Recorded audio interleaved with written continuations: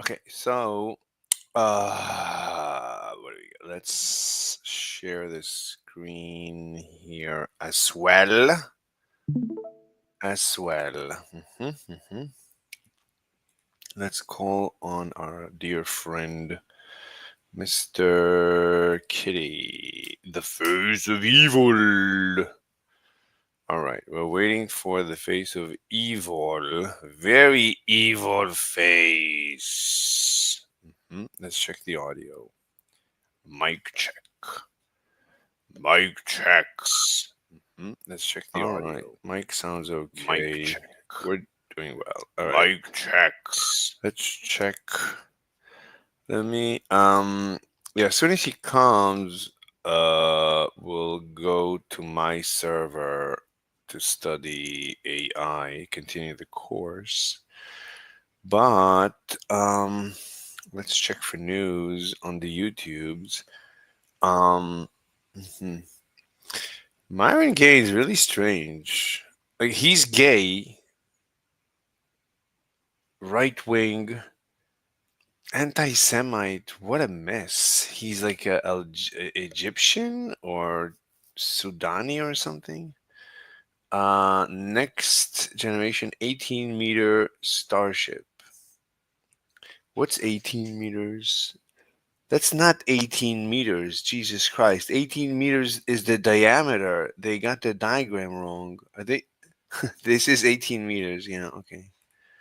How could you get In the heart of Texas, a giant stands tall against the sky.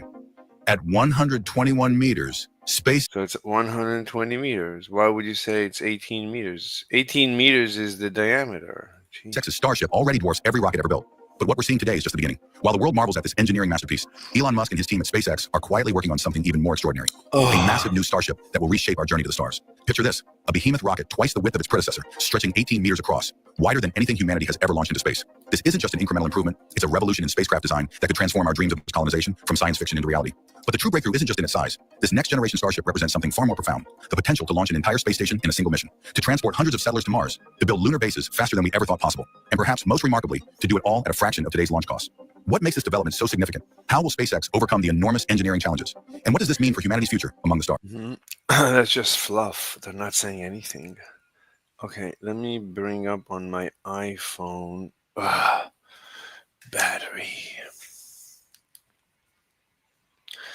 Battery. All right, live. Okay, that's us. So I decided to change the room's name to Immigrant Equals Evil because that's the current important thing that I'm trying to impact. I'm trying to, first and foremost, decide if I'm right or wrong. So in the beginning, I thought that immigration is good. That's what, I heard from economists.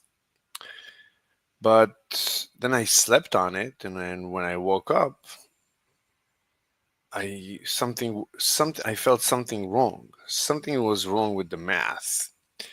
And now I know the math is wrong, and immigration it can never be a net good for Americans. It could be a net good for America as a GDP, as a whole, as an economy. And that, if you want your economy to win, like if you have a war and you need an infusion of tech support, technicians, engineers, if you urgently need something, I can understand it. But America doesn't have an urgent need for anything. We need to grow, like people need to have normal lives. Right now, we're just slowly replacing, it's not even slowly, we're just replacing the population because we're lazy to produce our own engineers, because we don't want to wait. So the math says that bringing up children, it's expensive. For 20 years, this citizen is not productive until they're in their 20s. They're just not productive. So for 20 years, they're just consumers and very expensive consumers. So it makes more sense to just import a fully functioning citizen instead of bringing them up from childhood.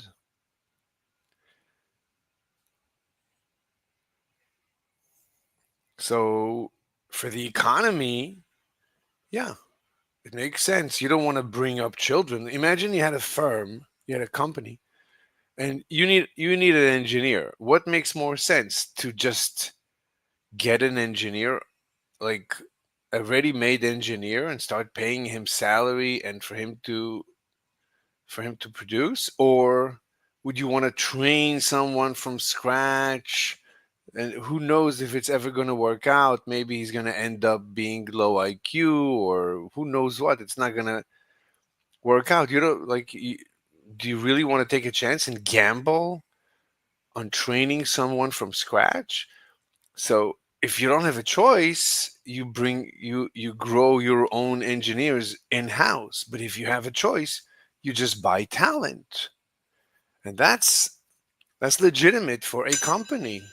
But for a country is owned by its citizens. The citizens don't need this engineer, don't need to save on the engineer. They don't get anything from this engineer. There's nothing to be gained. I mean, the only gain is to save the 20 years that this engineer was brought up. So you're saving. But this is having children. People want to have children.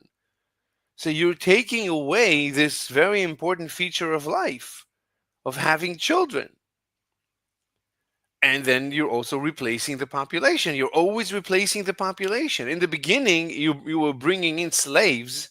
This was the same calculation. You were bringing in slaves to replace the original whites. Now you're bringing in Indians to replace. You're always bringing in someone to replace. How can you? What kind of a country is this? You're always abusing the current population. You're always stressing the current population. You're always telling them you're not going to have children. So the price to pay for being an American is not having children. And that's what Americans are doing. They're not having children. They're being punished. It's not like they have much of a choice. Children are just very expensive. That's what it means. And that's why immigrant equals evil. It's evil. You could argue it makes economic sense. Where is Doctor Evil? Anyway, let's listen to okay. Let me.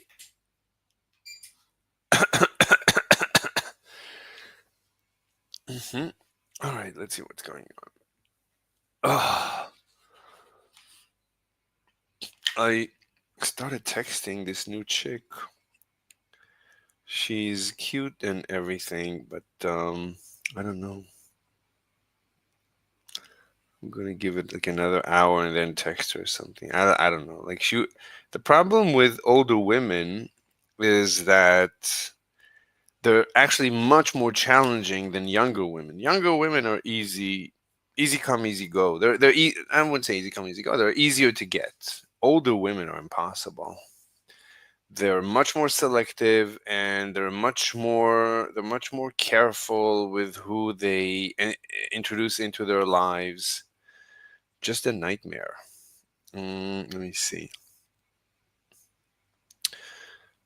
Practice. What is this? I don't care. So she's tallish. Let me see. The Destiny allegations. Revenge of the Turd.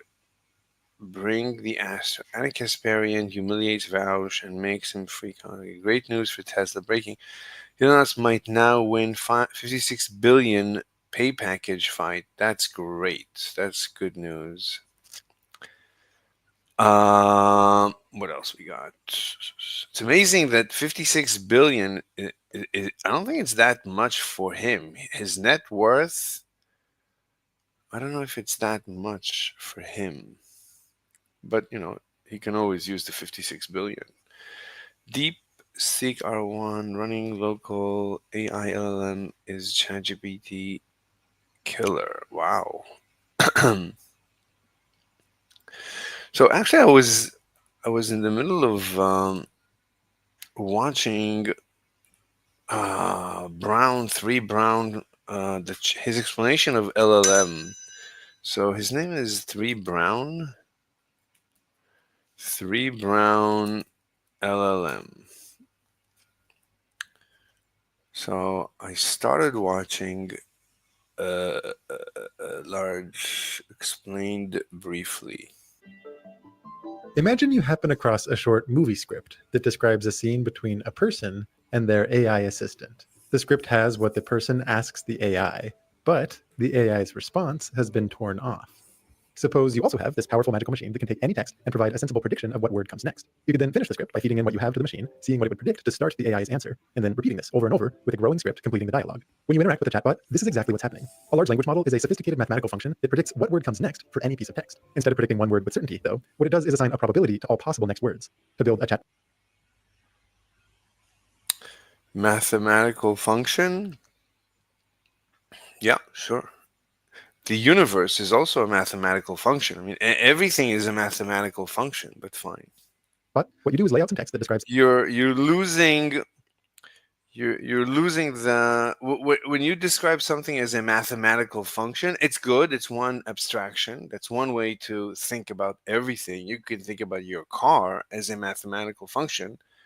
It has input and output. You could say you input you have the actuators, and the output is where the car goes and stuff. Everything can be a function with input and output. Input, process, output. Okay. an interaction between a user and a But that's not what ultimately the human brain is. The human brain, is that it?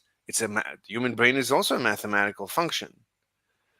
But I you want another abstract that fits anything. Anything in the universe could be. A chair is also a mathematical function. Everything can be described as a mathematical function. So that's trivial. That's trivially correct, as the vegans say. Where is evil?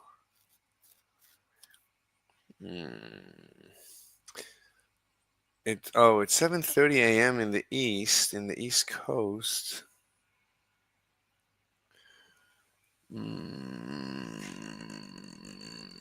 Where did we end up? I was texting this guy. I'm still waiting to hear.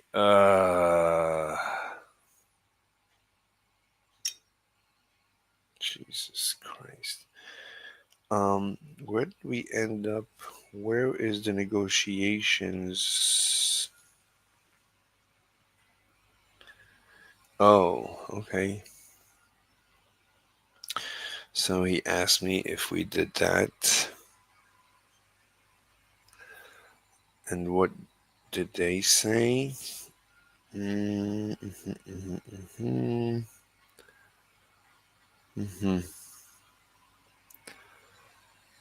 Okay.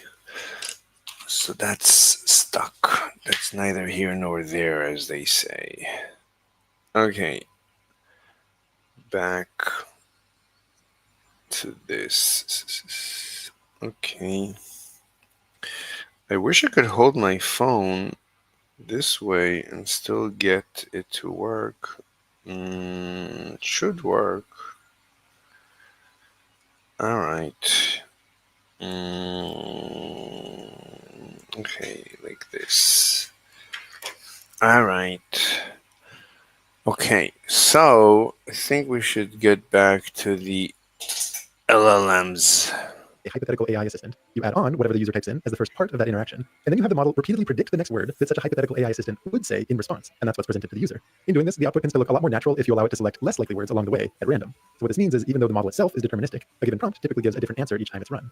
Models learn how to make these predictions by processing an enormous amount of text, typically pulled from the internet. For a standard human to read the amount of text that was used to train GPT-3, for example, if they read nonstop 24/7, it would take over 2,600 years. Larger models since then train on much, much more.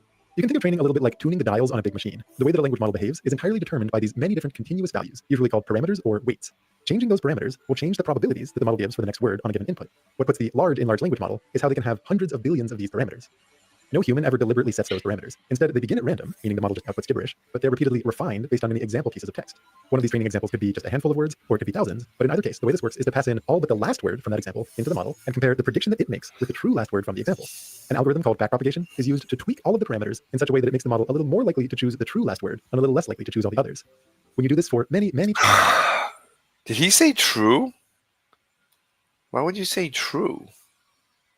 in such a way that it makes the model a little more likely to choose the true last word and a little less likely to choose all the others. When he means true on the trained. I don't know. Okay. When you do this for many trillions of examples, not only does the model start to give more accurate predictions on the training data, but it also starts to make more reasonable predictions on text that it's never What do you mean by accurate? What's your definition of accurate? seen before. Given the huge number of parameters and the enormous amount of training data, the scale of computation involved in training a large language model is mind-boggling. To illustrate, imagine that you could perform 1 billion additions and multiplications every single second. How long do you think that it would take for you to do all of the operations involved in training the largest language models? Do you think it would take a year? Maybe something like 10,000 years? The answer is actually much more than that. It's well over 100 million years. This is only part of the story, though. This whole process is called pre-training. The goal of auto-completing a random passage of text from the internet is very different from the goal of being a good AI assistant. To address this, chatbots undergo another type of training, just as important, called reinforcement learning with human feedback. Workers flag unhelpful or problematic predictions, and their corrections further change the model's parameters, making them more likely to give predictions that users prefer. Looking back at the pre-training, though, this staggering amount of computation is only made possible by using special computer chips that are optimized for running many operations in parallel, known as GPUs. However, not all language models can be easily parallelized. Prior to 2017, most language models would process text one word at a time. But then, a team of researchers at Google introduced a new model known as the transformer. Transformers don't read text from the start to the finish. They soak it all in at once, in parallel. The very first step inside a transformer, and most other language models for that matter, is to associate each word with a long list of numbers. The reason for this is that the training process only works with continuous values, so you have to somehow encode language using numbers, and each of these lists of numbers may somehow encode the meaning of the corresponding word. What makes transformers unique is their reliance on a special operation known as attention. This operation gives all of these lists of numbers a chance to talk to one another and refine the meanings that they encode based on the context around, all done in parallel. For example, the numbers encoding the word bank might be changed based on the context surrounding it to somehow encode the more specific notion of a riverbank. Transformers typically also include a second type of operation known as a feed-forward neural network, and this gives the model extra capacity to store more patterns about language learned during training. All of this data repeatedly flows through many different iterations of these two fundamental operations, and as it does so, the hope is that each list of numbers is enriched to encode whatever information might be needed to make an accurate prediction of what word follows in the passage.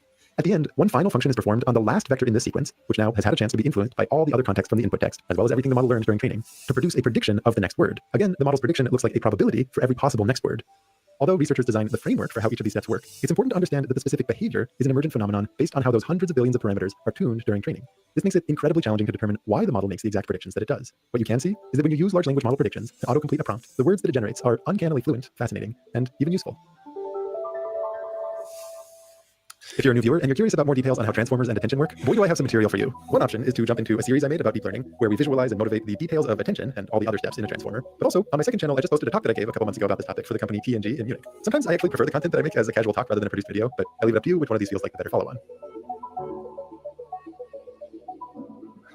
That's why I basically try to only make lives, because when you speak in a live event, it ends up being more fluent, and something happens like to the brain when you're actually communicating. It flows. Okay. What is this? Inside. Let's see this talk. I've been working on this project about visually explaining transformers. As you said, I love visually explaining all sorts of things, usually in math, but I'm happy to stray into the adjacent fields. The target audience here is always a little bit tricky, because I know many of you are engineers and are quite technical, but I don't necessarily want to assume too much background from people. The one thing I will assume is that you're maximally curious, that you're hungry to dig into the details of what's going on. For example, I think most people know that large language models consume a lot of computation, they take a lot of resources, and anybody who has looked at the market cap of NVIDIA recently will also know that they tend to be run on GPUs because they're very parallelizable. One of the things I would like you to come away from this talk with is a deep to your bones visceral sense for what those actual computations are, what the number crunching happening is, and why it's so conducive to parallelization, which is one of the big reasons for the success. So transformers were introduced in this now very famous paper called Attention is All You Need from 2017. And that paper was focused on a specific use case of machine translation. You might imagine it used for Google. I actually remember when this paper came out. And of course, people made fun of it. Who are the names? Ishish, Google, Toronto, Gomez, Google.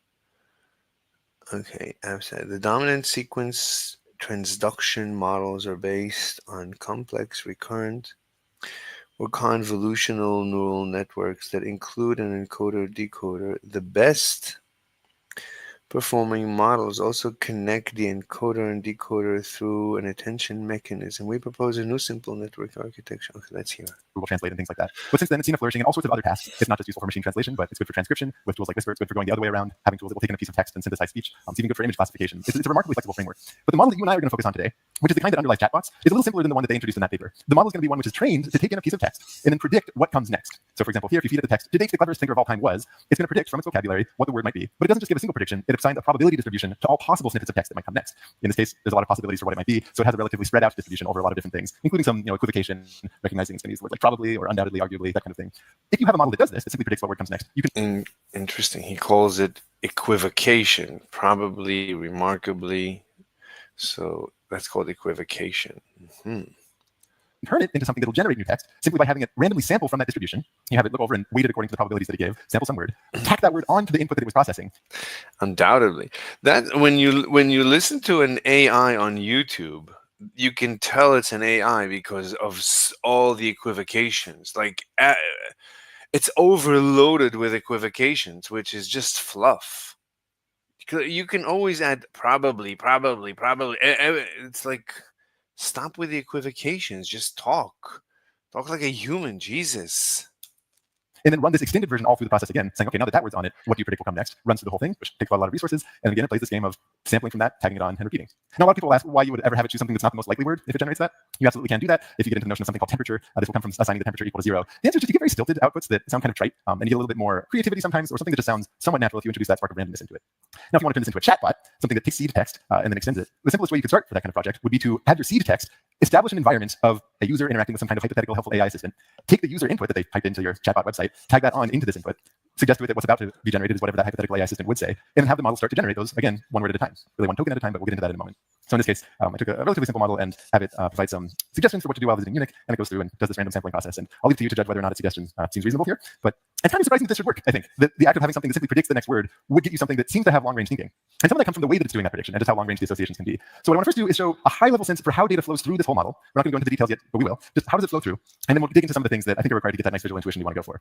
So when it's faced with this task, given a piece of text, wants to predict what comes next, and the text could potentially be quite long, but I'll just show what I can fit on the screen. The first step is to subdivide it into little pieces. And we call these pieces tokens. In the case of text, they're very often words or little pieces of words, sometimes punctuation marks. But one thing to keep in mind is that this doesn't necessarily have to just be with text. Tokens could also include little snippets of an image or little snippets of a sound. If image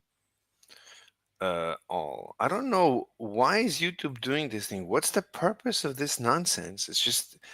It's taking so much time to subscribe to each channel. What's the difference? All personalized. What is this nonsense? Jesus.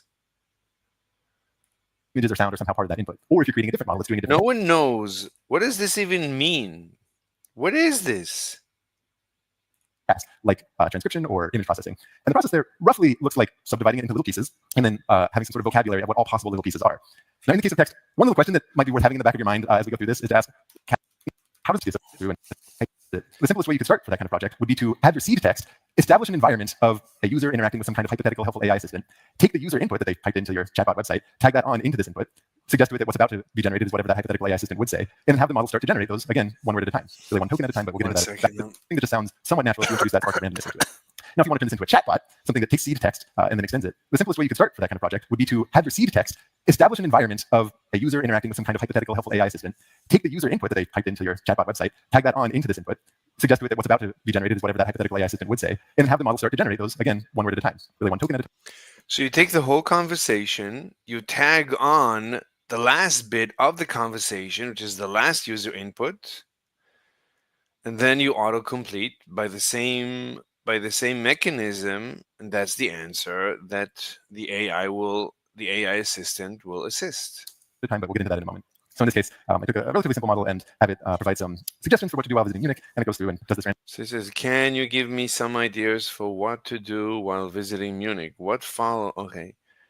Absolutely. While visiting Munich, you could explore The sampling process, and I'll leave it to you to judge whether or not a suggestion seems reasonable here. But it's kind of surprising that this should work. I think the act of having something that simply predicts the next word would get you something that seems to have long-range thinking. And some of that comes from the way that it's doing that prediction and just how long-range the associations can be. So what I want to first do is show a high-level sense for how data flows through this whole model. We're not going to go into the details yet, but we will. Just how does it flow through? And then we'll dig into some of the things that I think are required to get that nice visual intuition you want to go for. So when it's faced with this task, given a piece of text, wants to predict what comes next, and the text could potentially be quite long, but I'll just show what I can fit on the screen. The first step is to subdivide it into little pieces. And we call these pieces tokens. In the case of text, they're very often words or little pieces of words, sometimes punctuation marks. But one thing to keep in mind is that this doesn't necessarily have to just be with text. Tokens could also include little snippets of an image or little snippets of a sound if images or sound are somehow part of that input. Or if you're creating a different model that's doing a different task, like transcription or image processing. And the process there roughly looks like subdividing it into little pieces and then having some sort of vocabulary of what all possible little pieces are. Now, in the case of text, one little question that might be worth having in the back of your mind as we go through this is to ask, why not just break it up into characters? That seems like a much more natural choice for what the atomic unit of text would be, to break it into characters and then do whatever we're about to do with tokens there. And I just want you to think about that. So we're going to go through and I'm going to return to this question, but as we do, think to yourself, what would go wrong? Why wouldn't this work well? Or maybe it would work well if we broke it into tokens instead. Broke it into characters instead. The first thing that happens, you have to know something about what happens to be able to answer that question. The very first thing is to associate each one of those tokens with a long list of numbers. And we think of those list of numbers as vectors. Wait, so he's not going to answer? Why not break it into characters? We'll call it the embedding of the token. And you want to think of those lists as somehow encoding the meaning. The embedding is encoding tokens into numbers, right? Broken into tokens instead. Broken into characters instead. The first thing that happens, question that might be worth having in the back of your mind as we go through this is to ask, oh, back of your mind, okay. Why not just break it up into characters? That seems like a much more natural choice for what the atomic unit of text would be, to break it into characters and then do whatever we're about to do with tokens there. And I just want you to think about that. So we're going to go through and I'm going to return to this question, but as we do, think to yourself, what would go wrong? Why wouldn't this work well? Or maybe it would work well if we broke it into tokens instead. Broke it into characters instead. The first thing that happens, you have to know something about what happens to be able to answer that question. The very first thing is to associate each one of those tokens with a long list of numbers. And we think of those list of numbers as vectors. We'll call it the embedding of the token. And you want to think of those lists as somehow encoding the meaning of each one of those tokens. So it's a vector. In what dimension? The dimension is the number of numbers. That's the dimension.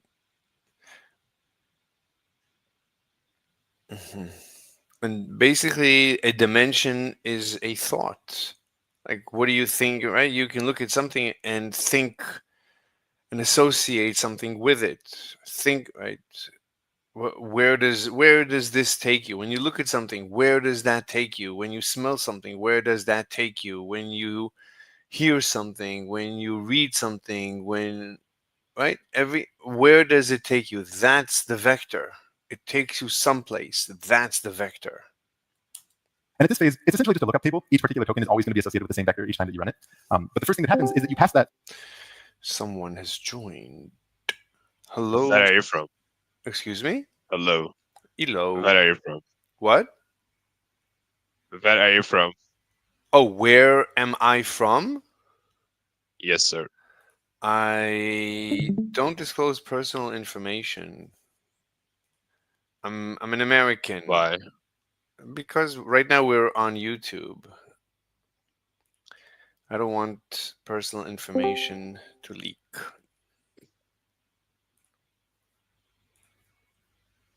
Wait, did he just leave?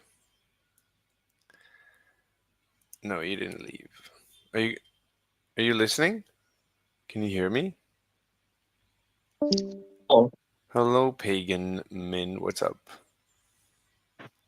Hi. Boom. What's up? What's going on? What do you want to talk about? Nothing. Wait, what? Whatever you want to talk about. Man. Why does everyone on Discord have terrible audio? Is it like a mission statement? Everyone must have terrible audio?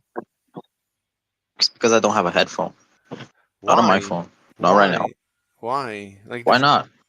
The first thing you should do is get a headphone. Get a headset. Why? Like, why not? Why? I can speak what I want. It's all right. I mean, your audio happens to not be as terrible as most people. That's true. Ah, well, it happens. If I can speak, then it's all right. Okay. I can listen to. Do you believe immigrant equals evil? Is it evil? Well, evil is a strong word. They believe they're illegal. I don't know if they're evil. That depends on the person. No. Any immigrant is evil. Just the word immigrant. Excuse me? No, I can't hear you. What? Oh, keep on going. I'm listening. Okay, let me just right here, just make sure everybody knows. We are live on YouTube. Just making sure. Wow. Yeah. So, why is immigrant evil? Well, let's take America. Right. As an example, or any country. Right, you agree that if we bring in the rest of the planet into America, just move everyone from the planet, everyone moves to America. You agree that that would be terrible for Americans. Agree or disagree? Oh, sure. Oh, very good. So Therefore, even bringing in one immigrant is a little bit of this terrible. Every immigrant adds a little bit of this terrible thing. Well, listen, more about if he's coming in legally or illegally. If he's coming in No, legally, all right. If he's coming in no, illegally, then oh my. no. Nothing to do with legal or illegal. Nothing to do with Yeah, but that. you're talking about evil. Evil has to do with person, my friend, not we immigrant. Some No, people are evil, some people aren't. let's That's how it let's goes. let's begin with just terrible, right? You agree that even one immigrant is terrible for the American. One second. No, I depends on have the immigrant. I Depends have a on phone what type of call. immigrant you're One talking about. A second. lot of immigrants enter America, my One friend. second. I Some have a through an phone airport. call. One second. I have a phone call.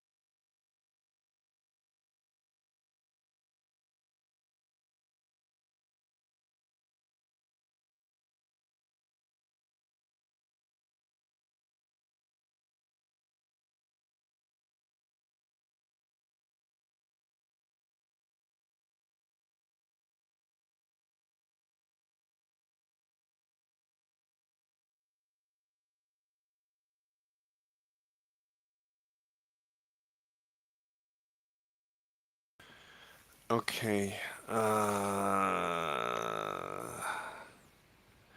Yeah, I need to change when I take a break. I need to change the background so it's easier to edit out. Actually, anyway, I need a few more minutes. Give me. Let me just. Uh,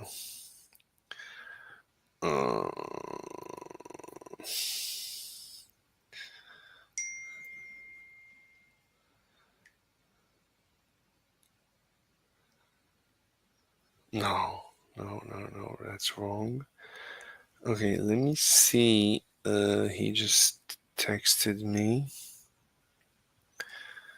People who use text. Jesus Christ. Jesus Christ.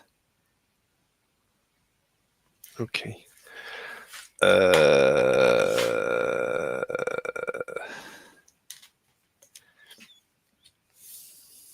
Wait, can you hear me? Yeah, you can hear me. So, let me see what we got. Ta la la la la la.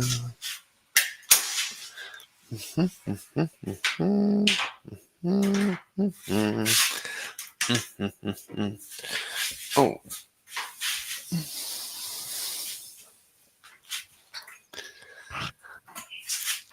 okay. So we were watching The Watchers. Where's The Watcher? There is this guy. Through this all-important attention block, the thing that we're going to spend the second half of this talk digging into, which lets those vectors talk to each other in a certain way and pass information back and forth between one another. So that one that might have just started by encoding a given word might end up taking into account some of its context. For example, sometimes words can be ambiguous. If you take the phrase American true mole and the phrase 1 mole of carbon dioxide and the phrase take a biopsy of the mole, you and I read those and we understand the word mole means something fundamentally different in all three of those cases because of the context. So you want to give the machine a mechanism by which it can let words talk to each other so that that meaning could get updated. But it might not just be disambiguating the meaning of a word. It might be that you want to bake some sort of substance or essence of the entire context that's somehow relevant for predicting what might come next into a single one of these vectors. Because what happens here is it doesn't just go through this one attention block, but it's going to flow through many different iterations. So the next thing it passes through has kind of an overly fancy name. It's called a multi-layer perceptron. It's the simplest kind of neural network. When you break it apart, it looks like a couple matrix multiplications with a little nonlinear something sprinkled in between. I won't go into too many details on this particular block, but the one thing I'll say is the majority of model parameters actually live in this multi-layer perceptron. Hello. Wait, what? Oh, okay. Nobody. Like the title attention is all you need. In a sense of counting parameters, it's about 1/3 of what you need. And if you want to ask, okay, why? What's going on with these?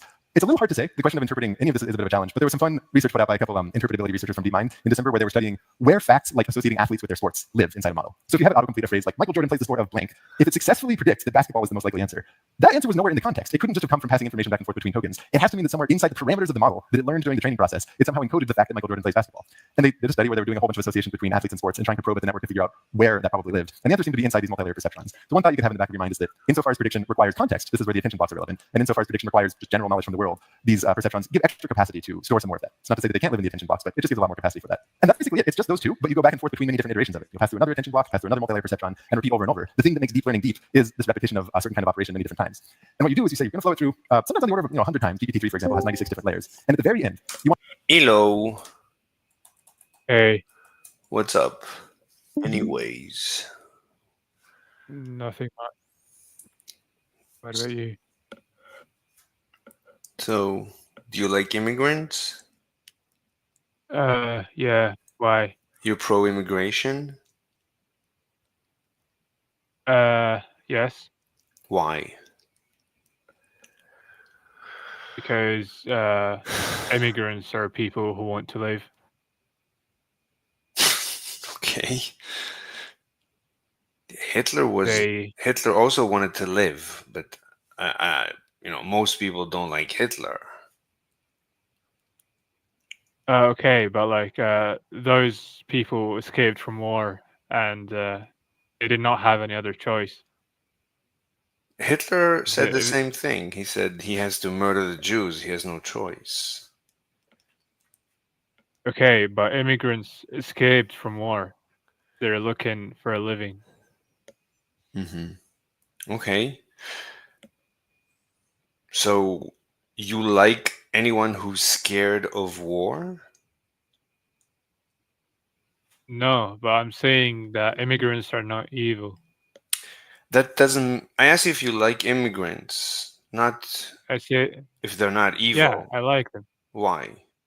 So far you didn't give me a reason why you would like them, only why they're not evil. So at best they're neutral. But why do you I asked you if you liked immigrants. Like if I asked you, do you like this chick with big boobs? You would say, sure. And I would ask you, why do you like her? And you would say, because she has big boobs.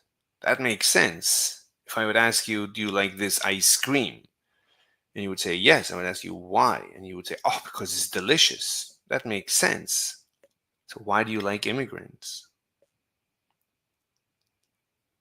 Uh, I mean, they, have diverse cultures. So You know, what? So what? I What? mean, why do you not like immigrants? Well, let's start from the fact that you don't like immigrants either, right? Well, I I, I I don't, personally I personally hate immigrants, but you don't like them. It's not like we're much different. You don't like them. I don't know, man. I don't have any immigrants in my country. Oh, that's why you don't hate them. Are you Polish or Hungarian? No. Anyway, so you live in a poor country, so nobody wants to live in your country. So No. you no? Well, not really, but What do you mean my not really? country is. Hmm. There are a lot of tourists in my country. Okay. Do you like tourists? Yeah. Why? I mean, who doesn't like tourists? Okay, They, you're gonna have to start answering questions. Why do you like tourists? I mean, they came to explore your country I and like don't see your care. culture I don't care. Why do you like tourists? because they're different. Look, again, if I asked you why you like someone, you have to say, "Oh, because I get this benefit out of it. If it's ice cream, it's delicious. If it's a piece of steak, it's." Okay, they Mhm. Yeah. they help the economy. Okay. Does that help you? Yeah, it does. If they help the economy, then they help me. How does it help you that they help the economy? They are supporting the country that I'm living in. But how does that help you? I live in a more rich society. So you're saying it's the spillover, trickle down economics. So there's more money in Y- the economy, there's more Yeah. stuff, and you get some of the stuff. Okay, that makes sense. That makes sense. But now Uh, okay, but what about that's tourists. So now we established that there is a reason for you why you like tourists. It benefits you. Now, what about immigrants? Do immigrants benefit you? Well, if somebody came over to live in your country, would that benefit you? If he were just like you, right? Just like an average guy. Let's say you're an average guy, he's an average guy, he comes to your country. Where's the benefit to you? okay. So if if my country needs like labor and they need more workers, then they need immigrants. If like the current population cannot like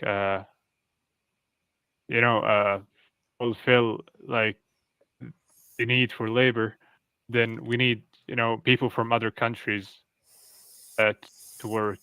You know, Hmm. Hmm. so they would benefit the economy also.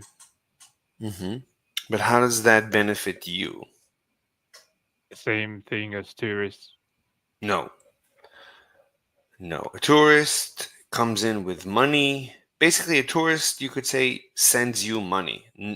A tourist on net gives your country money. A tourist produces more than they consume. You could argue True. that. That's why you like tourists, because they give you something. They give you Yeah. something for nothing. They are a net contributor. But what about just another average guy like you? Right? So the question is, on net, do you contribute to society? So let's assume on net you don't. Let's assume you produce exactly what you consume. So you're Yeah. just balanced. And let's bring in one more dude into your country who's just like you. Okay, so he also produces exactly what he consumes. How does that benefit you? Uh, it doesn't really benefit me, Okay. but if the country needs immigrants, why does the country bring immigrants in the first place? There must be something that is good and that will benefit the country. Otherwise, they would not need immigrants. That's like saying, why do people, I don't know, do anything? It's like you're assuming everyone is always doing something that makes sense. Look, Okay, so why does Germany bring immigrants if they don't need them? I don't know. That's a good question. Maybe it's like maybe they're embarrassed, like they've been shamed into bringing in immigrants because every politician has to say, "Oh, I love immigrants," because if they say they don't like immigrants, they get shamed. So the politicians, that's the problem with democracy. It's easy to shame politicians into into doing things that are harmful for the country.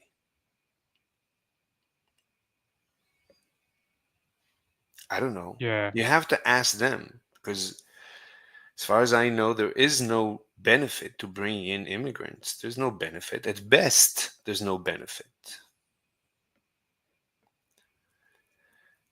So I mean, you could there's say, a go ahead, you go. now.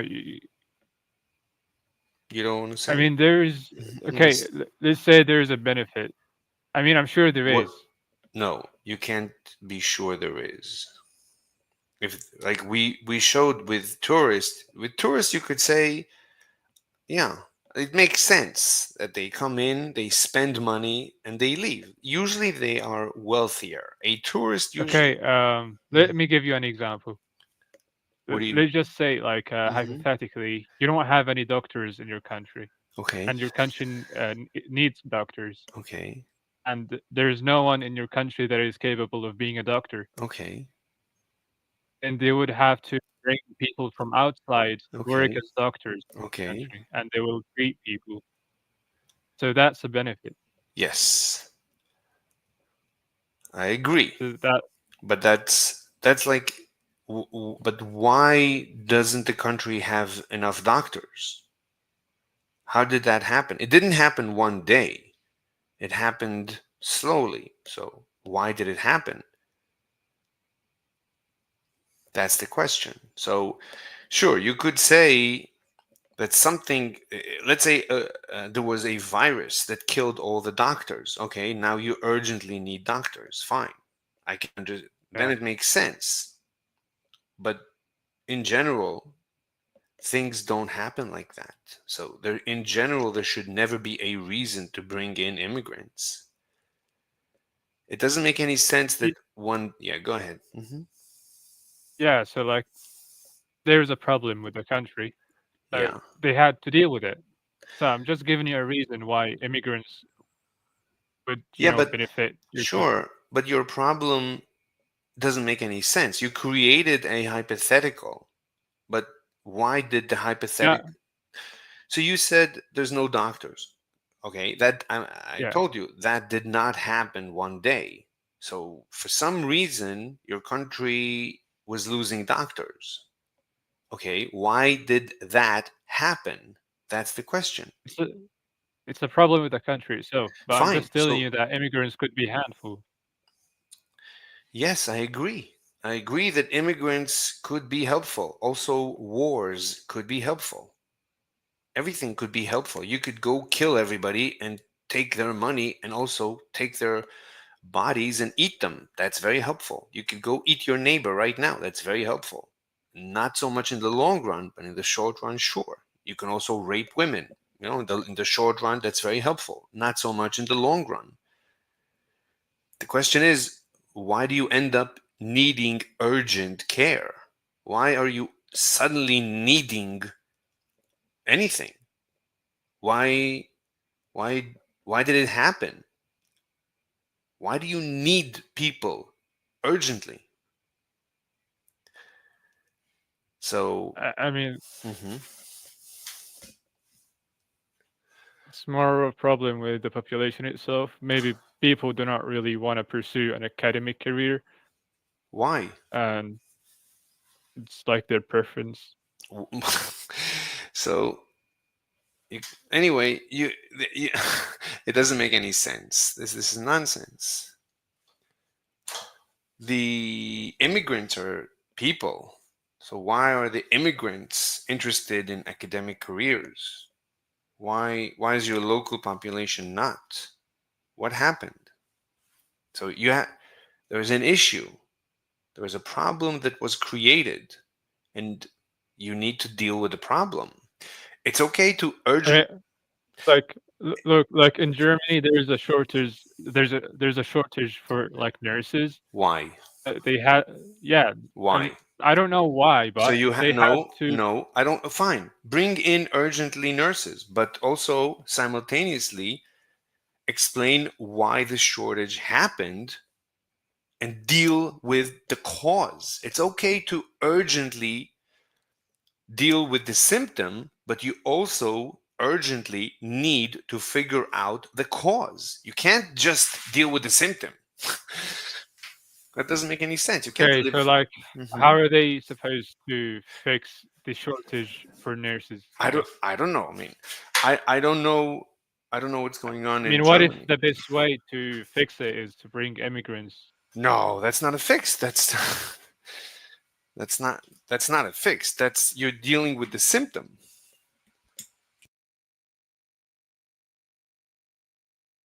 Yeah, but they cannot like make the population be nurses. Look, you have to explain to me. You have to do an analysis.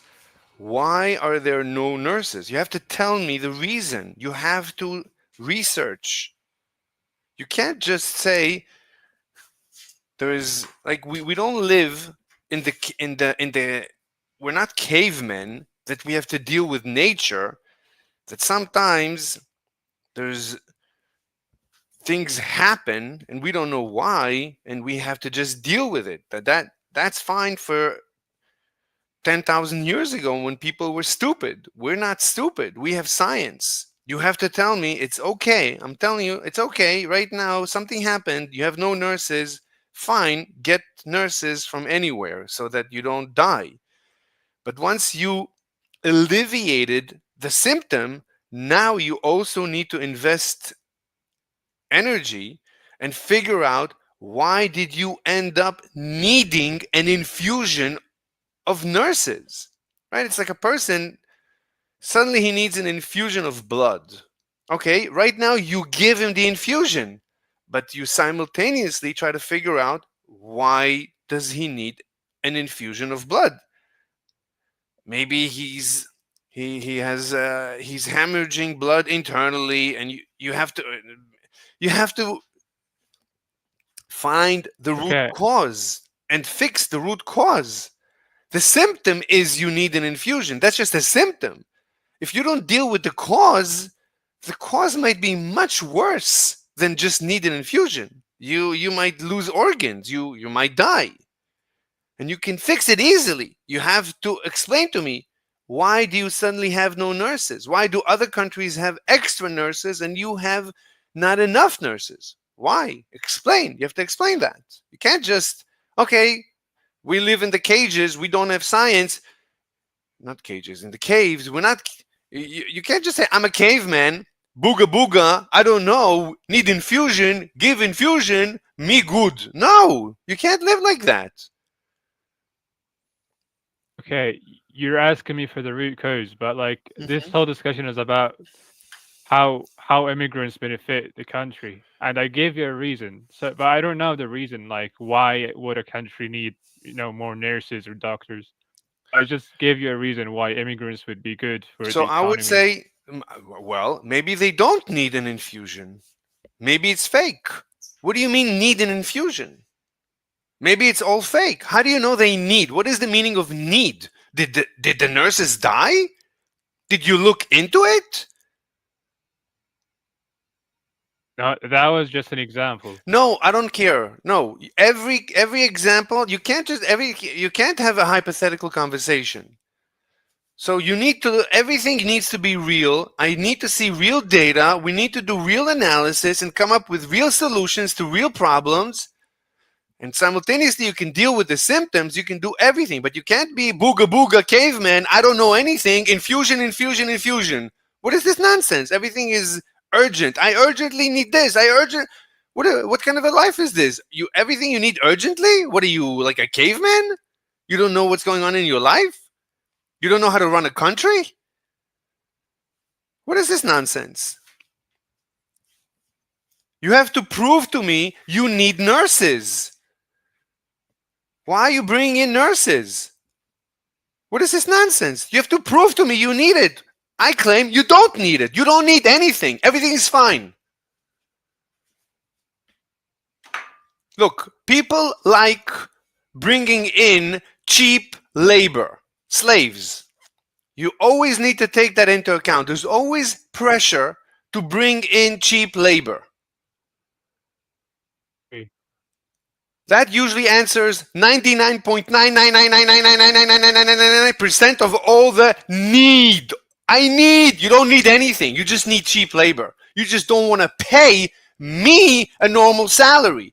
You want to bring in an Indian who's going to be paid 1/4 what you pay me. That's why you need an immigrant. You don't need an immigrant. You just don't want to pay me. That's all. That's Now, true. that's it. You don't need nurses. You just don't want to pay the local nurses. That's all. You just want to get cheap labor. You want slave. This is exactly why there always was slavery.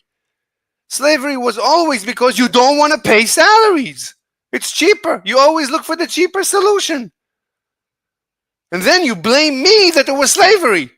So once I Okay, isn't and that the that problem of the let me just government? Not let me just say, and that's why immigrant is evil. It's evil. This is evil. This is not.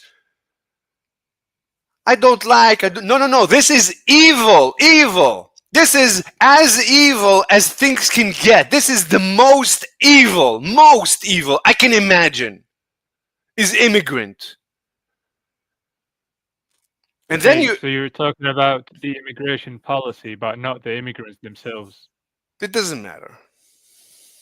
Okay, but like at first I thought you were like being racist or like Oh no, hating immigrants. no.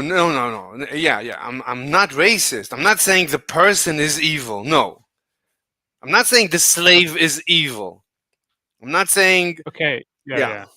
I'm Okay, I yeah. get you now. Yeah. No. I'm not racist. No. I'm doing a mathematical analysis, and the math shows that something evil is going on, and I don't like it. True. I see injustice.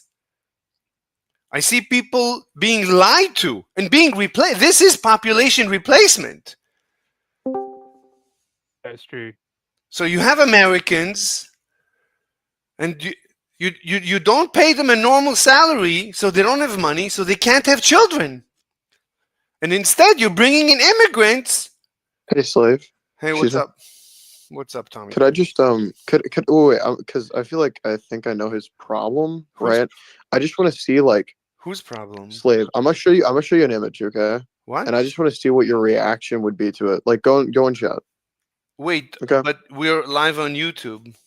So It's no, not a is it terrible. safe? It's Is not it a terrible safe? image, Is it safe for work? dude. What views do you have? Okay, Is just it yes. safe? Is it Okay, safe? Is it yes, buddy. safe? Yes, it is. Yes, it is. Okay. Look at this. This is a perfect depiction of what your problem is, slave. So you Careful, got mate. here the middle guy. He says, "Careful, mate. That foreigner wants your cookie." Look how many cookies that guy in the suit has, and then look how many cookies the fucking American worker has. All right. Now do me a little math, right? Mm-hmm. How, how, like, in what way is that immigrant going to take the American cookie away when this billionaire is not even paying any American their fair share? Can you tell me? Look at that picture. It's a perfect depiction of what's happening. No, It's look. not. It's well, wait. It's not. You sure? That's not happening. You sure there are like billionaires out there that like just don't pay to fund Americans? You sure about that?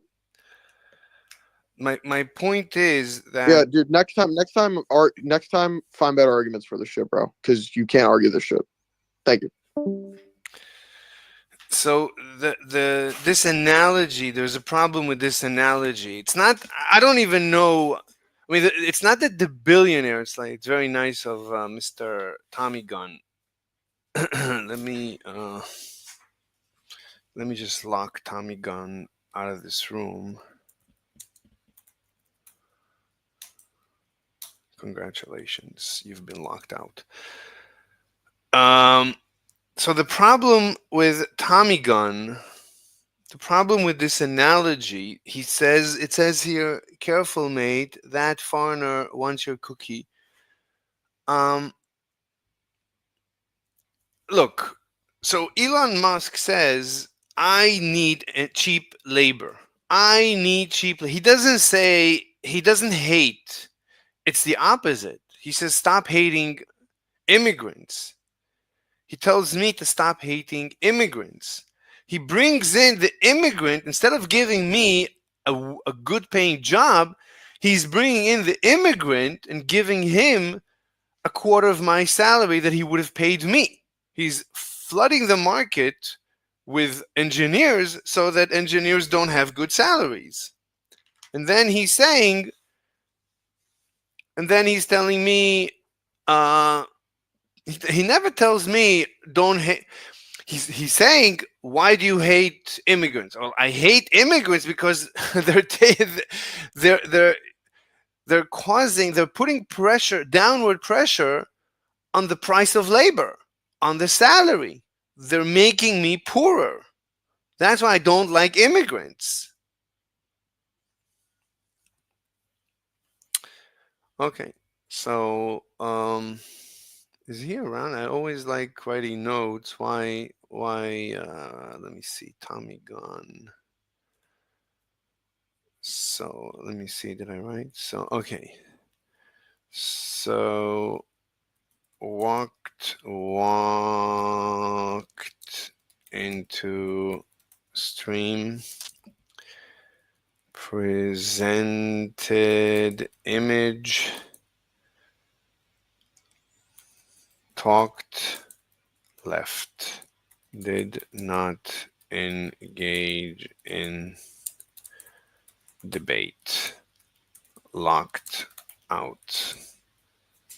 Yeah. So don't be like this guy.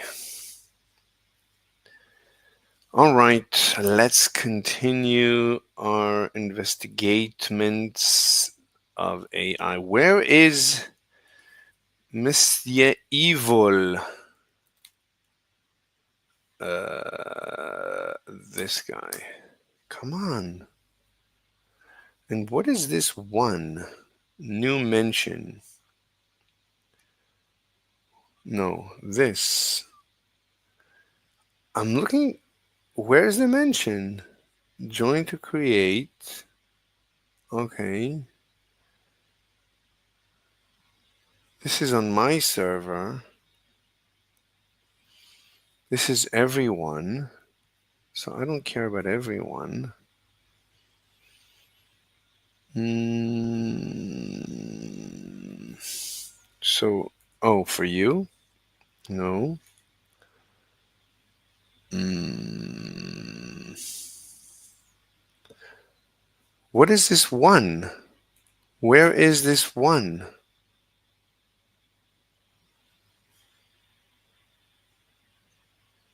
I don't know. How do you? That's the problem with Discord. Mm,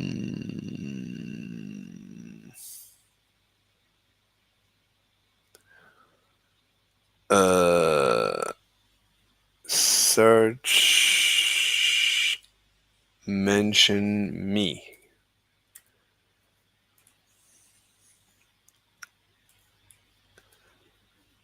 Uh, PNR modding, mute text. Following user has had a moderation action removed. Victim. I don't know what that means. This is a while ago. I don't know. Okay, this is a very long time ago. This is last year. Old, relevant. I don't know. This one is still here. It doesn't go away.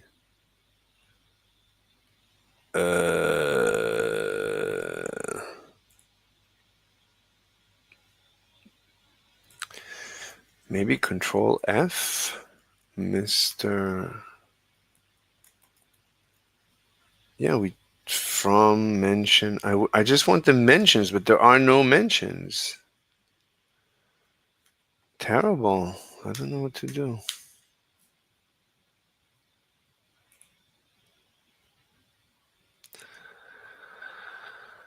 Okay. Where is this one? Okay. You want to look at just the last vector of that sequence. In this case, that last vector initially was encoding the word was, but the hope is that at this point, it's absorbed so much meaning from its context. And Wait, I would need it to answer a text message. Mm.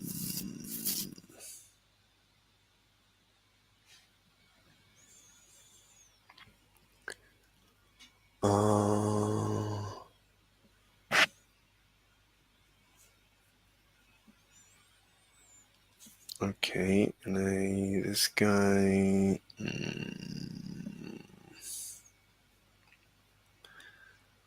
Okay, we'll bring him up. Let me just run this in the background.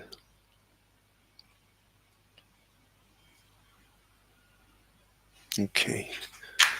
absorbs so much meaning from the general knowledge baked in the weights of the network that it's able to make that prediction, in the sense that you can apply a certain simple operation just to that last vector that produces this probability distribution over all possible tokens that might come next. It might feel a little bit weird that you're just doing it on the last vector, because in the rest of it you have this big sequence of very context-rich vectors. But what happens to be the case is that for the purpose of training, it's very efficient if all of those other vectors are simultaneously being used to predict what comes next at various different points for subsequences of the text that you're putting in. That way one training example can act like many. And I know you know this, but just to keep in the back of your mind, the whole framework behind any kind of machine learning is that rather than telling the network what to do in a very designed sense, where you're going and fine-tuning, okay, I want you to do this with this token and that with this token, you instead just provide a very general framework, and that framework is characterized by a bunch of tunable parameters, just real numbers that you can change, often hundreds of billions of them.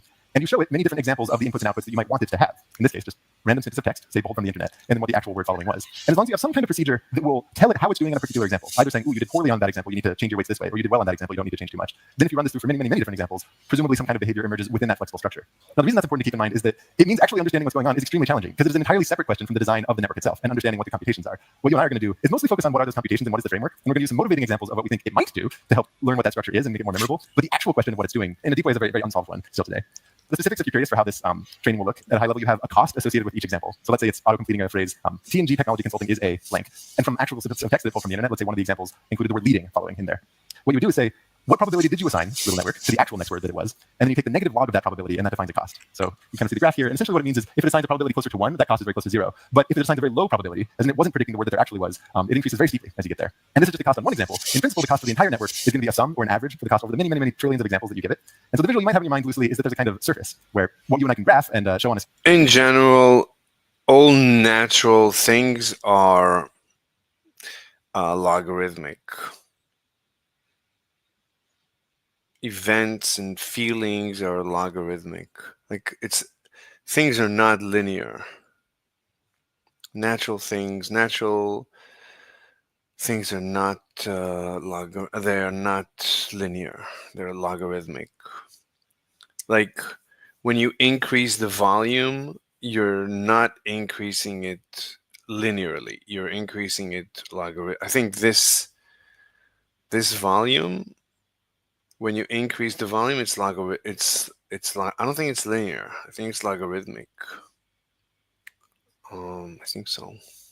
screen is limited to something where you have a function who maybe has two dimensions of inputs, two different numbers as inputs, and then that cost as a third dimension for that output, and that would give you the surface. And in principle, you want to find a low point on it where there's a low cost. But of course, the network doesn't just have two different parameters of the input; it would have Has how many? I would say thousands. hundreds of billions of parameters. So it's going to be some super high dimension. Wait, hundreds of billions of parameters? Oh, so like each weight. Yeah, each weight is a parameter. Cost surface. But still, the thought that you have in your mind is that the process of learning involves tweaking those parameters iteratively so that you're taking little steps downhill on that surface. It's not going to be in 2 dimensions, it's going to be in some crazy high number of dimensions. But still, the idea is that you're slowly tweaking it in some way to try to find a minimum on this cost surface. What that means is you really have no idea what behavior is going to emerge with those parameters because it's whatever emerges on this unbelievably complicated surface and what local minimum it happens to fall into. So that's the thing. So what is the shape of this? What is this shape? This is just the network. This is the hardware or the software. This is just the architecture. So when you tweak it, right, this is, you could say this is a vector. Is this the whole network or just one word? What are you you're tweaking the network, right? You could change. This is the cost. The elevation of the surface is the cost of the errors. And you want to get to the lowest point where you make the least errors altogether. This is just a cost function.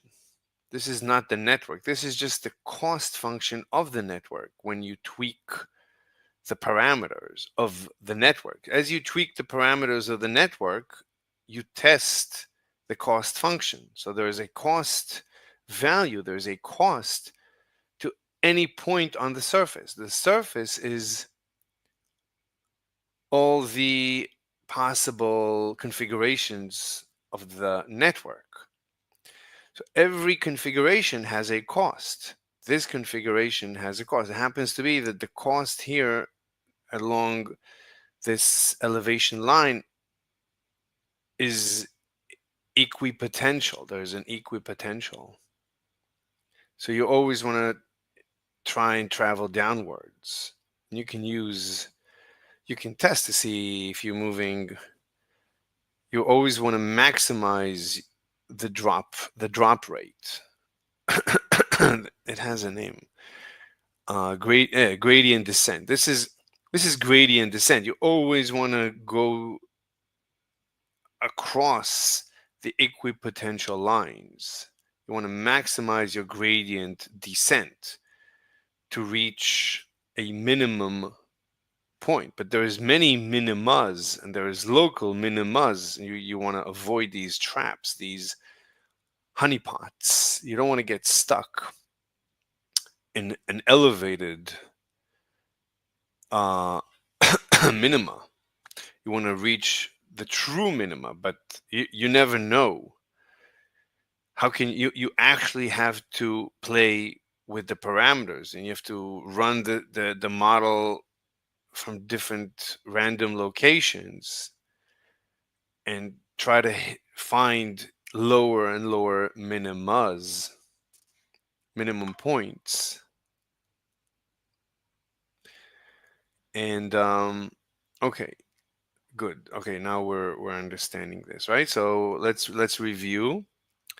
So this is a two-dimensional. It looks three-dimensional, but this is really a two-dimensional, right? This is a network with two dimensions, just two parameters. This is a very simple network that only has two parameters. I think this is the minimum. You can't have, theoretically, you could have one parameter, and then it would be one dimension. Yeah, I mean, he should have shown He should have shown gradient descent in one dimension. So only one dimension, and then the other dimension is the cost value. The cost, and it would be just a cost function that would have some weird shape, and he would try and find the minimum of the entire graph. And then you could show it in two-dimensional space, right? This is the cost function in two-dimensional space. And this membrane, what do you call this membrane? I always forget the name. I don't know. Membrane into the vector space has a name.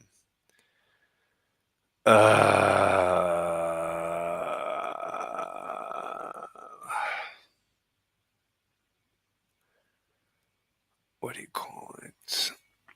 AI. Oops, I forgot the word A. AI. 2D memory technique, command enhancing as including membrane.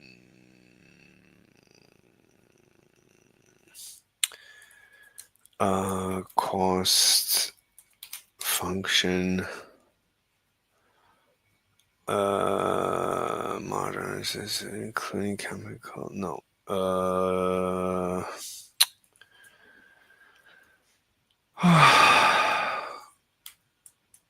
Vector space AI cost function.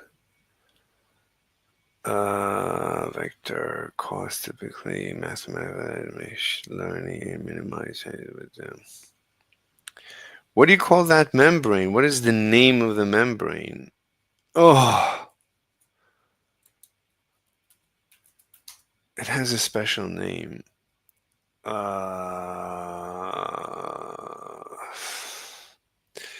This thing has a name. What is this thing? This thing has a name. What is the name of this thing? Oh, forget it. Yes, Ilo. A guy. What's up?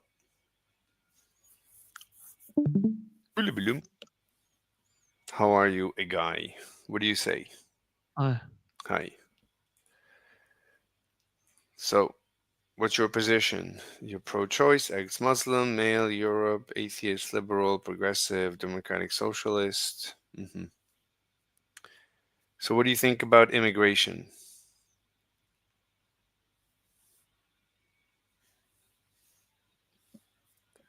You there? yeah, So, that's a really general question. well, I It's claim. should it be there a little bit? It should be a little bit controlled. Why? Why should there be any immigration? What's the benefit of immigration? Do you like immigration? I think it can serve a positive effect.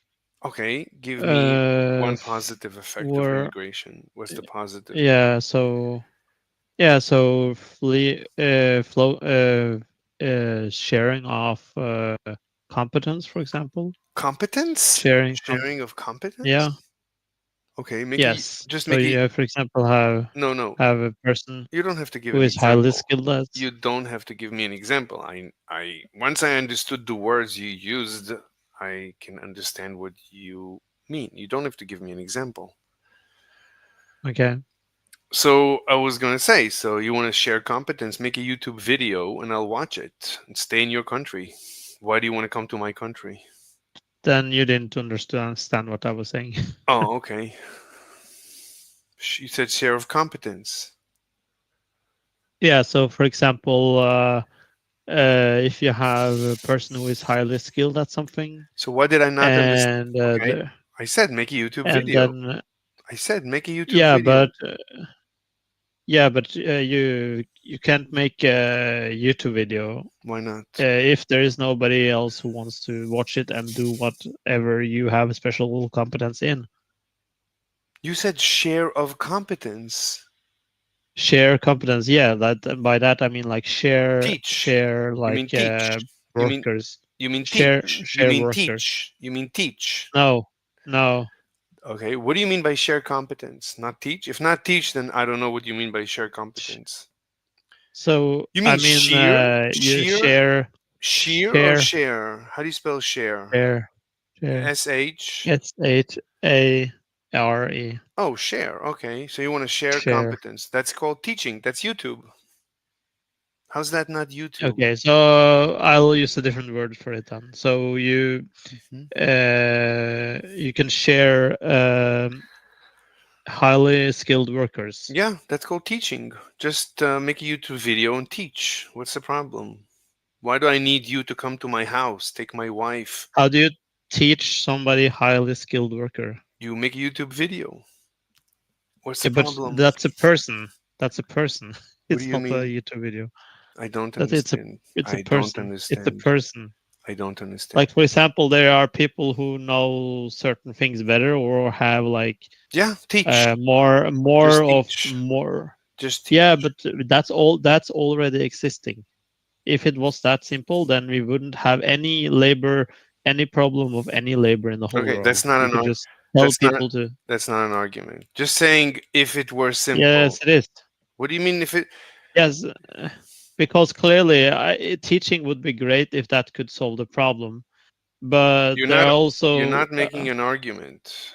Just saying if it were possible. So you have some magic. You're introducing magic into the debate. You lose. You can't debate for magic. You're gonna tell me, oh, it's what is the magic. magic? I need the What magician. I need the magician, immigrant magician. what I don't know, immigrant magician. So what the you're fuck? not saying share competence. This is the opposite. You're saying there's some magical attribute that only the immigrant has, and I can never have No, it. Yes, that's what you're saying.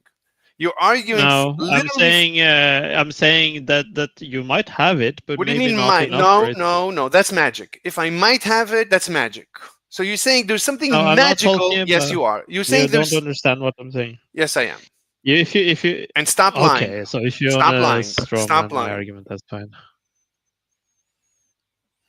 Okay, so when I talk about people, I don't talk about one individual and then focusing on that individual and saying, I don't know what you're well, talking about. hypothetically, that one individual. If you let me speak, you will understand. Okay. I don't know what you're talking about. I let you start a I sentence. haven't finished. I haven't finished my sentence. Yeah, I Maybe don't let me understand the understand. beginning. You might as well restart. I don't understand the beginning of the sentence. So if there is an okay, so when I speak of this, I'm speaking of immigration, plural, a societal problem that applies to a population of people, not I don't know what you're individuals, saying. I'm right? lost. You know the difference between okay, so this applies to, for example, when What like are a you trying? country, What are you trying? when a What are country, you? when a What co- when what a co- what are oh my you? god, I can't. What are you? This is And so pointless. what are you trying to talk? I don't know. Where are you taking the conversation? Tell me you where you're you going. will understand if I cannot get cut off like halfway mid No, sentence like I've been every time I open my mouth. no, no. You You're will never rambling. and No, you no, cut me off. no, Tell me you understood no. what I You're said and you rambling. You're didn't rambling. understand. No, you're If rambling. if I told my example earlier, you would have No, understood that no. I You're didn't rambling. that you No didn't understand rambling. me. I'm asking you a question. Where are you taking the conversation?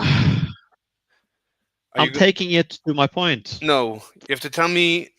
Like Okay, so what? then if you think where am I taking it if I'm I not don't taking know. it I to don't my know. point? I'm confused. Like So you are you tried. my brain? You know me better than me? I didn't say what. I didn't say Do you that. know my point better? Yes, you are, because I told you what my point was, and you say no, you're not. And I asking you what the hell am I saying then, and then you say I don't know. So you don't you know that I don't know, but you don't know what I'm going to say.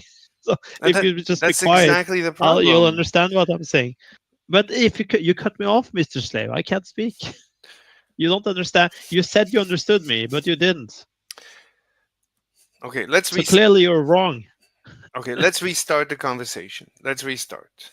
So I'm going to ask a question. So let's try. Do you like immigrants? Yes or no? I can't not speak of that in general. That's dependent on the immigrant. Okay.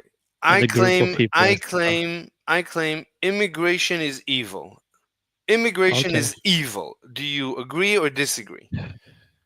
I disagree. Okay. So why do you think so you think immigration is either neutral or is beneficial? So what do you think? Immigration is neutral or beneficial? Which is it?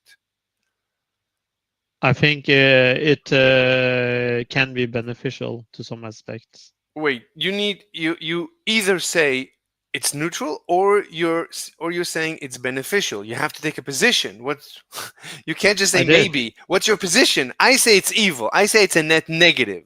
You say it's either zero or net positive. Pick one and defend it. But which is it? Zero? Is it net neutral or net positive? What's your For position? for which for which country? No, Then you have no, to pick a country. no, in general, nothing to do with that. I claim in general, the concept of In immigration is general, evil. I Shh, cannot shh, make a shh, shh, position on shh, that shh, because shh. Let it's me finish a immigrants in sentence. every single country, and it's different in every single country. So, So I'm not able to make so you such a don't general disagree with broad my. statement.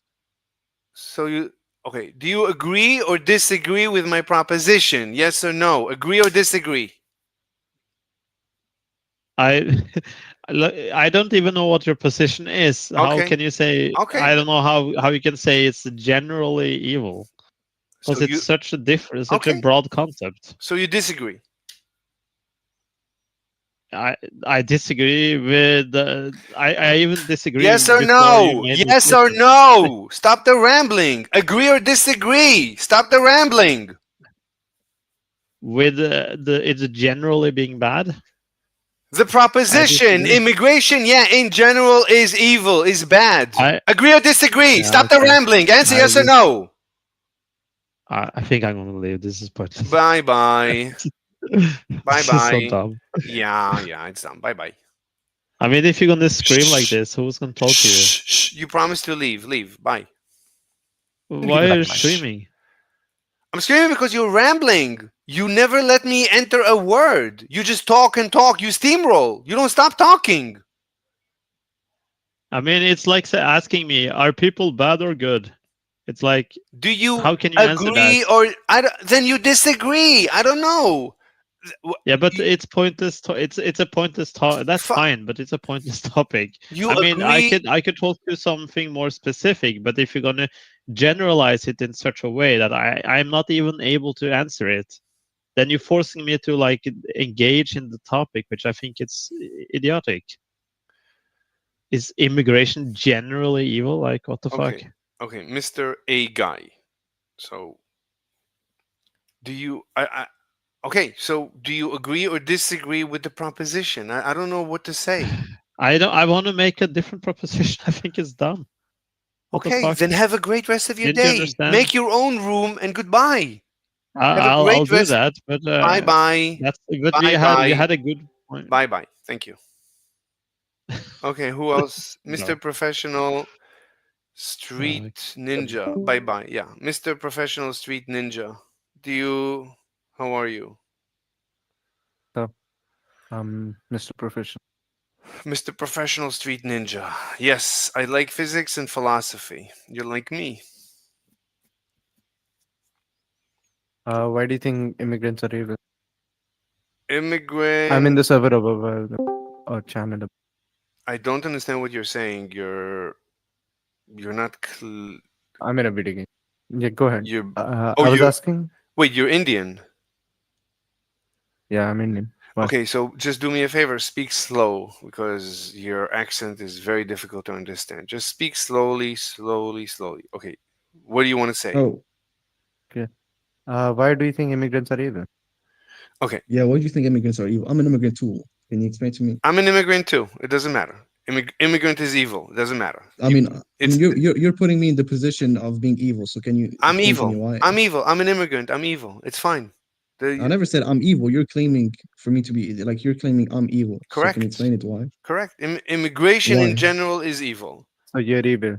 No, no, no. Hold on. You said immigrants. Immigrant is evil. Yes. I'm an immigrant. So can you tell Yes. me why I'm evil? Well, if immigration is By evil, Simona Garvey. what? How is immigration Nothing. evil, bro? I'm trying to You answer, know what? but Just explain that. Explain yeah, that. I'm trying, but Yeah, yeah. Go as ahead. Go ahead. okay. So immigration, right? If immigration is evil, then each immigrant is part of this evil. So Okay. immigrants are Go ahead. evil. I'm not saying the person, the immigrant himself is evil. I'm saying as an immigrant, right? The person as a Okay. person could be my best friend. Like you might be a nice guy. I'm a nice guy. We're all nice guys, but we are Sure. evil. Thank you. As That's what? a good explanation. Now, can you answer the question? Why is immigration evil? No, I just want to. You haven't Sure, answered the sure. question. Sure, I just want to make sure this is nothing to do with racism or You, xenophobia, nothing to do with that. Like if okay, okay, everybody, can you explain to me why is it evil? yeah, That's what I'm waiting for. I'm not I waiting for you understand. to like give a deeper meaning of the of the I premise. understand. I understand. I understand. If you don't like me talking, you can leave because you keep interrupting me and I don't like This that. bro, I'm just telling Bro, you, just just answer the leave. question. Bro, Like, just leave. what's so hard, If you're going to talk over me, bro? Just answer the just leave. Just leave. just No, no, answer the no. If you're going to question. no, if Just you're going answer to the question. no, No, I want to talk to you. I want to you don't talk want to to you. I talk. genuinely want to You know don't want to what is your talk. You don't want to talk. motivation. Every time I start talking, you interrupt me. I'm So letting you leave. talk. Goodbye. Have a great rest You're of your not day. answering the I don't question, care. bro. I don't care. Get out. Bro, I'll stop But talking. Bye I'll mute bye. myself. I'll mute Mathriel, myself. Now, Mathriel, now can you speak, speak. let him talk? Let him talk. Let him talk. Yeah, go ahead. Why do you think immigrants are So evil? before I start explaining why immigrants are evil, why immigration is evil, I just want to make sure everyone understands this is not xenophobia, this is not racism. I'm saying as a person, I'm an immigrant, I'm the best person in the universe. It Okay. doesn't matter. But as an immigrant, Okay. I am evil. Okay. Hold on. Before you continue, I will also make some clears. Sure. I am definitely xenophobic and I'm an extremely racist person. Okay, go ahead. Say that Let's talk about immigration. say that slowly, please. What? I'm an incredibly xenophobic person and I'm very racist. Why? I just am. I just wanted to make sure that we are on the same. All right. Let's Why? Why are begin your you explanation. racist? Because I do have separate standards in my mind for separate races, even if I cannot help it, I have to actively try and provide equity. Damn. It's impossible to say That that you do not look at different kinds of people from different countries and treat them exactly the same. That's not true. You can meet I ask you a different question? cultures, you treat them differently, and you do have some separate standards. Before I try to manage my professional expectations, but it's professional impossible. professional street ninja, one second. Mal 3L, get out. You're not part of this conversation. You keep interrupting. I'm tired of you. Okay, it's fine. Okay, all right. Okay, so professional street ninja, you're saying you're racist. Do you really mean it or are you joking? Obviously half joking, but I also believe that like it's impossible to not be racist, like a little bit racist. Like people definitely have some level of discrimination Okay. among people, right, Let me based on let me their ask you. appearances. So let me ask you, please don't be any joking. I don't want to be joking. This is a serious topic. We're having a serious conversation. So Oh, are okay. you really racist or are you joking? Like if you're joking, let's forget about it. I need to Okay, know. what race are you? I am. It doesn't matter what I am. I'm not I Indian. mean you I'm not Indian. So I what? mean you're talking about me being Indian, so might as well reveal your race. I don't know what you just said. Could you please say it clearer? What? How is this difficult? I said that I'm Indian. Yeah. You know this. Yeah. I answered when you Okay. asked. Yeah. Please, why don't you reveal your race? Like What? I'm obviously not. I don't understand what you're saying. What? What did you say? Why don't you reveal your race? How's Oh, this difficult? I don't. It's not important. It's nothing to do with this conversation. I'm not. I said I'm not Indian. That's all you need to know. Do you hate me? Do you Okay. not like me because I'm not Indian? I would. It would depend on what argument you would give for immigration is being evil. But How yeah, is go this? ahead. You said Let's you set on. are. I need to know. Are you really racist or was it a joke? I just need to know. And you can be racist, but if you are, you need to explain why you're racist. You brought it up. Uh, I told you right. Like I'm not racist. I try and not to Okay, you're discriminate between not. people. Okay, you're not racist. Okay, so you're not racist. Yes, no, what? So you were joking. You were fully joking. Yeah, I Okay, was joking, okay. half joking. Yeah. What do you mean Go ahead. half What joking? is your explanation? What do you mean half joking? I mean, like, I'm not racist. I So try what do not you to mean be half racist, but joking? What do you mean half joking? yeah, I You would said say that like okay, no more when joking. I'm No looking more half joking, no more quarter joking, no more one third joking, no more joking. Are you racist or not? Just tell me. for the most part, no. Okay, so you're a little bit racist? I mean, I wouldn't say that, but I might be. Explain, I'm listening. Go on. What do you mean you might be? What is that? It's you. Only you know if you're racist or not. What do you mean you might be? I mean, tell me. I'm not judging So you. like, I don't care if you I are or like to not. think that I'm not racist. Like, What? but yeah, it is Wait, what? definitely funny when I look at Wait, the wait. I when I look at start the U.S. over. Senate, Wait, right? wait. And Start there are over. Wait, start over. You speaking fast. I don't understand your English. Speak slow, please. when I look at the U.S. Senate and there are a bunch of Jews in there, it definitely makes me feel a certain type of way. But I don't try to discriminate between them Jews are not a race. Jews is a religion. and a race. And there is what? Oh, and they are a race? Jews are a race? Uh, there are both a race and a religion. Like they themselves say this. They themselves I mean, when I say say, they, I'm talking about them. you know But that I'm not racist.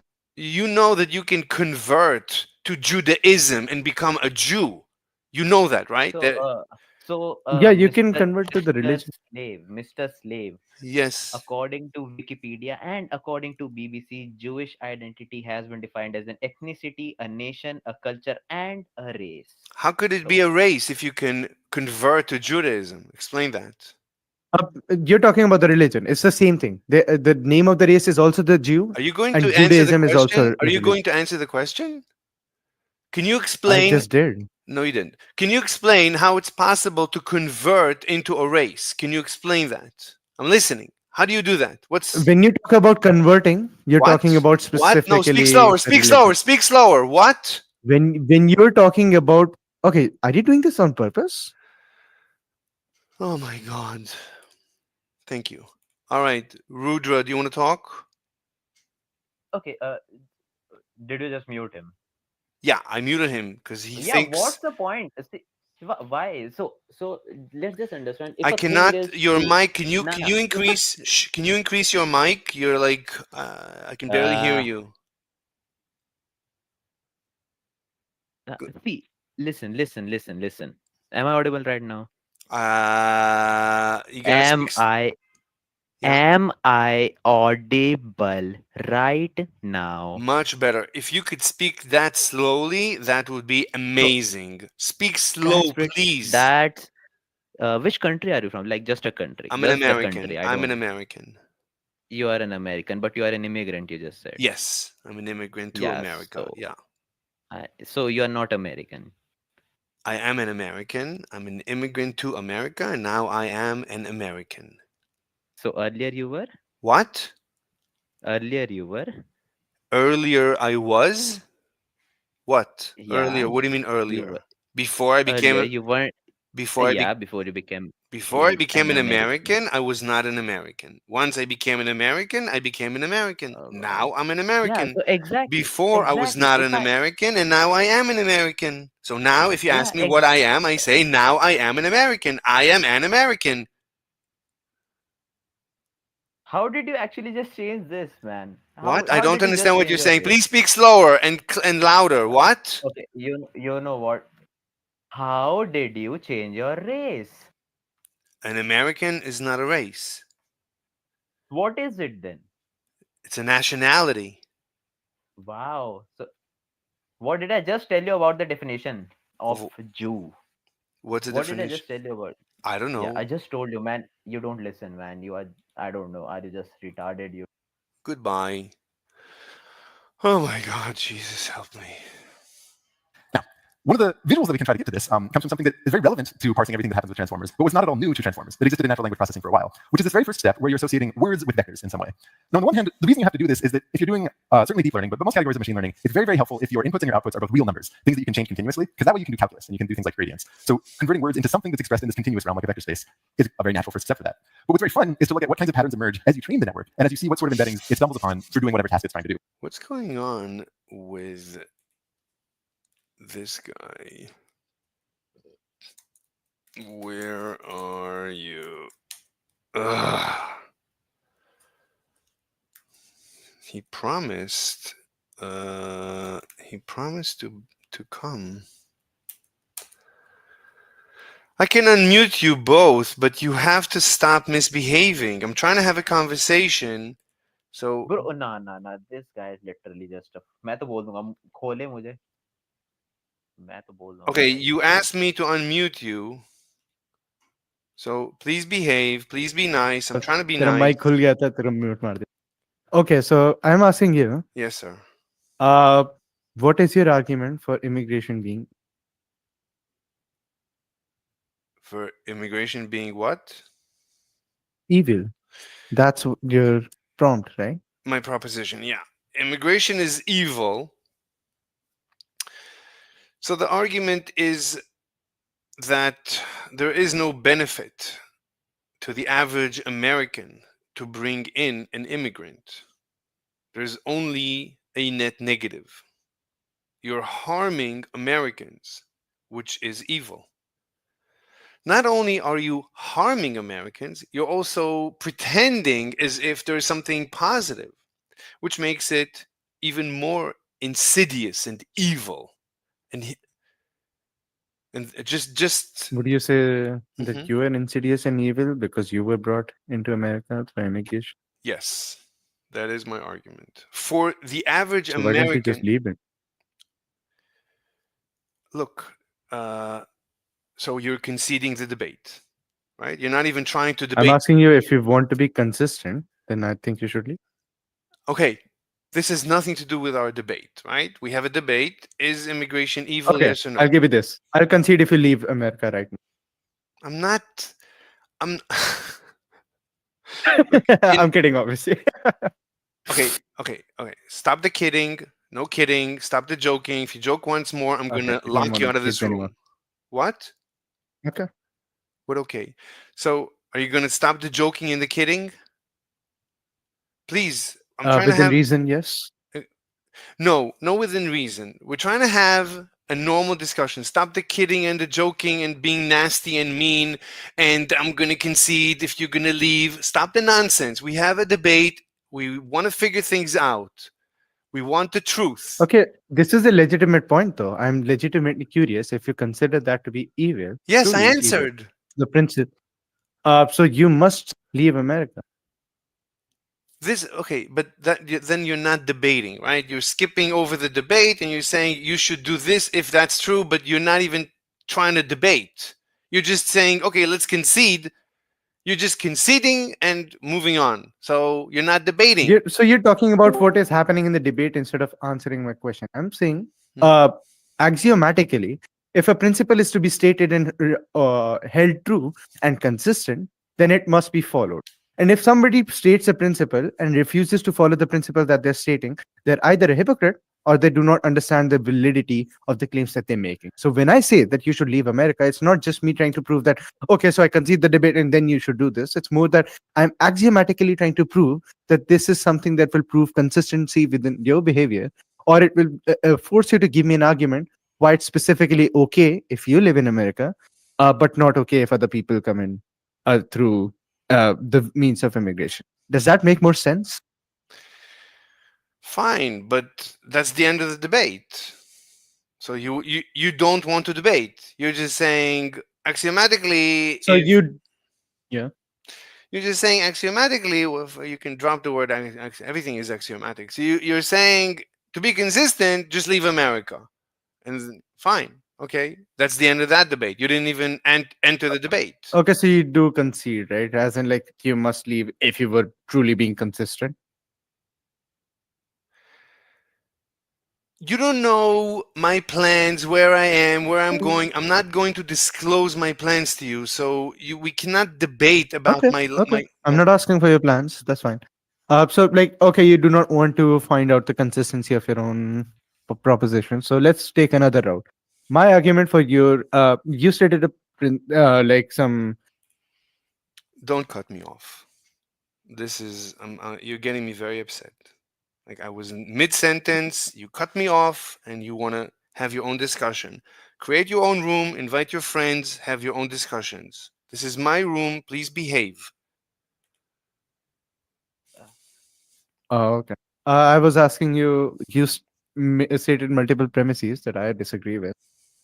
You said that it's harmful for the American public to have immigrations, and you said it has no benefit, and they're being lied to that there is a benefit, and that the average American will never benefit from, which I wholeheartedly disagree with. I feel like there is a job market that is constantly being filled by the immigrants that are being brought into America or that choose to willingly go in there. These people work the low skill jobs. They're filling a job market that is increasingly getting more and more scarce because the unemployment rate is very low in America. And if you know anything about economics, there is a lower limit to the unemployment rate below which the economy cannot survive.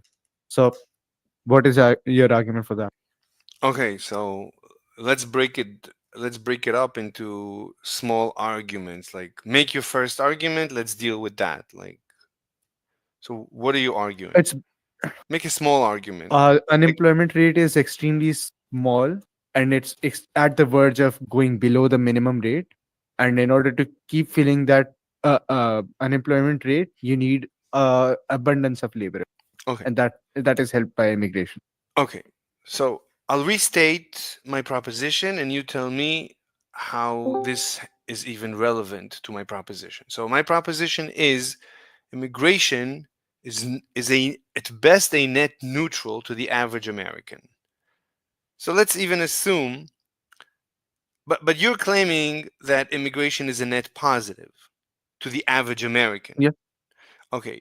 Then okay, show me how a single immigrant is a net positive to a single American. Let's assume equality. Let's assume all Americans are identical and the immigrant is identical to the average American.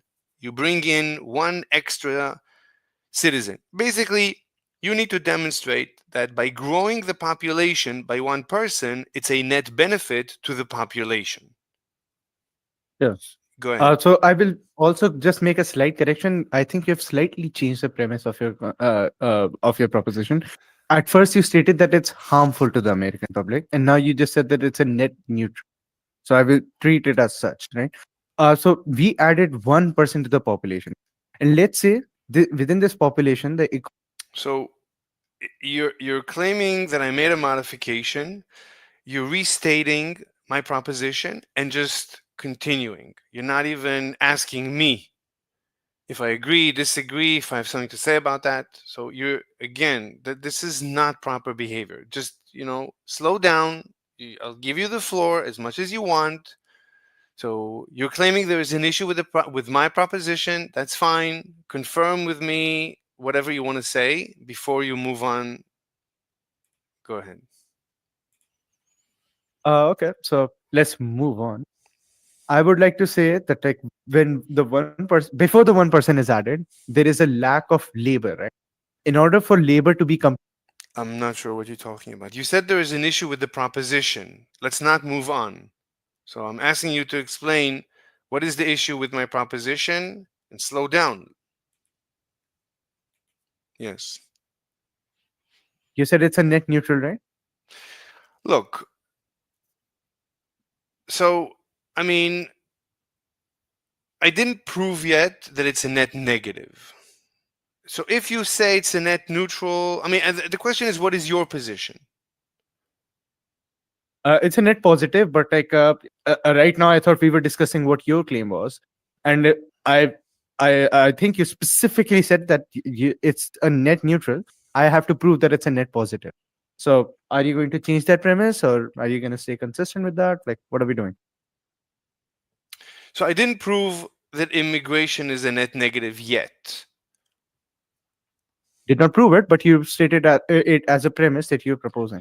It's a proposition. I'm proposing, but I didn't prove it yet. I didn't show the argument yet. That it's a net neutral, but No, you're gonna prove it, right? That it's a net no. I'm neutral. saying it's a net negative. Immigration is a net. Okay, it's a net. Even a single immigrant is a net negative. But I'm saying, okay, let's even assume it doesn't matter what I'm assuming. I mean, do you want to propose that it's a net positive? That's the question. I will, and it seems like you're just stalling at this point, so I'll just give you my argument at this point, right? The specifically one person that has been added to the You're again, look, I'm not calling you names. I'm not being mean to you. You're telling me that I'm stalling. That's not nice. You're not being nice. I'm not here to be offended. So if you want to keep offending me, then leave. If you want to have a nice, gentleman, intellectual discussion, then please stop attacking me personally. So I'm not. It's not that I'm stalling. Right now, right. If we agree that immigration is a net neutral, well, then there's no reason to have immigration. If you're saying that it's a net positive, oh, then prove it. I have a proof that it's a net negative, but let I've proved it many times on this channel. It's fine. Look, I've proved it many times on this channel. And right now, I'm curious to hear your. I'm curious to hear why you think it's a net positive. So, yeah, I mean, you can call it stalling, whatever. Just don't be offensive about it. Go ahead. Sure. So I will give you my final argument about this. I think the one person that has been There's no final argument. If like you're threatening me to leave, then leave. Please don't make threats. Look, if you're going to be a gentleman and have an intellectual discussion with me, then please stop being so rude. Go ahead. so I did not mean it that way. Oh, that's fine. Sorry. I would Okay, so I would say that essentially the minimum unemployment rate should be somewhere between 4 to 6%. Below this rate, unemployment means that there aren't enough laborers to fill in the labor market, Okay. and there needs to be more people brought. Oh, hold up, just a second. But even Brought into this, and yeah. if this cannot get through your thick fucking head, then kill yourself, you dumbass fucking motherfucker who constantly stalls, fucking idiot. Jesus Christ.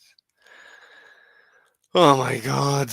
Oh, Jesus help me. Anyone else? Oh, Ronnie, what's up? Ronnie, do you want to do physics? Not at this moment, dude. Do you want to do immigration? And I don't even know whether you argue in good faith or in any faith. Then why are you On here? any topic? It's not about like I don't think we can talk about even apples in good faith. Then why are you here? With anyone, not it's not me. Then why are you here? You should leave. Why can't I be? I'm listening.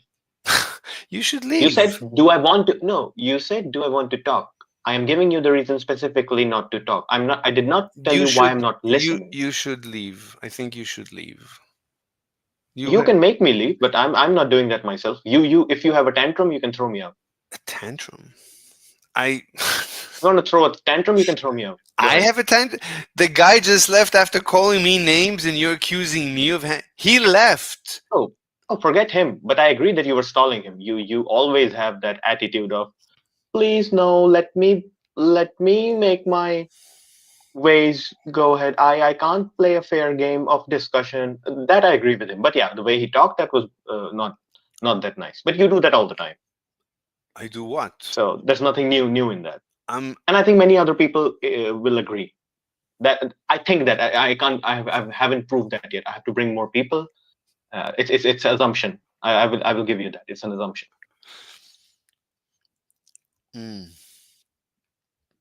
But hey, it's your room. You have the choice. If you don't want me to listen or eavesdrop, then you can kick me out. But right now, I'm not. And it's just me and you. So it's either we talk. You want to just stay here and not talk? That's fine too. oh yeah, now oh yeah, now it's me and you. Yeah, but when you asked the question, there were others. Yeah, while giving you my explanation, it's the me and you. And now you've made a good point. I should leave, Yeah. but I'll come back and listen to how well, yeah, the way you are more. Okay. Whatever you want. Sure. Have a nice time. Yeah, man.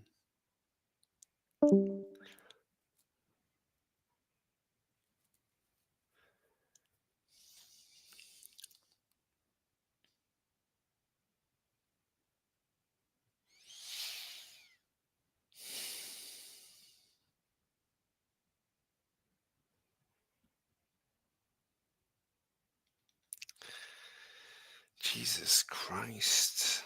Why is everyone's I thought veganism is gonna get them riled up. But where is evil? He promised to be with us. This evil. Why is he so evil? I can't call him. We can't just add him. Let's try it again. Why does it not come up? Mr. Kitty. Are you coming? Oh my god. Alright, let's continue. Whether that's next word prediction or something else that presumably requires understanding language in some way. One of the things that will emerge is that words with very similar meanings tend to cluster near each other. So if you look at all the nearest neighbors for a word like tower in a simple word Quebec model, you get a lot of other words that have these tall construction building-ish vibes. And these are, in some sense, a cluster that represents a loose idea represented in that point in the space. But it gets a lot more interesting than that, because it's not just a matter of where the words are and how they cluster, but also that directions in the space might encode different sorts of meanings that aren't necessarily captured in a particular word, but just a more generic idea. So there's a paper in 2013 from some Google researchers. It's called Efficient Estimation of Word Representations in Vector Space. And they had a number of very memorable examples in there. But one of them that they pulled out was how if you take the embedding of woman and you subtract off the embedding of man, so you might think of it as a sort of difference vector in that space, and then you add that to the embedding of king. So you take that difference and you add it to king, and you search what are the nearest vectors at that point in the space. What you find is that it's actually quite close to the embedding of queen, which is very fun. It's a very mathematical way to basically play the analogy game that would be on old SATs or things like that. It is fun. I tried to reproduce this though by downloading a certain simple word to vector model, and it kind of worked, but actually the nearest neighbor to that point was the word king itself. Queen was the second most nearest neighbor. It sits a little farther off, which kind of makes sense because the way that queen as a word shows up in training data is not just a feminine version of king. You have things like the band queen or the word drag queen. But where it worked really well is if I played around with family relationships. So the difference between uncle and aunt is quite similar to the difference between men and women, and other things like that. The upshot is that somehow during this training process with this abstract gradient descent notion, it's as if the model learned to associate one specific direction in the space with the notion of gender, in the sense that adding a little vector in that direction to a word can take you from the masculine embedding to a feminine embedding. That's very cool. And there are all sorts of other fun examples they put in there. I think one that stood out to me. Interesting that man is up and women is down. The male is higher than the female. That's very interesting. It's a longer vector. Longer and higher. It's like a more dominant vector in the space. Wow. Jesus. You can see it. You can see that this is a male dominant civilization. Wow. Wow. Incredible. You can't avoid it. Oh, I gotta tell my newest chick.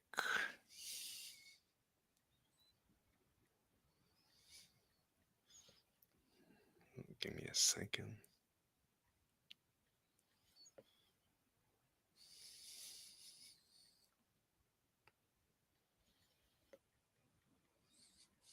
One second.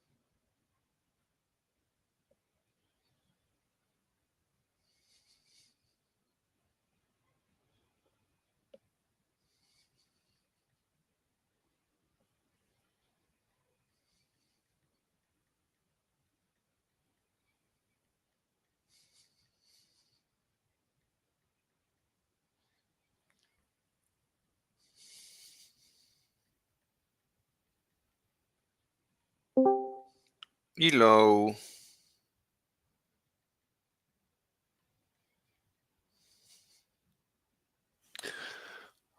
Hello. Ha Hadasah. I need. Hello, Hello. How are you? I'm fine. With you? I'm okay. So, where are you from? I'm from India. You're from India, but your name, Yeah, but that's not Indian text. Your name has not in. What's your name? Like it's not Indian. it's Hadasha. What does that mean? I mean, it's actually a queen name.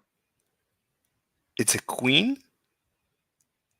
Uh, In what language is that? it's Hebrew.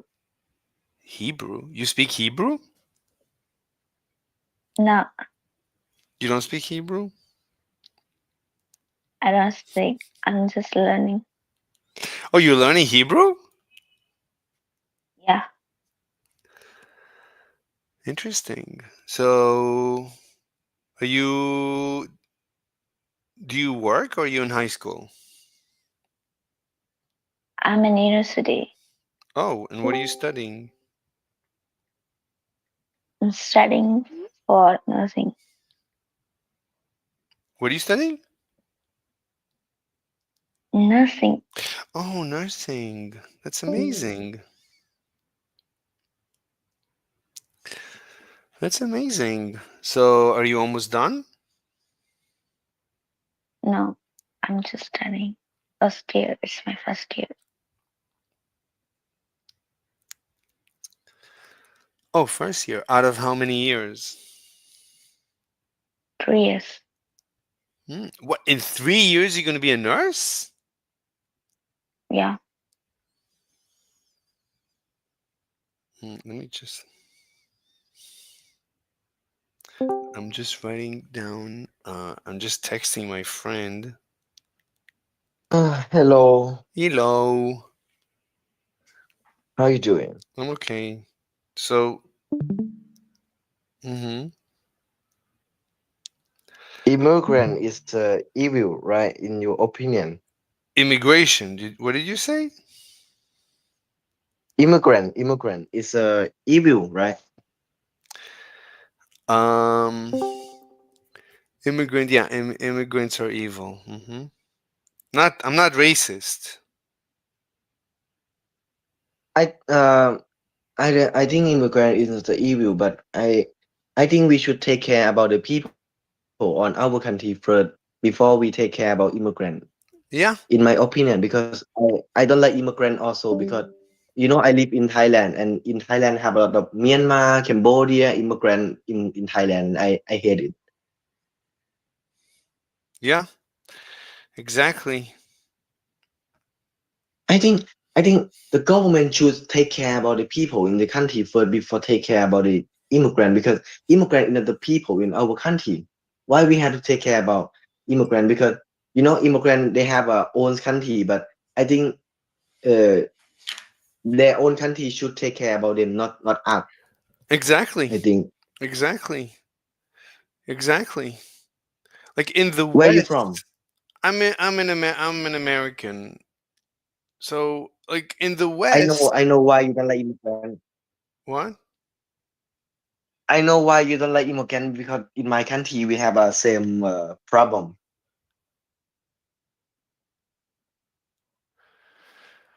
I know.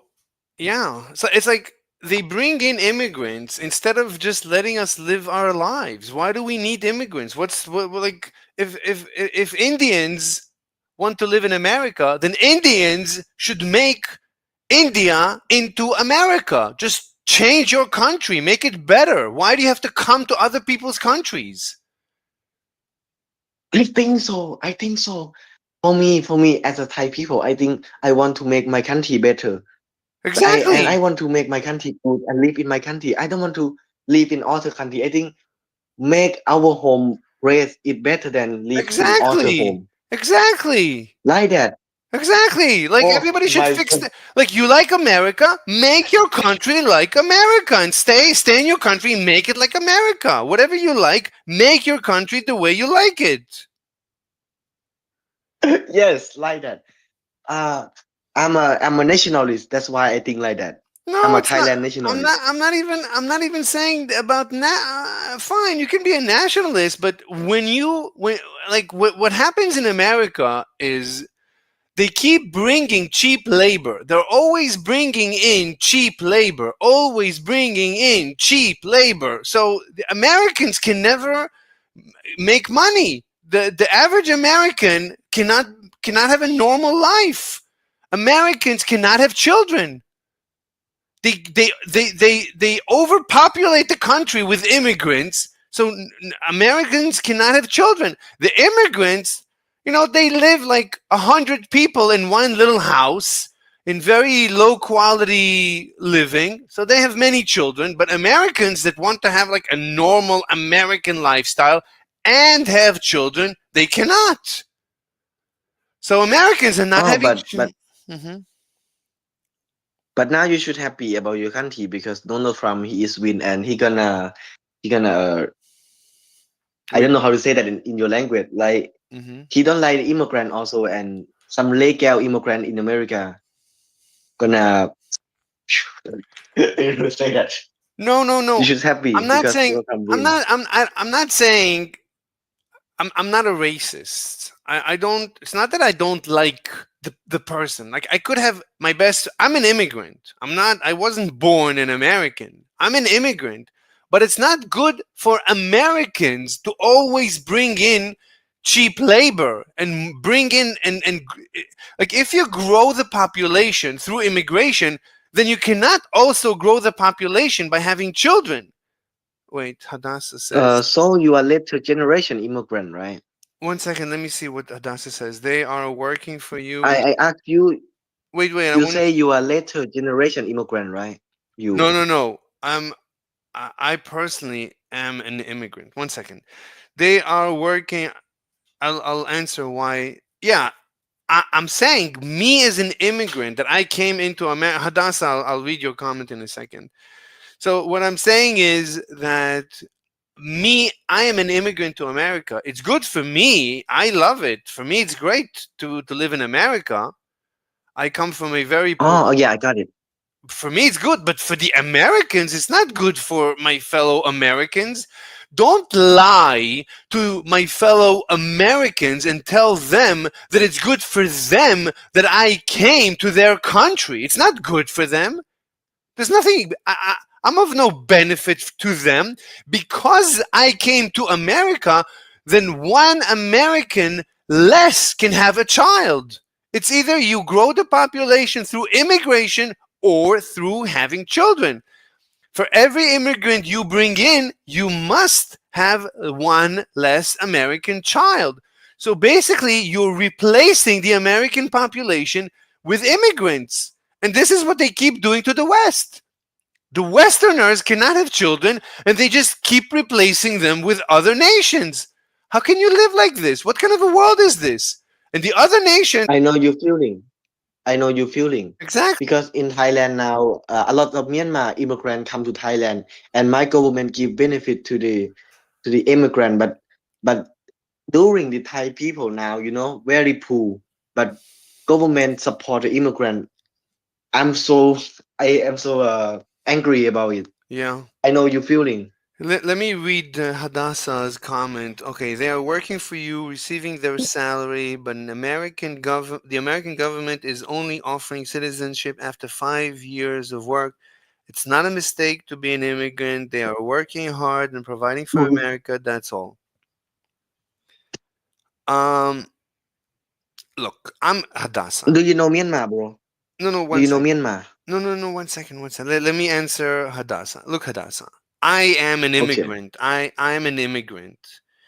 So for me, it's good. For me, it's good to be an American. But when I come to America, it's not good. I don't give a benefit to the average American. The average American, he doesn't benefit from me. But because the population grew because of me, therefore, at least one American child was not born. Because you cannot grow the population at any rate you want. The population can grow only at the rate that the economy grows. So if you bring in immigrants, you're not going to also have children. You can't have both. Imagine you grow your house and you can have more and more people live in the house. So, but there is a rate of growth. The house has a rate of growth. Let's say 1% per year you're adding to your house. So you can only add 1% per year population to your house in order not to overpopulate your house, in order for everyone to have the same living conditions. But if you bring in new tenants at 1% per month, per year, whatever, then you cannot also have children at that rate. You cannot do both. You cannot grow your population both through immigration and through children. It's for every immigrant you bring in, you must have one less child. This is just mathematics. And this is population replacement. And this is not nice. It's not good for the Americans. And you're lying to the Americans. You're lying to the Americans. You're telling them it's good for you. Immigration is the best thing. It's the best thing to have immigration. No, it's not. It's the worst thing. It's terrible because Americans cannot have children. This is why Americans are not having children. This is not nice. This is the very worst. This is evil. This is just evil. The fact that you're taking away the ability of people to have a normal family and you're lying to them or you're telling them this is for you. They're doing your job. I didn't ask for anyone to do my job. An average American didn't ask to bring in an immigrant to do his job. Nobody wants to be replaced at work. Don't lie to them and tell them you wanted this. You want to sit at home and watch television. So we're bringing in an immigrant. No, you're not. You took my job. You're forcing me to be unemployed. You're forcing me to have a low quality of life. You're forcing me to not be able to afford children. And you're lying to me and you're telling me this is for my benefit. You are evil. This is evil. This is no less than evil. Hadassah. Immigrants are not receiving free. I didn't say they're free. This has nothing to do with that. I'm not even saying that. They're working hard and earning what they get. I didn't say, I'm not arguing with that. I agree. They're taking Americans' jobs away. This is mathematics. If you bring in an immigrant, you necessarily took a job away from an American. This is mathematics. The number of jobs, there's a number of jobs. It's not an infinite. There's not an infinite vacancy for jobs. The economy grows at some rate. At that rate, the population can grow and the quality of life can be maintained. If you grow the population faster than the economy, then people are just going to be poorer and poorer. If you grow the economy faster than the population, then people are going to be richer and richer. If they grow at the same rate, then you're maintaining the quality of life. But there's two ways to grow the population. One way is through immigration. Another way is through having children. For every immigrant you bring in, you must have one less child. You must have one less job. Don't lie. Don't lie. This is the truth. It's called a zero-sum game. There is a maximum rate of the growth of the economy. For whatever reason, there's a maximum rate. It's like when you build a new house. There's a maximum rate. You can't build it any faster. There's a maximum rate. Everything you do, there's a maximum rate. You clean your house, there's a maximum rate. Everything you do, there's a maximum rate. You can't do things. This is the maximum rate of the growth of the economy. You cannot do it faster. And if you grow the population faster than the economy, you're just making people poorer. And if you grow them at the same rate, then everything is fine. But you cannot. But for every immigrant you bring in, if you grow the economy by bringing in people, if you grow the population by immigration, then you cannot, for every immigrant, you must have one less child in order to maintain the same quality of life, which means you're replacing the Americans. And you're telling them, oh, Bro, this is for you. We're doing this for you. That's a lie. You're replacing them. And you're telling them that it's a benefit to them. You are evil. This is evil. This is evil.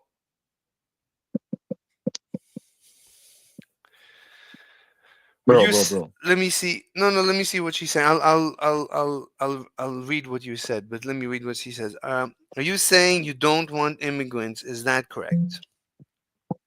First of all, I didn't even say that. Look. First of all, you have to be truthful. What is the truth? If you're replacing the population, at least tell them, listen, we're replacing you. For whatever reason, this is what's going on. You're being replaced. Be honest. Don't This is called gaslighting.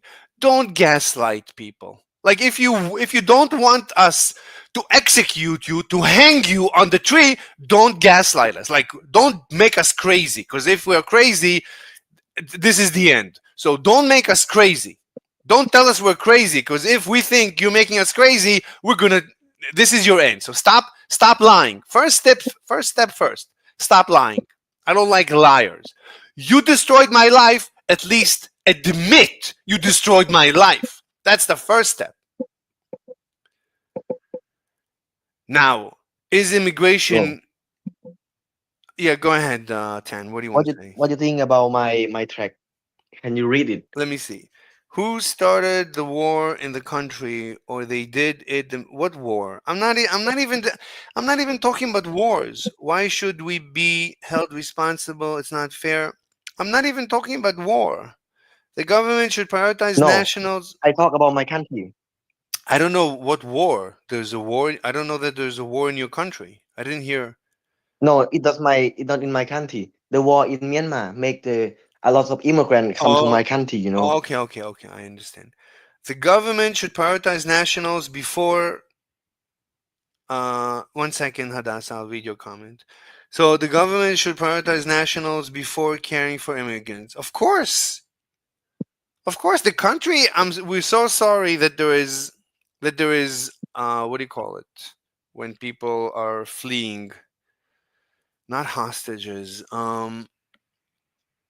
I forgot the name. Anyway, we're so sorry, but we so it's I guess it's okay, like in an emergency we can bring you in, and when the emergency is over you're going back home, and your country has to figure it out, but you're going to be on borrowed time before we send you home. You cannot replace the population. This is not fair for the population. And in general, we should not have immigration. There shouldn't be a reason for immigration. People want to have their own children. It's their right. What is this nonsense? People cannot have children. This is evil. So What? the immigrant, yeah, Tan, what? What you say about India? I never talk about India. Hadisa. I never talk about India. What you say? She lives You suggest that Indian. I never talk about Indian. she lives in India. You live in Thailand. She lives in India. So she's talking about. Oh, So she says, what is the current population of Native Americans living in the United States? What is the current population? I don't know anything about the current population of Native Americans. Look, the fact that the Native Americans, so eh, eh, look, these are good questions. These are good questions. These are difficult questions. And I'm not saying that I have all the answers. All I'm saying is, first and foremost, be honest. Stop the gaslighting. Stop lying to people. Stop replacing populations and telling them it's for their benefit. That you need to stop. That nonsense needs to stop yesterday. That's the first step. Just admit immigration is evil. Just admit. That's the first step. It's the first step. You want to bring in cheap labor? Okay, admit you want to bring in cheap labor. Admit the truth. Don't lie. Stop the lying. I understand. I understand. But be honest.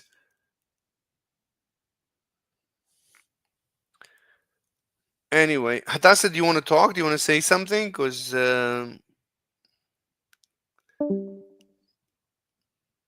anyway, Hadassah, if you want to talk,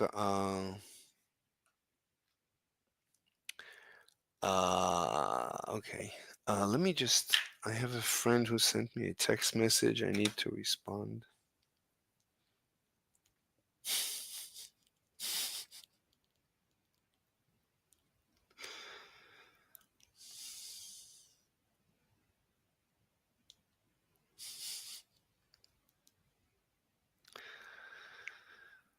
Let me just read her.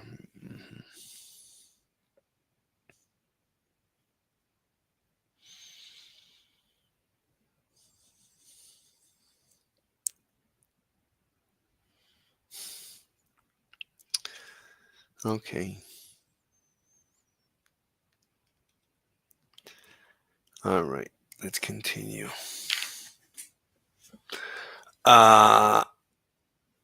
Okay, Hadassah, I'm listening to a lecture, so I might be talking to myself. I'm recording this. By the way, we're live on YouTube. Let me just give you the link to the YouTube channel. This is us on YouTube. And let me make a note so everybody knows we are live streaming on YouTube. Everybody should know. Okay, let's continue. It was if you take Japan associated with sushi and then ask it to associate Germany with something, it would naturally put bratwurst in there. You can just play this game with subtraction. Now, it's very hard to visualize these things, right? Because we can draw three-dimensional vectors, which are representing lists of three numbers, but these word vectors in principle are very high-dimensional. And you can understand why it's helpful for them to be high-dimensional, because if you want to encode concepts with distinct directions in the space, then you would like to have a lot of distinct directions to work with at your disposal. In this case, to take the numbers from DPT3 as an example, the vectors that we're embedding our tokens to have 12,288 coordinates. So in principle, this embedding space is 12,000 dimensions. So it's very, very big. But I also kind of... He said billions.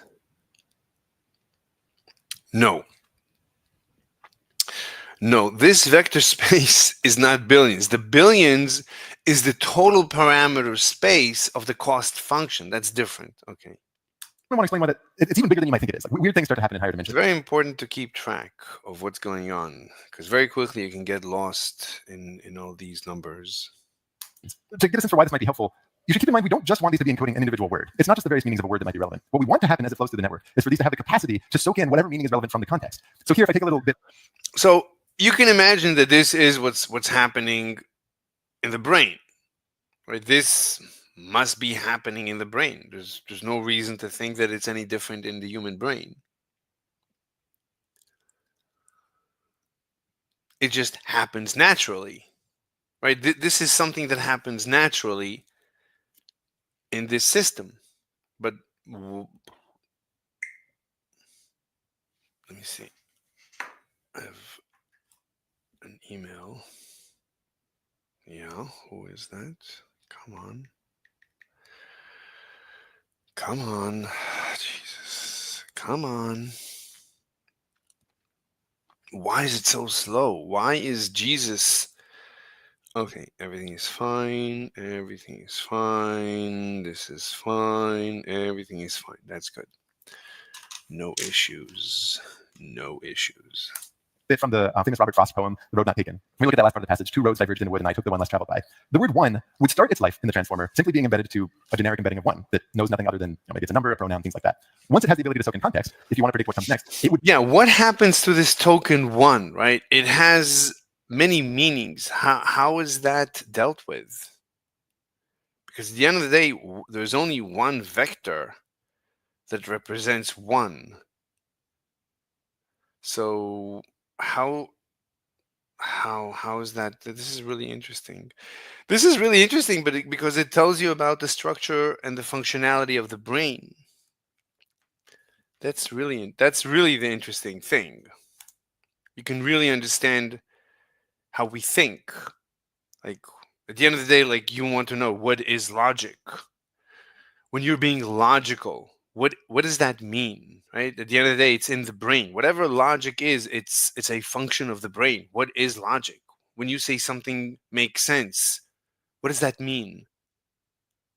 Would be helpful to some. Like when you're intelligent, when you're making coffee, how are you doing it?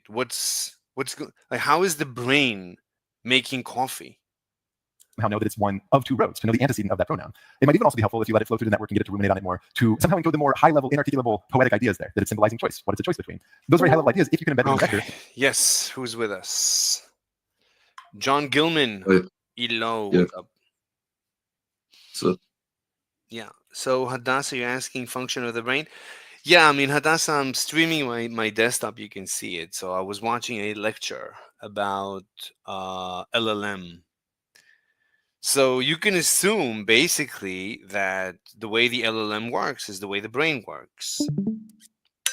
That's what I was saying. So you can learn about the brain from AI. You can learn from the brain about AI, and you can learn from AI about the brain. It's both seem to converge at intelligence. So if you want to understand intelligence, you can either study how the brain works, or you can study how the AI works, and you can juxtapose them.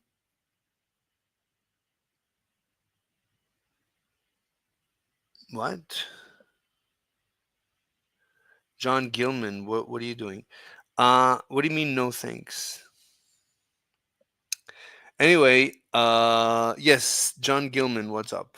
What do you want yeah. to talk about? So Yeah, man. what's your opinion about immigration? I think it's evil. Very evil. Almost like veganism. No, it's more evil than veganism. Nothing's more evil than veganism. I know. Yeah, but immigration is up there. Pretty evil. So, what's your opinion? Do you love immigrants? I mean, love is a big word, but I have nothing Are, against them. are you pro-immigration or anti-immigration? What's your stance on immigration? I'm for like immigration, but not in the amount that it's happening in. Wait, what? Wait, speak slower. I don't understand what you're saying. What? I think it's just happening too fast. Okay, but you Too think many immigrants, but okay, so too many, but you're saying if it were slower, it would be a good thing, or if it were slower, it's still if it bad. was slow, it'd be better. Okay, better than like if you punch me in the face and then I tell you please don't punch me and then you slap me, it's better, but it's still I'd rather not be slapped. No, I think a bit of immigration is not a problem. It even makes it better for the economy, for everything.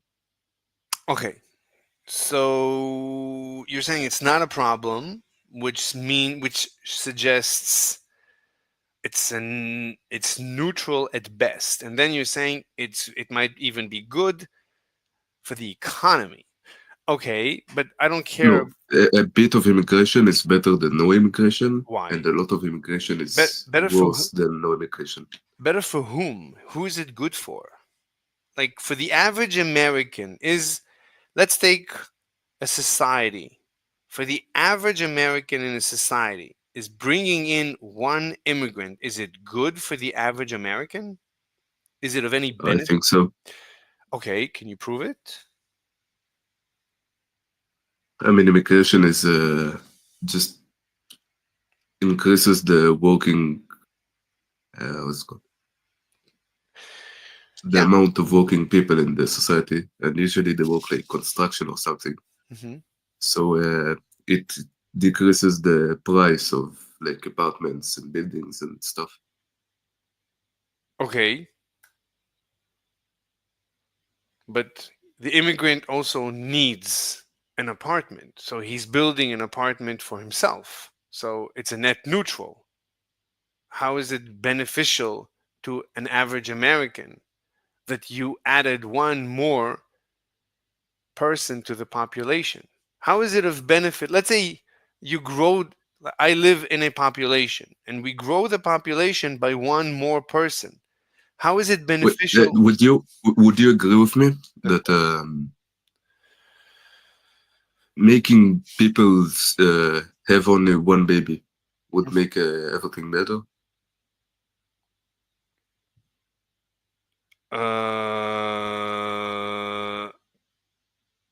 Yes. All right. Would you agree that that's something we should do?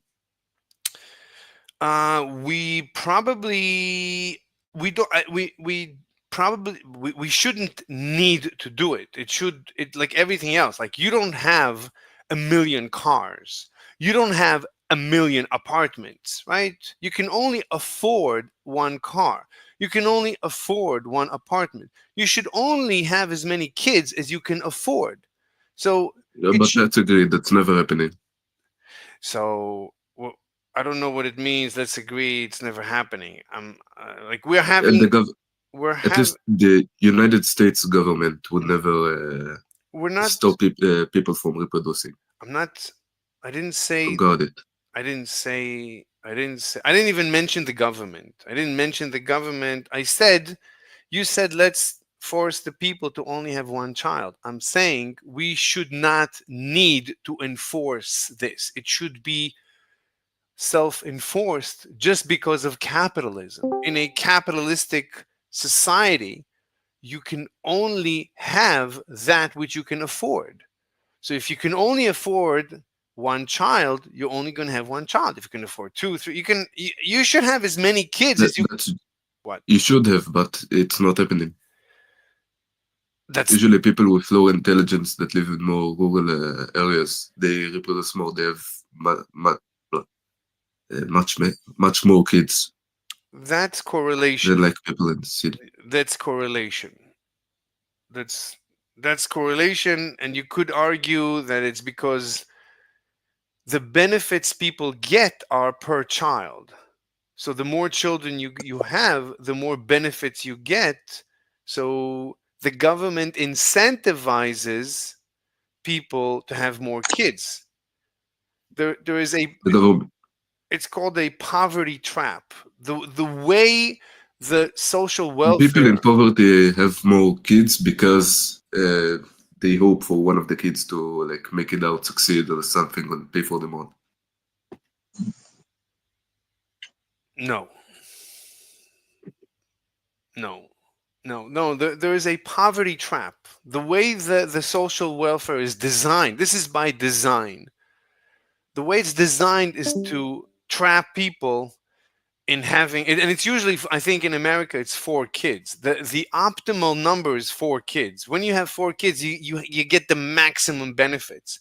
They give you an apartment, they give you food. Basically they give you from what I heard, they give you about $70,000 a year worth of total income, net income, which is basically $120,000 a year salary. So as long as you have about, I think four, I don't know the mathematics, but if you have four children, you basically live like an average American without as long as you don't work.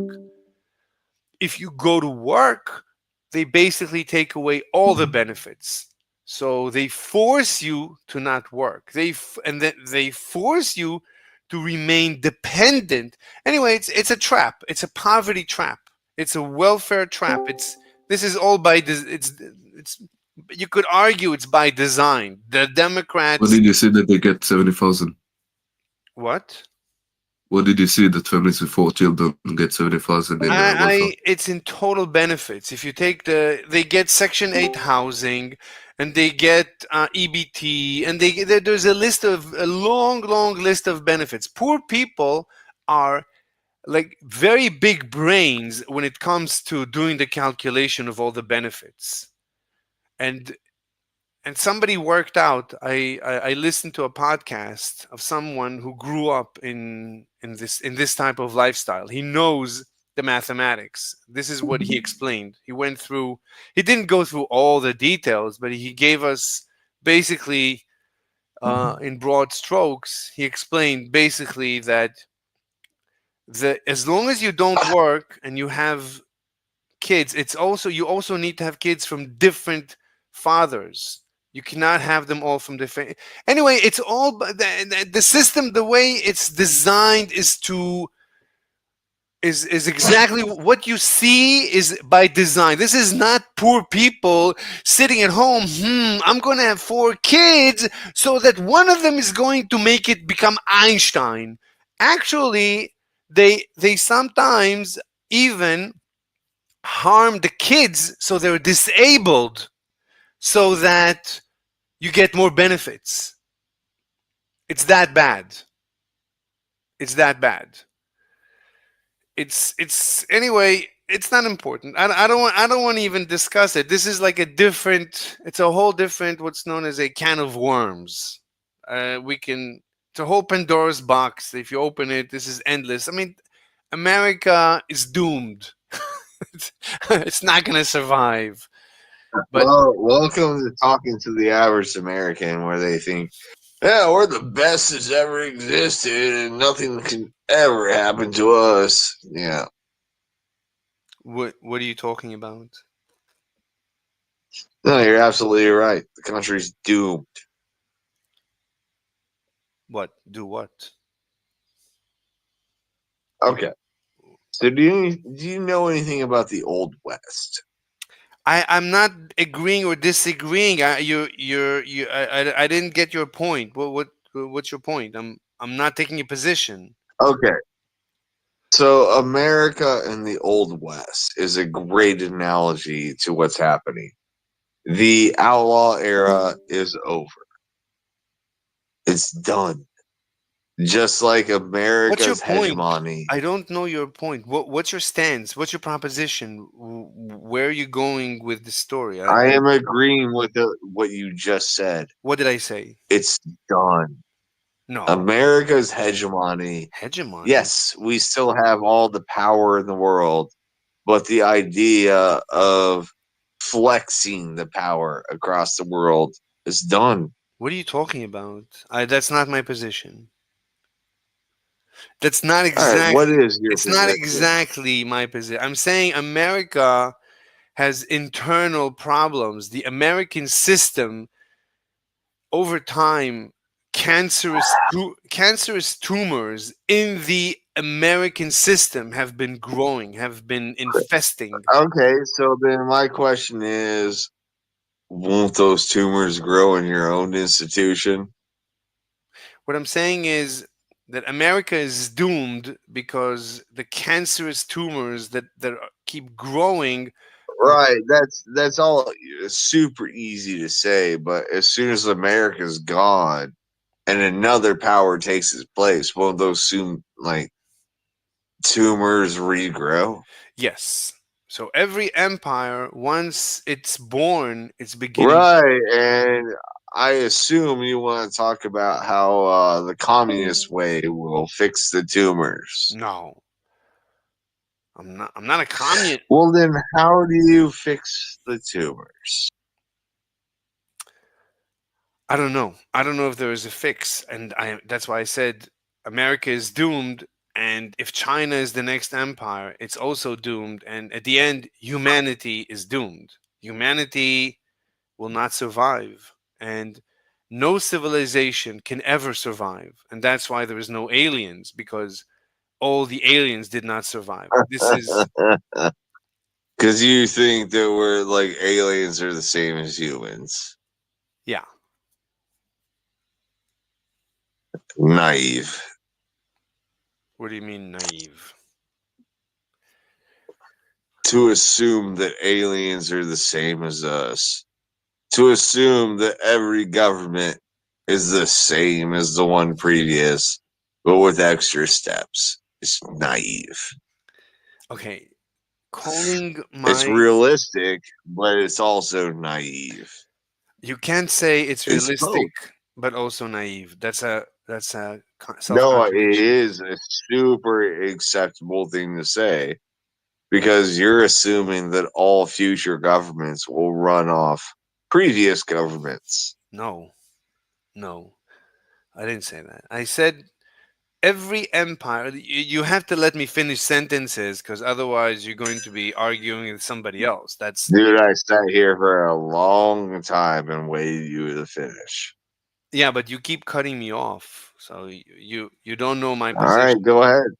So what I'm No, I'll saying. sit here for another 20 minutes. Okay, so what I'm saying is that once an empire is born, it's already beginning to die. It's like when a person is born, it's already beginning to die. It's not gonna, no baby that's ever born is ever gonna live forever. So as soon as the baby is born, the internal cancerous tumors are beginning to grow. So when the baby is young, it is easily killing the cancerous tumors. But as it grows older and older and older, these cancerous tumors are the body is weaker and weaker to fight against them. And then at the end, they take over and they kill the person, they kill the baby.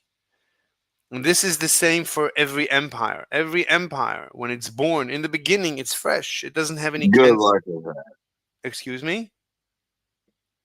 Good luck with that. Good luck with what?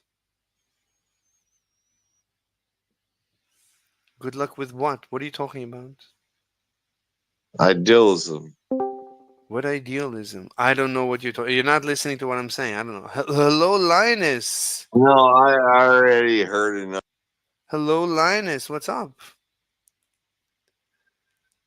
Can you hear me, Lady Linus?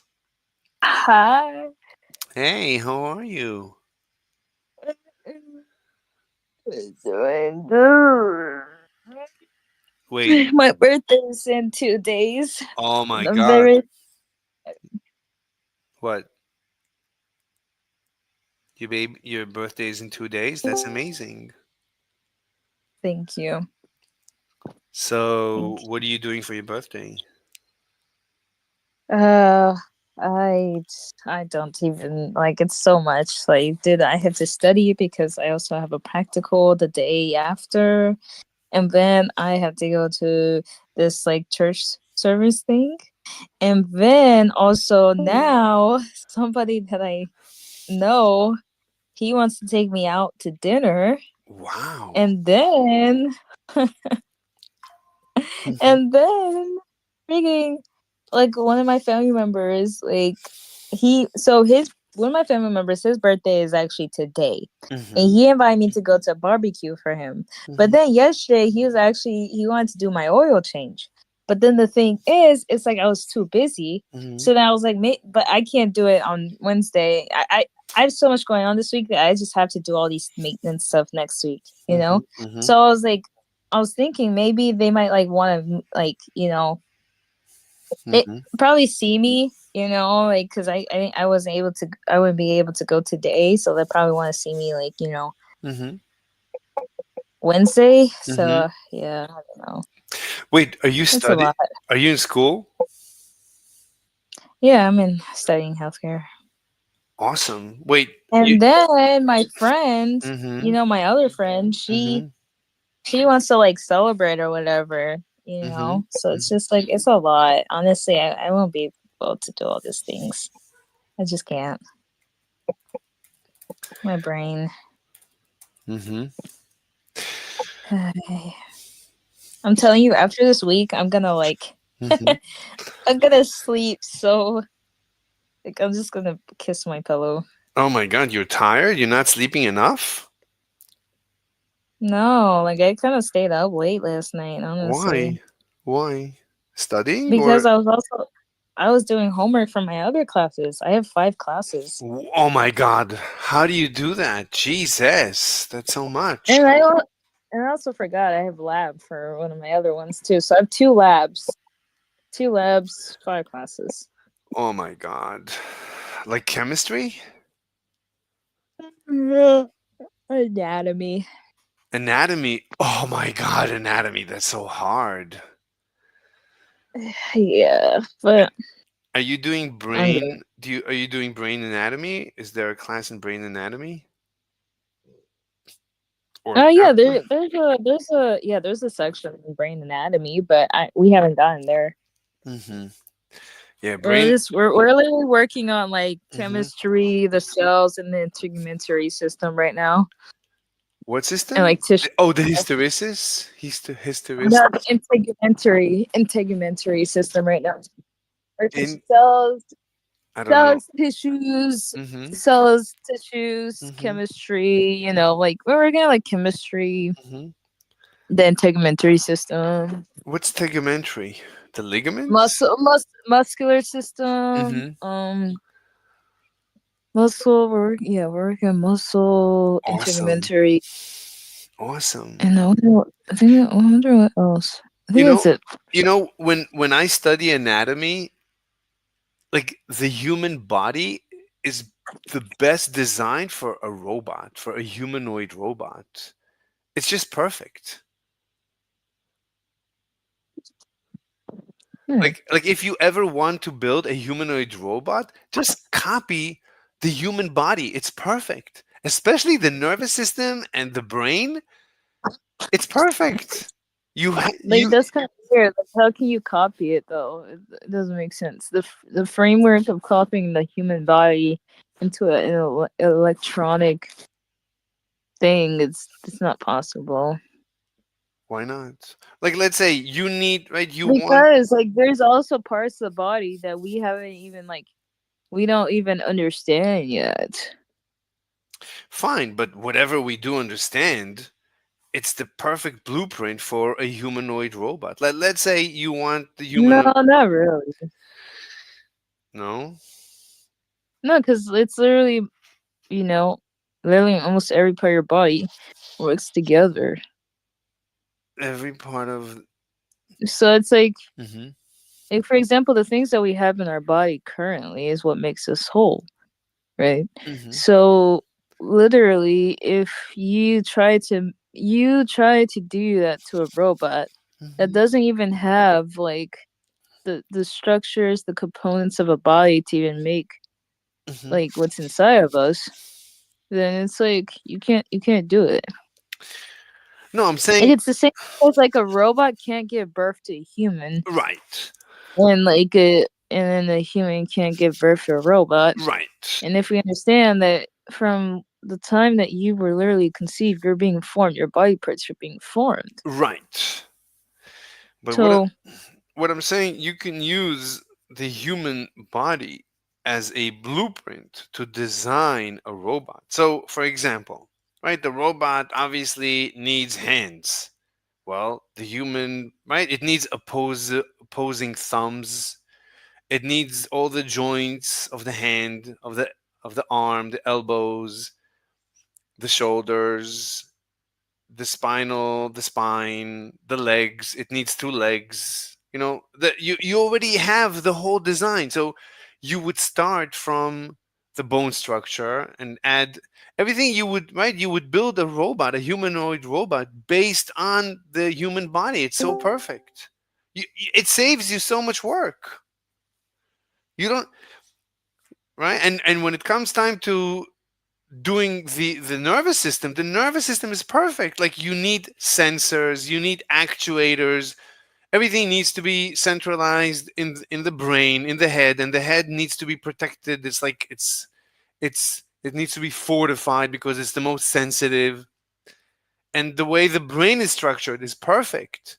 With the thalamus is like the central. It's the fast center of the Center brain, mind. and then the cortex is like the higher functions, and the cerebellum is for instincts and quick motion. Anyway, the whole thing, it's already structured perfectly, and you have the the the regions in the brain that are connected to hearing right next to the ears, the parts that needs to see. There's a visual region, and the motion and motion detection and motion actuating. Anyway, so like Every time I study the I brain, I'm have not a what? I have a question. Yeah. Like, you're like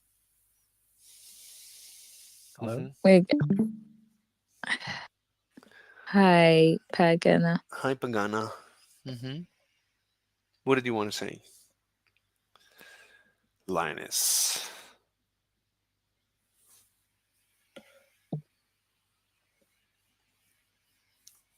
Anyway, Pagana, what did you want to? Pagana, you want to say something?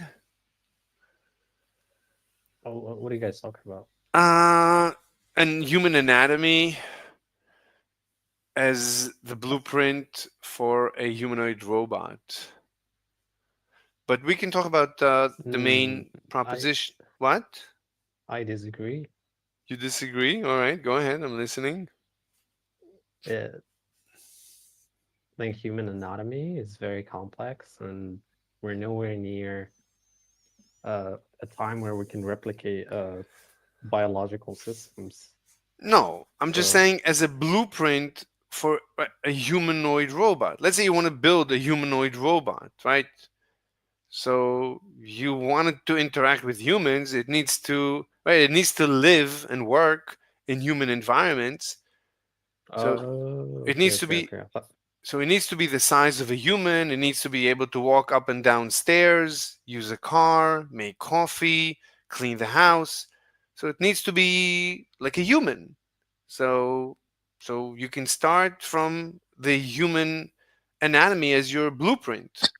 You use the bone structure as the foundation, and the muscles you have whatever actuators you want, and then you need the nervous system, that's the connection, and the central brain, that's the central processing stuff. In the brain you have regions dedicated to hearing and speaking and visual and motion and sensing and stuff like that. Like the when you study anatomy, it's a perfect blueprint for for the design of a humanoid robot. That's all I'm saying. Okay, that's true. Yeah. Um, but only for the case of wanting to create a humanoid robot, Yeah. right? Sure. So I would say in terms of productivity Mm-hmm. or the output Mm-hmm. of whatever robot we build Mm-hmm. for whichever task, Mm-hmm. I'd say following human anatomy Mm-hmm. is not optimal or efficient. What do you mean? For example, like Mm-hmm. if you want to build a robot that builds cars, you're not going to build it like a human, right? Okay, I said for a humanoid robot, like Okay, you. okay. Yeah, that's what I said. That's what I said. Yeah, I said like only for the purpose of creating a humanoid robot for the sake Yeah, of it. Yeah. for a humanoid robot, you would build if you want to build a humanoid robot, basically to interact with humans, because the house is designed, our lives are designed for humans. Everything is designed for, right. If you build a robot that is 10 feet tall, it's going to have a hard time walking around your house. It's too tall. So it's got to be about 5 to 6 feet tall Five, to fit. 5'4", like a real Whatever, man. whatever height you want to give it, you give it. But right. It's just, and it's got to be able to walk up and down stairs and in and out of cars and walk in the kitchen. It's got to be able to wash the dishes, so it has to be waterproof. And What would be mhm, mm, mhm, why do you think what do you think would be the purpose of building such robots? Is it purely for mhm. the sake of doing it? Like I want a robot in my house that resembles a human. I mean, sure, it's to be in the house to work for you, but also you can use it like some men want to bang humanoid robots. So it's also good for that, to bang chicks. It's different. So it Okay, might so be. it's more geared towards Mhm. inner entertainment, kind of, while also providing like some sort of value. Hmm. I mean, it's different robots. You can have a sex robot that's different than like a factory worker. Maybe you need an office worker to run around in the office doing stuff in the office. Okay, then that's not a sex robot. An office robot doesn't have to have sexual anatomy. But if you want a sex robot, it needs a sexual anatomy. It needs to be probably, softer, more sensitive, different software maybe. So different purposes. But in general, if the robot is to interact with humans, it needs it's the human or the human blueprint. The human anatomy is the perfect blueprint, right? For example, like a humanoid robot, you don't want it to, let's say you're having sex with it, you don't want it to break. So it has to be sturdy, like the human body, right? Or you don't want it to be too strong. You don't want it to crush you by mistake. So it's got to be very similar in every respect. It has to be similar. You don't want its arms to be too strong, so it would kill you by mistake.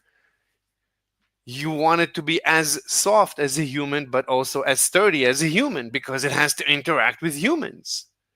So it can't be too soft. It can't be made out of steel. So if it touches you, and it could kill you by mistake. You don't want that. Anyway, so it has to have like a sort of a skin, like a soft skin, and it has to have, whatever actuators you use to move it. It has to have them under the skin, and they have to be connected with wires to the central brain. And in the brain, you have a region in the brain where you take care of things that have to do with the actuation. That's the motor part of the brain. Just like in the human brain, there's a region dedicated to motor, there's a region dedicated to sensory, there's a region for hearing, there's a region for speaking, there's a region for the mouth to move, there's a region for breathing, and by the way, you would need it to breathe because how else can it talk? So it needs to be able to inhale and exhale. No.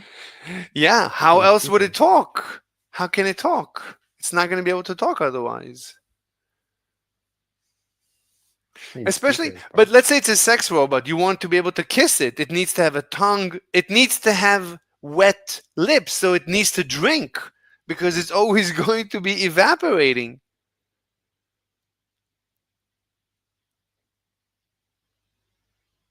You might even need it to drink, to eat, because because at least oil, because it needs to be lubricated. Everything needs to be lubricated. So it needs a sort of a digestive system, some sort of a digestive system. It needs to be aware of the fact that it's running low on battery. So it needs sort of a feeling of hunger. It needs to moderate its hunger. It can't go shopping when the battery is low. You don't want it to stop midway on the way to the grocery. So it needs to understand how hungry it is. It needs to feel hungry. It needs to feel weak so that it knows, oh, I'm hungry. This is not the right time to go shopping. I need to first plug in and recharge or take an extra battery on the way. It needs to be self-aware in order not to fall off a cliff, in order not to kill someone. Anyway, it needs to be a human. So starting from the human anatomy is a great blueprint. It's a great starting point. So when you study anatomy, you realize how practical it is for engineering. And then you realize, oh, the human But you body. never took differential equations, so you really don't understand math. So I'm not surprised how you came across that point of view. Okay, I'm a dog. I like dog stuff. Butts are irresistible. Erasable? Yes, I Give me spelled it incorrectly like 10, 15 years ago. I ain't gonna fucking change it. But I'm gonna tell you, you don't sound like somebody that's taken higher level mathematical classes. So, I mean, I'm sorry about I that. mean, yeah, easy math makes things seem simple, but once you get into like differentials, obviously, maybe imaginary numbers, if you want to go wild with yourself, like math doesn't math. Okay, I don't like what you have to Oh, say. Yeah, you're yeah, wasting he my got time. muted. Yeah, don't waste my time. Like, if you want to have a conversation, that's fine. If you're gonna go into a monologue and Yeah, la la la la, what the welcome to Discord. Anyway, Mr. Let me just tell Mr. MK Ultra. So, oh, he went away. Okay. Yeah, bro, Yes. you missed the guy. He said welcome to Discord. You missed the guy in one of the other rooms. Like his name's Sushi. He already left the server, but he was like the definition of Discord. He was trying to tell people how like if you don't support this ideology, you're racist, and then like it was hilarious, honestly, just hearing him talk Yeah. and saying how he makes more money than people, and that means like he's better than them. I think he is. In terms of if he makes more money than me, then he's better than me in making money. That's a true statement. I have to concede on. Yeah, no, but he just says like overall that he's a better person than everybody because he makes more money than them. Okay. By his definition, then he wins the debate. If you know, if if we debate. If like Hmm. I don't know, like overall, I'm saying like overall, like as an overall person, you're not better than somebody just because of how much more money you make. I mean, Like, yeah, economically, yeah, I could see that, whatever. But like overall, like morally, ethically, whatever, I disagree with that. I mean, it just depends on the definition. So if you define better and worse based on money, then he's right. If that's the way you define it. If that's the way you don't define it, then he's wrong. Which but you both agree that if that's the definition, then he is better than us. We all agree Yeah, on the facts. Sure. yeah. Yeah. Anyway, so is anybody curious why immigration is evil? No, I just think immigration's evil. Somebody has to say it. Somebody has to say the truth. We can't keep being lied to endlessly. So why do you think immigration Well, is evil? Hmm. because it's just like we're trying to incentivize that. Hey, you know what? Um, if you come here, we're going to give you this, we're going to give you this opportunity and everything else like that. And it just incentivizes and tells people, hey, you know what? We don't have to work hard here. We can just come here and they'll give us everything that they want. And just say, because I'm an immigrant and hey, I'm facing, oppression, or my country's too hard right now, that basically, oh, we can go here and just get handouts and everything else like that instead. Wait, I wasn't listening. I'm sorry. I'm texting to a chick. So why don't you just let me answer her? Yeah. Give me a second.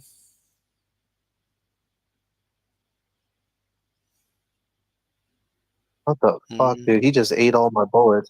Oh my god. Let me see now. It's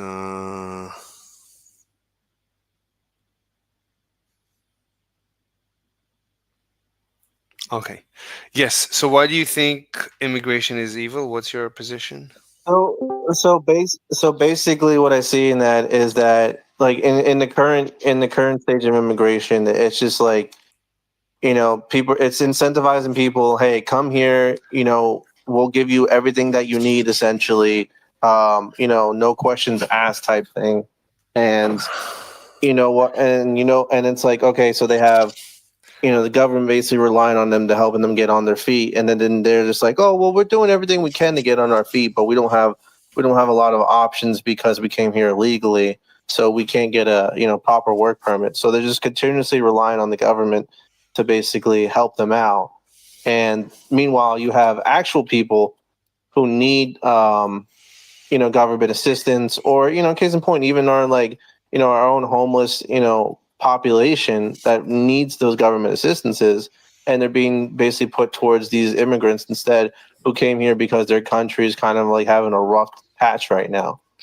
Right, but let's assume I agree, but let's assume the immigrants are what's known as hard-working immigrants. Let's even let's even assume they're slaves. This is the same as slavery, by the way. I mean, immigration is Oh, I evil. agree. Hmm. Well, I agree, because case in point of Wait one the second. biggest Hold thing on. for Wait, wait, sorry. wait, wait. People, please don't burp. That's not nice. Don't do that again, please. All right, go ahead. So I agree with that, because even right now we're having a lot of the liberal ideology is basically like, oh well, now we're not gonna have anybody work pick our crops or anything, and it's like, okay, so you basically want immigrants to come here to basically be your slaves essentially, because you're paying them very cheap, and Right. then you're telling them work long hours in these fields and everything else like that. Exactly. I mean, that's basically what slavery was. Slavery was cheap labor. So since we abolished slavery, they still are looking, the elites are still looking for cheap labor. They're always looking for ways to get their cheap labor. Now, once they bring in their cheap labor, they're taking away our jobs and replacing us. This is population replacement. And when we complain, hey, you're taking our jobs and you're replacing us, they're saying, "Oh, but you don't want to do this work. You don't want to pick the cotton. So we got to bring in somebody else to pick the cotton. And since you're not having kids, since you don't have a job, then we're replacing you with somebody else who wants to work for less and have kids. So tough being you." But they're not saying Yeah. the truth. But they're not saying the truth. They're saying this is good for the economy. This is great. Diversity is a strength. They're lying to us. They're telling us it's a Yeah. good thing. Instead of, be truthful. Tell us, hey, Can Well, I you can I ask a question real yes, quick? yeah. yes. Which country are you talking about here? Any country. It doesn't matter. It's any country. Oh, okay. Yeah, that was the question. I mean, you could say it's America, Canada. It's any country that has an influx of immigration. Yeah, the Canada one, I think I agree with you. Like, It's it was every pretty country. fucking Well, It's yeah. every country. Every country that But you bring in immigrants, you're mathematically replacing the population. That's a mathematical truth. Well, it's also like a case in point in the United States. They're incentivizing basically people to like immigrants to live in basically heavily populated areas, and they're saying, hey, you know what? If you do that, we're going to give you this, and you know what? You're going to help us build this, economy. And we're going to help it build this and everything else like that. So basically, it's them having their still being allowed to have their leisure lifestyle, and then basically being like, well, sucks to suck that you're an immigrant, you have to live in a shithole area, but you're helping us, prosper still. No, I would say it's great for the immigrant. The immigrant is happy. I'm an immigrant. I'm an immigrant into America. I'm happy. For me, it's terrific to come and live Well, in a. I immigrated. Yeah, I immigrated to the United So States what's as well. the so what's the problem? No, for I mean, me. if you do it the right way, I don't see the No, problem. no, it doesn't matter whether I'm legal or illegal. I happen to be a legal, but I'm saying it doesn't matter for the immigrant whether he's legal or illegal. For the immigrant, it's terrific, right? The immigrant comes from a different, let's say, from India. India is a shithole. Of course, Indians want to come to America. For the Indian, it's terrific.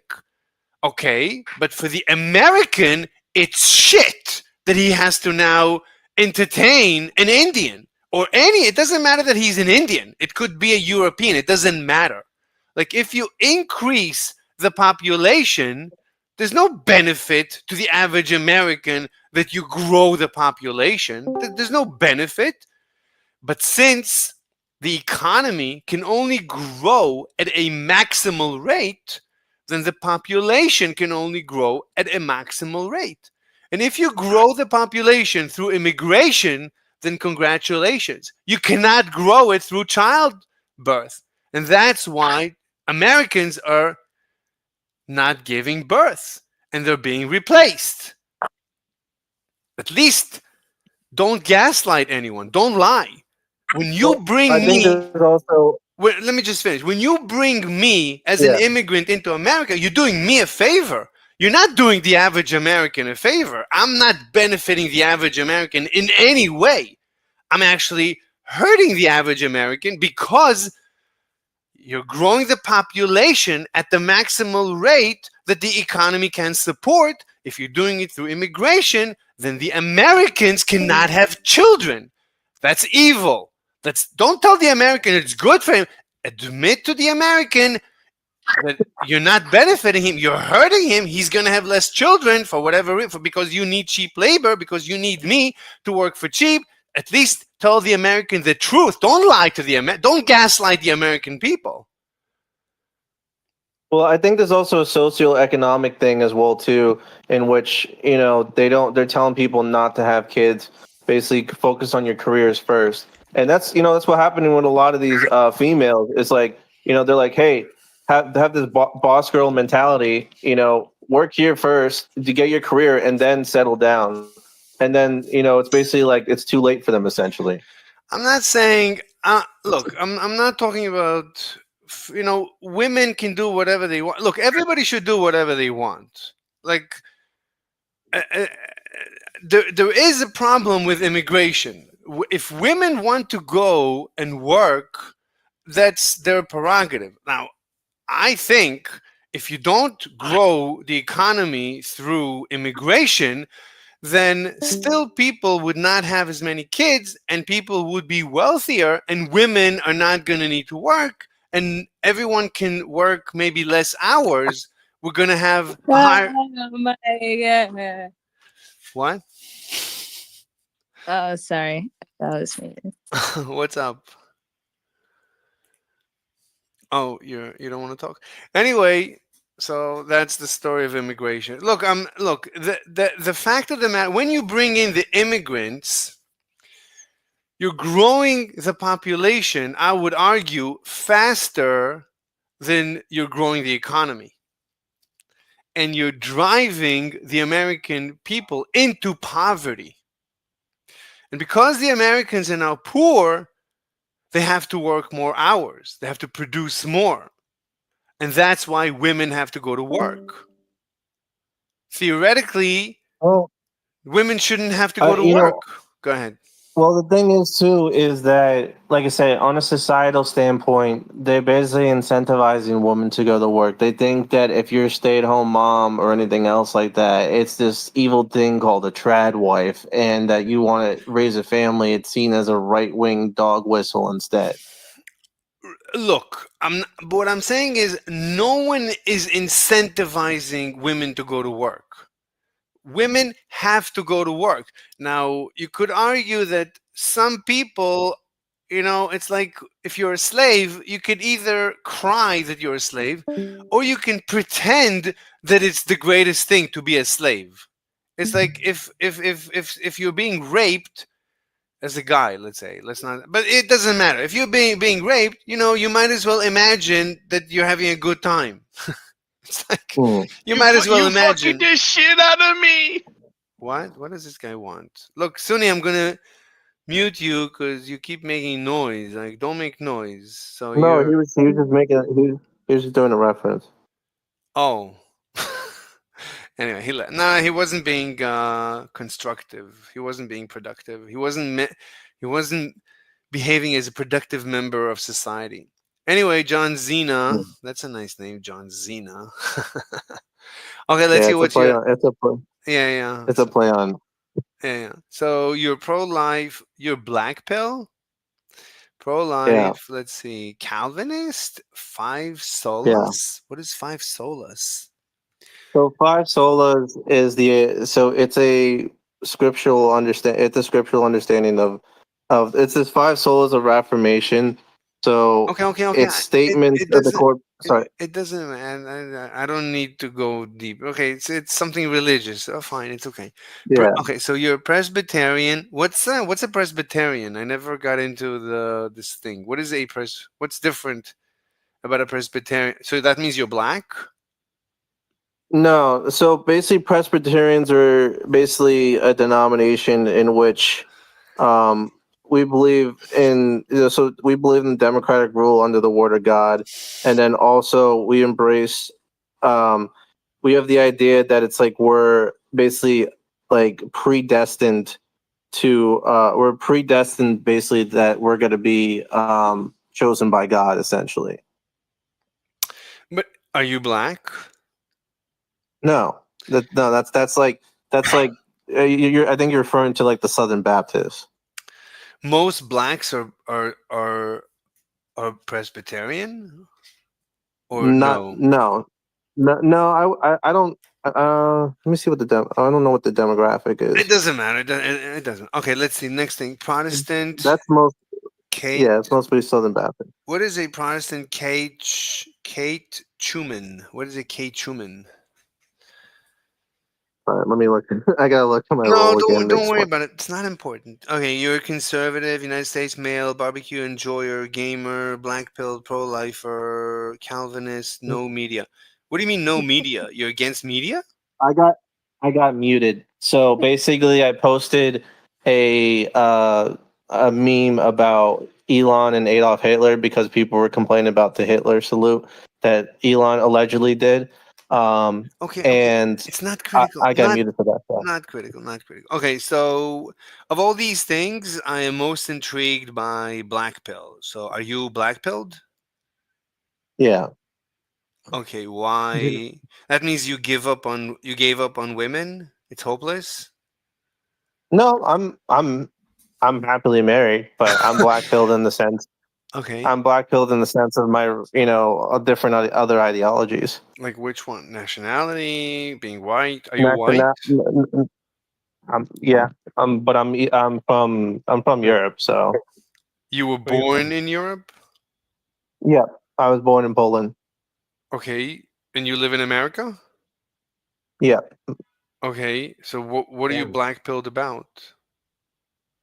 I'm just black pilled about, yes, I gave up my nationality of being in Poland, but I have a pride in being, a nationalist to the United States and not just being like, hey, we're open to other nationalities and ideologies, and that America's, this melting pot that people can go one day and be like, I'm proud to be an American, and the next day wave your, other country's flag around and just being like, oh, I'm proud to be this, whatever, et cetera, et cetera. Okay, but what are you black pilled about? Black pill means hopeless. What are you hopeless about? No, black pill does not mean hopeless. Oh, Black pill is an extremist ideology, basically. okay. That means what? What I mean, that stands for what? So basically, things like I said, things like nationality, things about immigration, where it's No, like, no. What's the I proper? really, I No, what is the proposition of the black pill? What does it? What is it? I'm not like I know the black pill from the manosphere. In the manosphere, you have the red pill, the white pill, the purple pill, the blue pill, the black pill. You have different pills. The black pill are the ones that say it's hopeless in the dating market. You can never find a good wife. It's hopeless. That's the black pill that I know. that's a subsection. That's like more of the Fine. incels. So what? So yeah, fine. So what is your? What are you black pilled about? I'm alt right. Your alt right is not black pilled. Alt right is black pilled. Black pilled means hopeless. So you're saying so? What is black? What is No, okay? Okay, look, I can say black pilled. I can replace it with one word. Can you replace your black pill philosophy with one word only? yeah, Go ahead. nationalism. No, but that has nothing to do with the color black. But that is basically what that is what is turned into a lot of black pilling is the. I know it's a red pill ideology, but this is more of a Black pill is basically become an idea now of nationalism. I don't see. Look, black pill means hopeless in the manosphere. If you say it means national, I understand what it means in the manosphere, but it's definitely changed over time.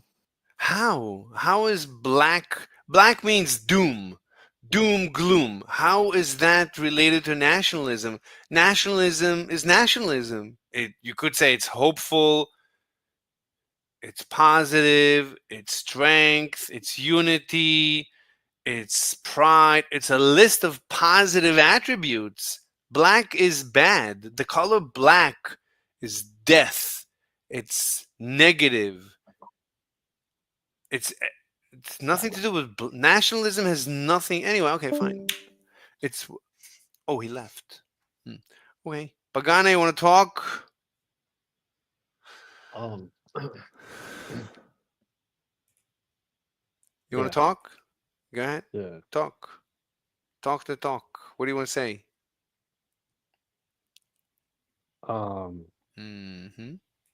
Go ahead. yeah. What? You want to say something or you don't want to say something? You have something to say?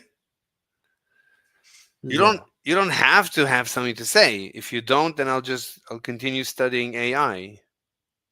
Um, yeah, yeah, yeah. What? Okay, if you whenever you have something to say, just say it. I'll hear it. I'm going to the other tab to study. All right. Might be relevant to predicting the next token. And anyone who's interacted with these LLMs often gets the feeling that it really does seem to understand something at a deeper level that's not just as simple as Yeah, defining. what do you think of? Mm-hmm. Ah, never mind, never mind. No, go ahead. I'm listening. No, never mind. Okay. Oh, okay. Instead, I'll ask this. What? When do you think is the best? No, never mind. Why are you afraid to ask? Okay. I'm not. Which one would you choose? Yeah. Mm-hmm. To no. No. Maybe something else. Like you shouldn't be afraid. I'm legitimately curious what you want to ask. It sounds like you want to ask something, but what you're afraid to ask?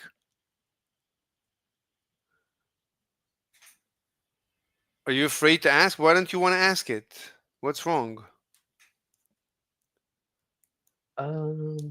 Just tell me why you're afraid to ask, or why you're not asking.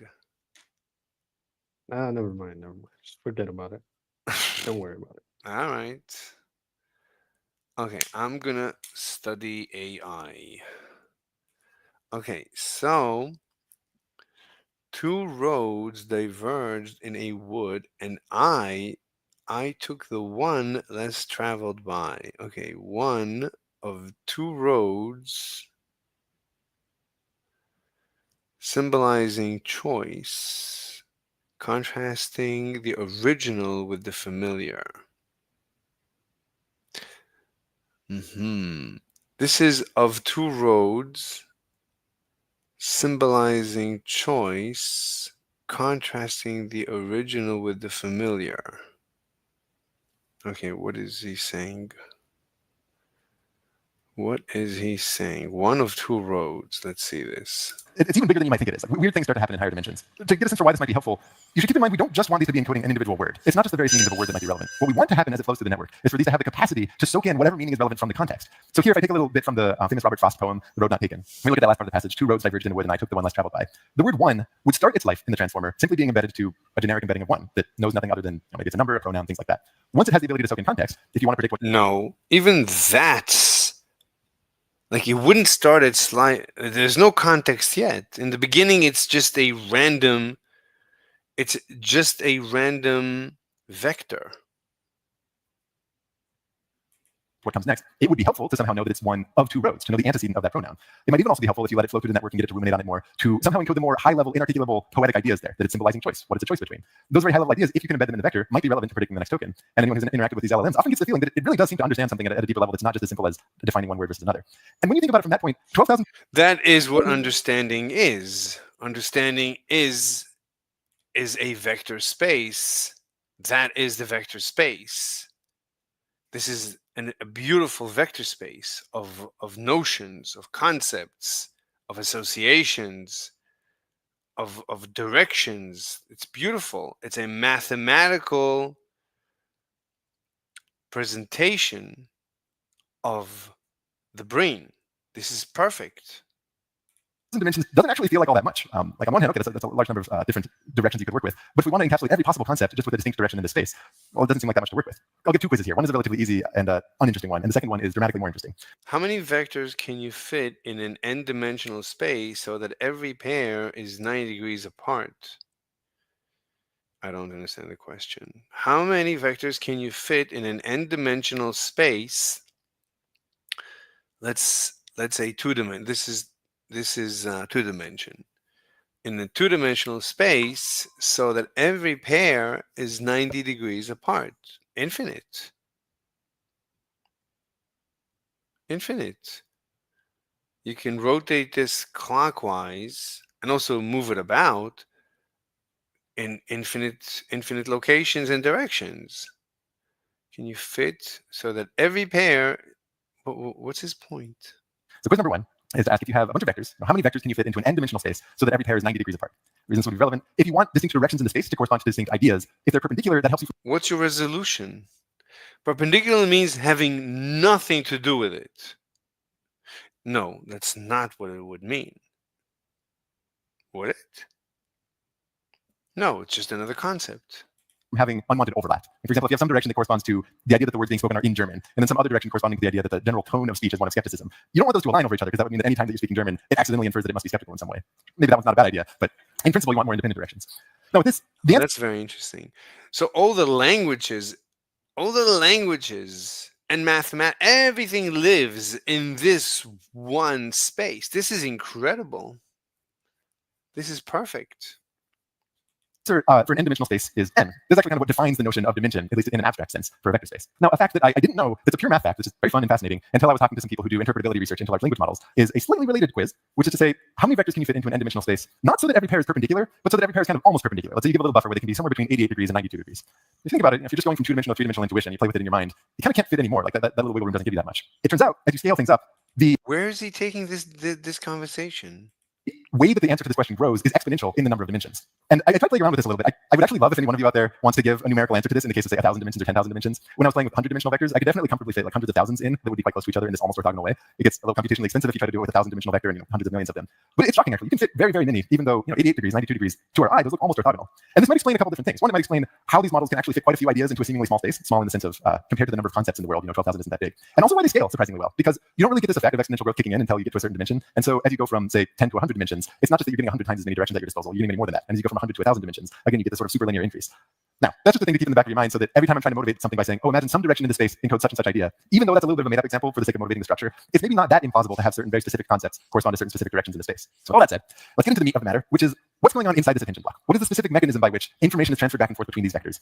And once you do, you can have the sense of what is the number crunching that happens inside a large language model, and why is it as parallelizable as it is? The way I'm going to do this, like I said, is by telling a little bit of a lie, where we're going to imagine something that we might want it to learn. We would hope that it learns. But this isn't to say that it's necessarily what actually happens in production models. Let's say we have got some kind of phrase like a fluffy blue creature roams the verdant forest. We want to think about how do the fluffy blue creature roamed the verdant forest. Okay, I don't know what verdant is, but this is okay. Nouns in that phrase get updated by the adjectives. And what I mean by that is when you initially learn, we would hope that it learns, but this isn't to say that it's necessarily what actually happens in production models. Let's say we have got some kind of phrase like a fluffy blue creature roams the verdant forest. We want to think about how do the nouns in that phrase get updated by the adjectives. And what I mean by that is when you initially encode all of these, because they don't have any notion of their context from the initial encoding, the vector associated with the word fluffy, for example, is just some abstract notion of fluffiness, not tied to it. Wait, what is he saying? As it is. The way I'm going to do this, like I said, is by telling a little bit of a lie, where we're going to imagine something that we might want it to learn. We would hope that it learns, but this isn't to say that it's necessarily what actually happens in production. 1 second. Let me check. I didn't hear any incoming messages.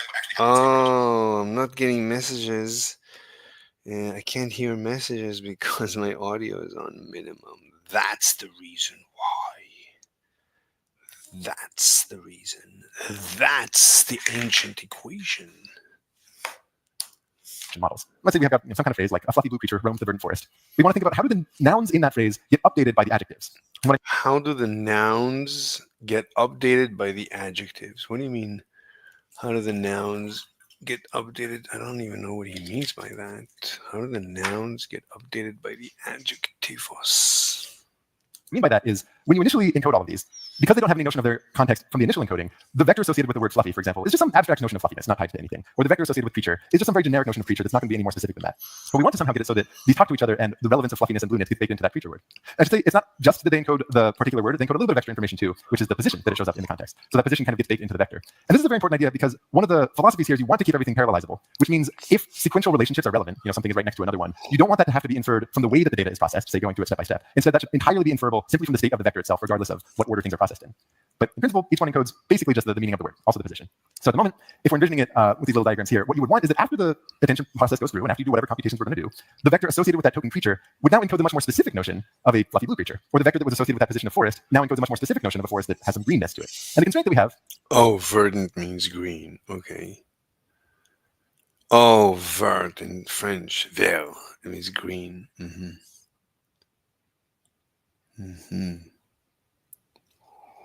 Not a hard constraint, but a helpful design choice if you're doing any kind of deep learning here, would be to make sure that all the operations that you're working with to somehow ask the question of which ones are associated with which and how should they update each other are expressed in the language of matrix multiplication. Because if you do that, where you have a bunch of matrices that are filled with tunable parameters, then this process for training, which relies on gradient descent and a thing called the backpropagation algorithm, can work very efficiently. And it's in part because matrix multiplication can be done very efficiently on GPUs in parallel. It's in part because it's a linear operation, and when you're doing calculus with that, the derivatives are nice and simple. There's no added complexity that emerges. So generally try to say, how can I somehow express this notion of letting one thing influencing another, only using the language of multiplying matrices, where those matrices have tunable weights in them that can be, hopefully, learning to do what we want them to do.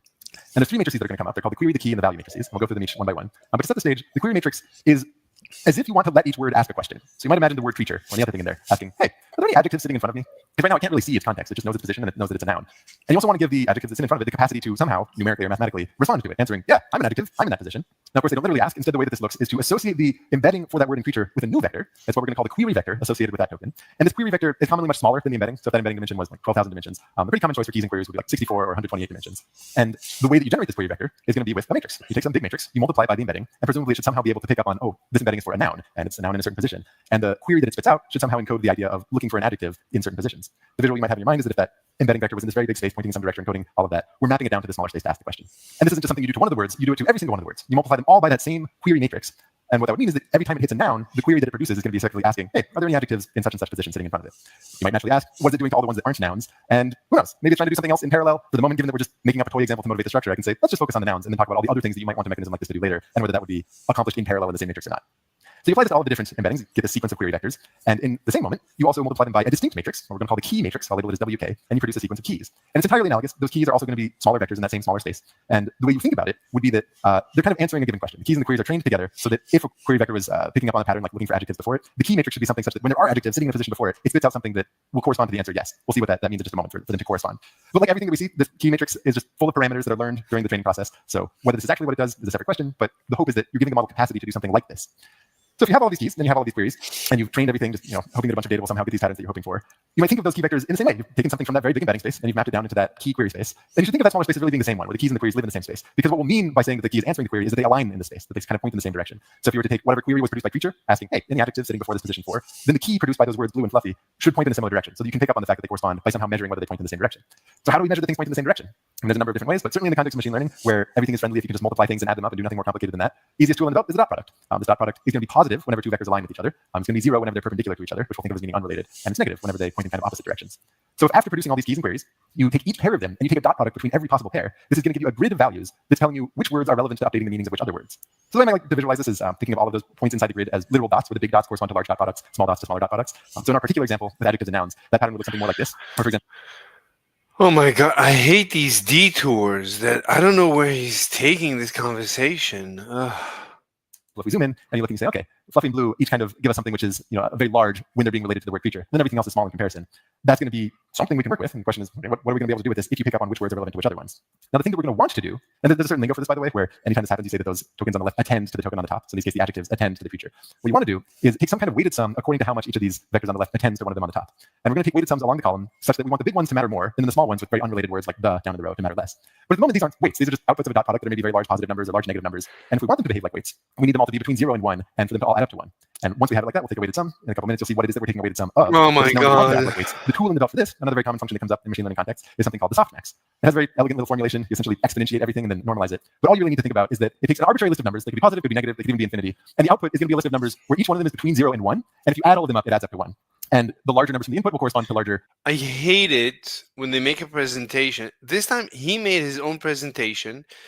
He's pointing at somewhere. The audience knows where he's pointing. We have no idea where he's pointing because all he's showing us is just the slide, the PowerPoint slide, but he's not showing us the pointer.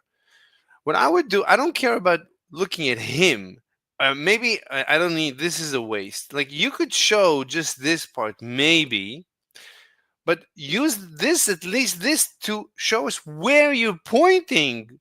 Just show us the pointer. I don't need to see the detail of the slide. The detail of the slide I see here, the details of the slide I see here, just show us where you're pointing when you're pointing. Otherwise, don't point. Or when you edited this, just show us where you're pointing. Use a mouse to show where you're pointing, which is why I hate PowerPoint deliveries, pre-recorded or live sessions. Terrible. Probability is basically larger weights in that output. And then the smaller numbers from the input end up closer to 0. So the reason we call this softmax is that it acts kind of like a maximizing function, where if one of those numbers in the input was notably bigger than the rest, then the distribution on the output has almost all of its weight towards that. So if you were sampling from that distribution, it's effectively the same as just choosing the maximizing input. But it's softer than a max in the sense that as you continuously change things, you get a smooth change in what that output is. Which again is friendly if you want to be doing calculus with this, which is what's going on with that gradient descent under the hood. It's soft so that it's a function so that you can use calculus. Mm-hmm. Wait, no. Softmax? It's not a perfect, it's not that you're selecting the max. You're not just selecting the max. You're giving some weights to the others. It's a softmax. So we take this list of numbers that we want to act like weights that are currently just arbitrary things between negative infinity and infinity, and you run it through a softmax, and you do this to every single column in this diagram. So every column that corresponds to one of the queries, you're taking the softmax with all these dot products, and it's giving you a sense of weights for which other words are going to be relevant to updating the one at the top of that column. There's a little nuance that I'm not illustrating in the diagram here, where before the softmax you divide by the square root of the dimension for that key query space. Doesn't really matter. It's something that's helpful for numerical stability, but if you're curious, that's a little detail missing here. So once we have this grid, this is properly what I'm going to call the attention pattern associated with this. Well, it's actually not an attention block, but just a head of that attention block. And this attention pattern, again, I kind of like to visualize with a bunch of dots, just giving you a sense of which things are most relevant to which other things. But there's one tiny more nuance that we need to address before we actually use this to make any updates. And it has to do with something I referenced a little bit earlier, for how during training, there's not just one prediction that takes place, but actually quite a few different predictions as it processes a given input. So here, if it's taking in the phrase, the fluffy blue creature roams the verdant forest and predicting the next word, as it all flows through the transformer, what comes out on the other end is going to be a prediction at every single step along the way for every different subsequence of tokens. And again, this might not seem super relevant in the case of something like a chatbot where it's generating text. Why are you predicting the next word? You already know what the next word is. But it's very relevant for training because it means that if you feed in this particular thing, rather than just having one particular training example, which is whatever actually follows this, you get a whole pile of training examples where it's using those same weights to try to make predictions all along the way. And so all of the weights get to be updated by all of the different predictions that it's making for that one bit of processing. And the contract can get quite big. It can be thousands of different tokens. So that can mean the difference between a single training example and thousands of training examples for one particular run. Okay, so as you're going, as it is learning, as it's reading, it's constantly updating its attention, which is attention is the context, the attention matrix.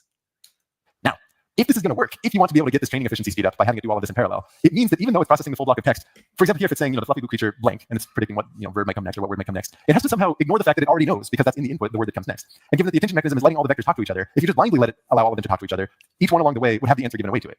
So what you have to do is take all of the positions that correspond to later tokens influencing an earlier token and do something to zero them out. So in this case, everything where there's a later token like the word roamed sitting before an earlier token like the word creature, that's something that we're going to want to make sure is zero.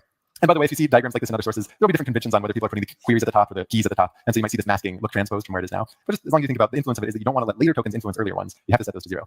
Now, if you just naively set them to zero, the problem is that your columns wouldn't be normalized anymore. So given that we want to use them as weights for a weighted sum in a moment, that would mess things up. You could say, okay, well then just set them to zero and then renormalize the columns. But okay, this is a waste of time. This is a waste of time. I don't know where he's going with this. This is too much. I hate it when this happens. Where is evil? I just want the government to take care about our people first. Correct. Hello, I'm patriotic diligence. You're from China. Thank you for everyone. Performed consciously and deliberate, gradually irrelevant. Okay. Can you talk? Hello? Hello? Can you talk? Hello? Hello? Can you talk? Hello? Yeah, hi, how's it going? Are you from China? No, I'm not. Okay. Are you Japanese, Korean? What are you? I'm not Japanese, I'm not Chinese, I'm not Korean. Okay, but you are Asian. I sense the presence of an Asian. Mm-hmm. Yeah, amazing. Cool. Anyway, what do you think about immigration? Like, What? just a second. Immigration to Europe countries or Asian countries? Wait, you have to speak slow because I don't know what you're saying. Ah, So, just a second, okay, sorry. hmm. Like to Europe or Asia? It doesn't matter. What do you think of immigration in Yeah, what? like, immigration, I just say, like, immigration is good. Sometimes. Like, Russian immigrant is like cool immigrants, I think, because they have good quality education, they have good like strategy. We have a lot of immigrant from Russia and from China. I think that immigration is cool. So Russian is cool, and what about China? China is not cool? Like I said, like immigrations, like immigrant from China and from Russia Is good? is there. Yeah, Okay. Why? I mean, like they have good quality educations. Okay, but is it good for let's talk about America. Is it good for the average American that you bring in a Russian? What is the benefit to the average American to bring in an average Russian? Where's the benefit? It's not benefit. Not Just, benefit? I mean, like maybe some Maybe? benefit have, but not. What do you mean, It's not maybe? beneficial. Right? Not I mean, beneficial? like it's not beneficial.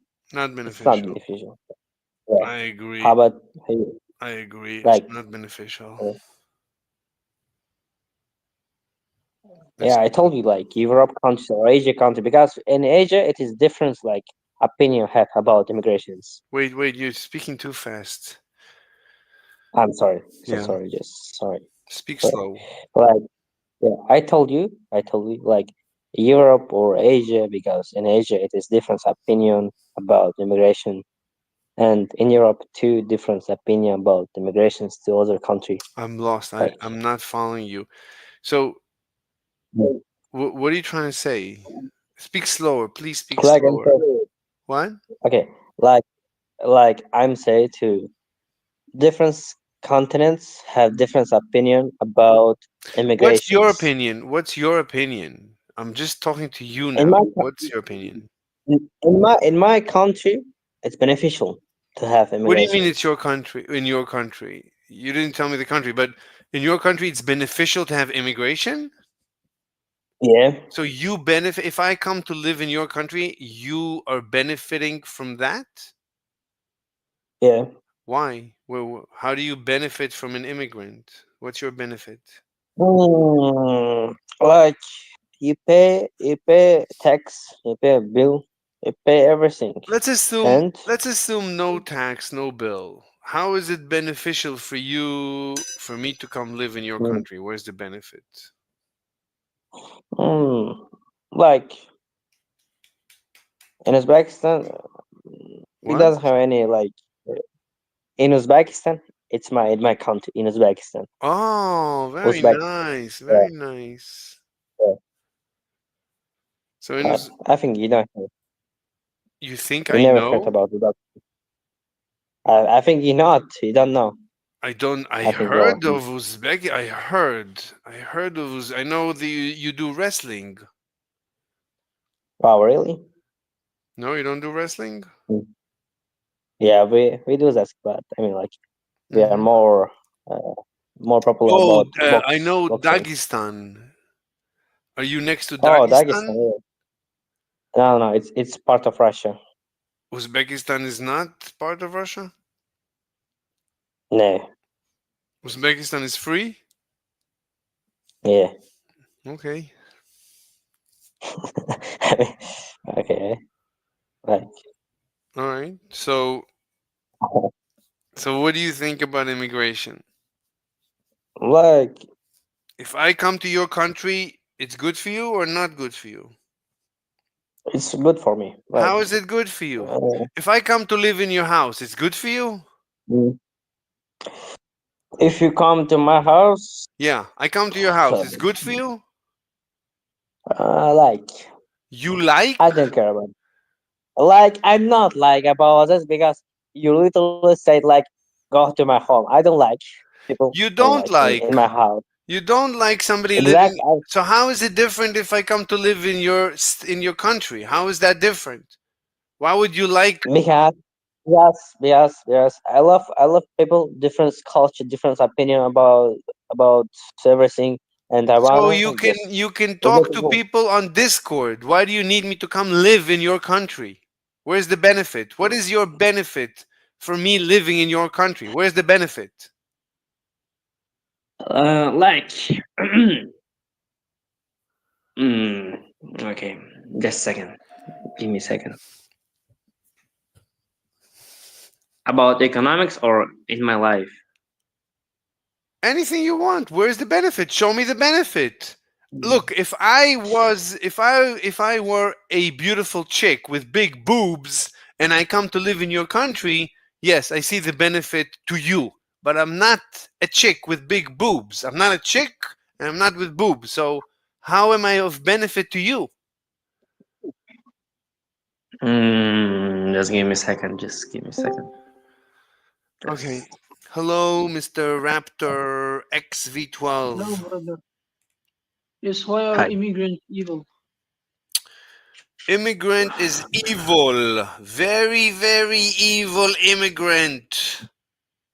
Oh no! Yeah, Why? yeah. Very evil. Very evil immigrant. No, no, immigrants good. Immigrants good, good boy. You naughty. No, you bad. You stupid. You bad. Sorry. I'm sorry. I have Okay. insulted you. I'm so sorry. No, it's okay. It's okay. Anyway, so immigrant is evil because it's it's nuanced. It's not straightforward. It's nuanced. But once you understand the nuance, you will see that it's very evil. Immigrant is very evil. It's not a joke. Yes. Go on. So, so let me ask you a question. If I come to live in your country, do you benefit from that? It depends. Okay, go on. For example, if there is a guy who come to my country to work, I think I will benefit from it. But if he comes and kills stupid people, I think he's a bad guy. So I'm he like, shouldn't come to let's my assume country. I'm a good hardworking person. You're a good hardworking person. We're both good people, no problem. But if I come to live in your country, do you benefit from that? I think yes. Okay, explain why. Where's the benefit? For example, there is a doctor coming in my country. He can help me with my disease if I have a disease. No, but let's assume that for the simplicity of the problem, let's assume that I am an average person, you're an average person, we're both average. And let's assume all of the people are the same. The question is, if I increase the size of the population in your country by one person, is it of any benefit to you? We're increasing the size of the population of your country by one person. Do you, as an average person, benefit from this increase in the population of your country? Is there a benefit to you? Well, again, it depends. Maybe he's good for the society, or maybe he's bad. Average. Everybody's average. Everybody produces and consumes, on net, everybody produces and consumes the same. So everybody is a net citizen. Everybody is just an Okay. average net citizen. We just, everybody's okay. No, like everybody lives their own lives. I come to your country and I live next door to you. Is there any benefit? Do you receive any benefit from this? Well, if there is no work, if there is no society, there is no benefit. Yes. What do you mean no work, no so? No, no, no. I'm just a normal Joe, a normal guy. I'm just Okay. like you. Everybody's normal. Everybody's average. I Yes. come. So yes, What is the yes. benefit? So there, What? well, he work for society, so he makes society I better don't work if for he's society. working. I don't work. No, you don't work for society. I don't work for society. We work for Well, ourselves, right? What you work is for yourself. It's not for society. no, because imagine an engineer. He's gonna build a house for other people in order to gain money. So when you But let's have a assume work, no. actually Let's work assume for other no, people. no, no. Let's assume everybody produces and consumes exactly the same. So no one is a net contributor and no one is a net consumer. Everybody is the same. Everybody is Okay. Okay. net neutral, net zero. Everybody is a net zero contributor or consumer. Everybody is Mhm. net zero. So you don't benefit from me. You cannot benefit from me. Yes. And Yes, I indeed. don't benefit from you. We are both net zero. Everybody is net zero. The economy, whatever it produces, it consumes, which is normal for every economy. Yes. So, what is the benefit? If I come to live in your country, what is the benefit to you? So in this case, there is no benefit. Exactly. Exactly. There is no benefit. However, Yes. okay. However, when you grow the population, if you don't grow the economy, then the wealth per person must go down. If the total wealth of the economy remains the same, but the population grows by one person, then the total wealth divided by the total population mathematically goes down. Meaning, if the economy stays the same and you bring in an immigrant, everybody's just a little bit poorer. Yes, but if everyone is just a little bit poorer, everyone is not a little bit poorer. Do you get what I mean? No, If everyone loses $1, no one loses $1. no, no, no. Economy, if the total economy is the same and you grow the population, everybody's a little bit poor. Imagine the economy is the same, like the number of houses remains a constant, and you double the population. So now everybody has to live in half the space. And you double the population again. Everybody has to live in half the space even more. It's becoming more and more crowded. So if you don't grow the economy, if the economy stays the same, but the population grows, then everybody is Uh, poorer. This is just brother, mathematics. brother, I just came out from biology school, so like I can see you're making fallacies, but I don't have the energy to argue with you. I'm sorry. Oh, I'm sorry. But like you're making simple fallacies in economics, in mathematics. You can ask the question to a mathematician or some teacher in high school, I think. 'Cause Mm. this is kind of easy, I think. By Okay, the way, are you joking or are you serious about this? before we go to are you joking, so you're saying that I'm committing fallacies, but you're not explaining the fallacies. So you have to Yes. retract. Either you support your claim that I'm making fallacies, or you retract, because otherwise you're saying I'm stupid without No, no, no, argumenting. no, no. You if you Sorry, s- sorry, sorry. I don't want to. I didn't mean to insult you. I'm sorry, brother. But If if you you felt tell this if way. you tell someone you're committing a fallacy, that's unless you can support it, you're just insulting. That's an insult, especially on No.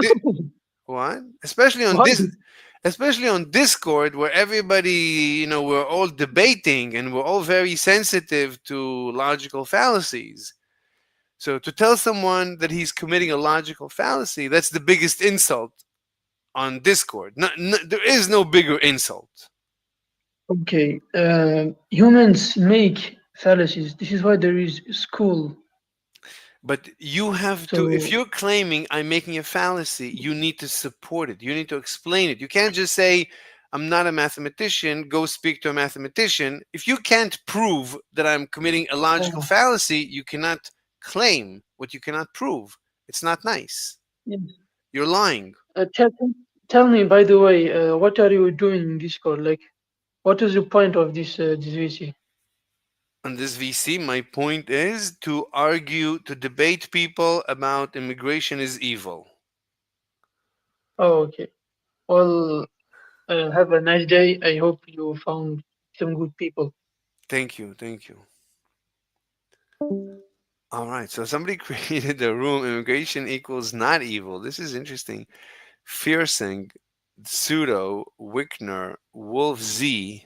Interesting.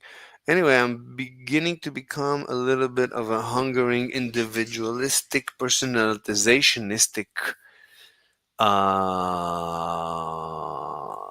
humanoistic. Can you say humanoistic? I guess humanoid is the istic. Um, but I still need a noun. Discordian. Yeah. Let me try. Let me try and call on calling Dr. Evil, Mr. Kitty. Calling Dr. Evil, where are you? You promised to join me. We must continue studying AI. Why are you so evil?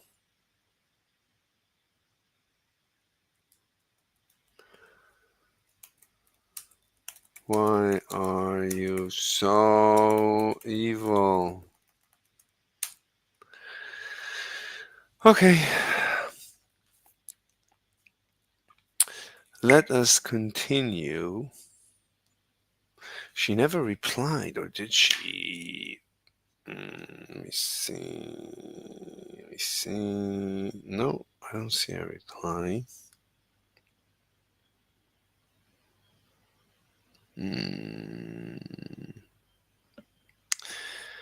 I don't see a reply. Reply nation. Okay, let's continue. Another way to do it that is a little bit more elegant. Before applying the softmax, set all of those values inside that masked region to negative infinity. And Okay, I don't know if we should go back to where he started talking about this. He's like, let me go on a detour, which is most of this talk. Like, everything up until now was really very straightforward. This is where I don't know what he was trying to say.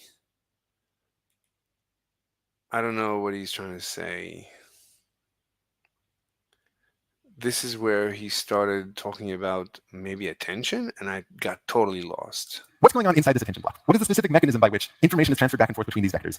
And once you do, you can have a sense of what is the number crunching that happens inside a large language model, and why is it as parallelizable as it is. The way I'm going to do this, like I said, is by telling a little bit of a lie, where we're going to imagine something. Why would you tell a little bit of a lie? I don't get this. That we might want it to learn. We would hope that it learns. But this isn't to say that it's necessarily what actually happens in production models. Let's say we have got some kind of phrase like a fluffy blue creature roams the verdant forest. We want to think about how do the nouns in that phrase get updated by the adjectives. And what I mean by that is when you initially encode all of these, because they don't have any notion of their context from the initial encoding, the vector associated with the word fluffy, for example, is just some abstract notion of fluffiness, not tied to anything. Or the vector associated. What do you mean? What do you mean by that? It was already trained. So before attention, this is attention. So okay, let's hear. Hello. Hello? Hello, can you hear me? Where have you been? Where have you been? I was asleep. I'm a sleepy boy. Oh my god. All right, do you want to go to the server and study AI? Sure, yeah. Okay, come to my server. I'll see you there. All right. Bloom, bloom, bloom, bloom, bloom, bloom. Bloom, bloom, bloom, bloom. Now we wait. The waiting game. Where is the video? This is the video from yesterday. Let's move it all the way to here. We is awaiting Senor. Okay, and we need this. Hello. Hello. Hello. Okay, so we was kings. We was here. Can you see mine screen? No, let me click the button. Okay. Okay, now the screen is showing up. Bloom. What's happening? Why can't I have to scroll through everything because I thought he made a comment about my comment. I guess he didn't. Or maybe I didn't refresh this page. Okay. What do you mean? What I comment think did he you make? What liked comment? I think he liked my comment, but I don't see it. I don't see it in my I don't see it. I think YouTube. Okay, anyway. So can we continue? Sure, yeah, if you want. I would love to. All right, so let's hear what he says. We had a look at a matrix, we had a look at what a tensor is. And I issued you the challenge to get us creative.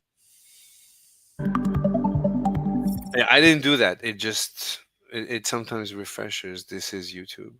Welcome back. In the last video, we covered the basic building blocks of data representation in deep learning, which is the tensor, or in PyTorch, specifically torch.tensor. But within that, we had a look at what a scalar is, we had a look at what a vector is, we had a look at a matrix, we had a look at what a tensor is. And I issued you the challenge to get as creative as you like with creating your own tensor. So I hope you gave that a shot, because as you'll see throughout the course and your deep learning journey, a tensor can represent or can be of almost any shape and size and have almost any combination of numbers within it. And so this is very important to be able to interact with different tensors. Right. I'm not sure that's true. Like a tensor is just, you could say it's a matrix of matrices, or it's a vector of matrices. That's the way he's presenting it. But in this case, it's a vector of one matrix. Okay. That's just the example he gave. Yeah. He was saying you could have. Yeah, it's fine. Okay, let's continue. To be able to understand what the different names of things are. So when you hear matrix, you go, oh, maybe that's a two-dimensional tensor. When you hear a vector, maybe that's a one-dimensional tensor. When you hear a tensor, that could be any amount of dimensions. And just for reference for that, if we come back to the course reference, we've got a scalar. What is it? A single number of dimensions, 0. We've got a vector, a number with direction, number of dimensions, 1. A matrix, a tensor. And now here's another little tidbit of the nomenclature of things, the naming of things. Typically, you'll see a variable name for a scalar or a vector as a lowercase. So a vector, you might have a lowercase y storing that data. But for a matrix or a tensor... An example is A or Y, whereas uppercase is a matrix or a schmenzer. Okay. You'll often see an uppercase letter or variable in Python in our case because we're writing code. And so I'm not exactly sure why this is, but this is just what you're going to see in machine learning and deep learning code and research papers across the board. This is a typical nomenclature. Scalars and vectors, lowercase, matrix and tensors, uppercase. That's where that naming comes from. And that's why I've given the tensor uppercase here. Now, with that being said, let's jump in to another very important concept with tensors, and that is random tensors. Why random tensors? I'm just writing this in a code cell now. I can go here. This is a comment in Python, random tensors, but we'll get rid of that. We could just start another text cell here, and then 3 hashes is going to give us a heading, random tensors there. Or I could turn this again into a markdown cell with command MM when I'm using Google Colab. So random tensors. Let's write down here. Why? I think command is like control. Random tensors. On Windows.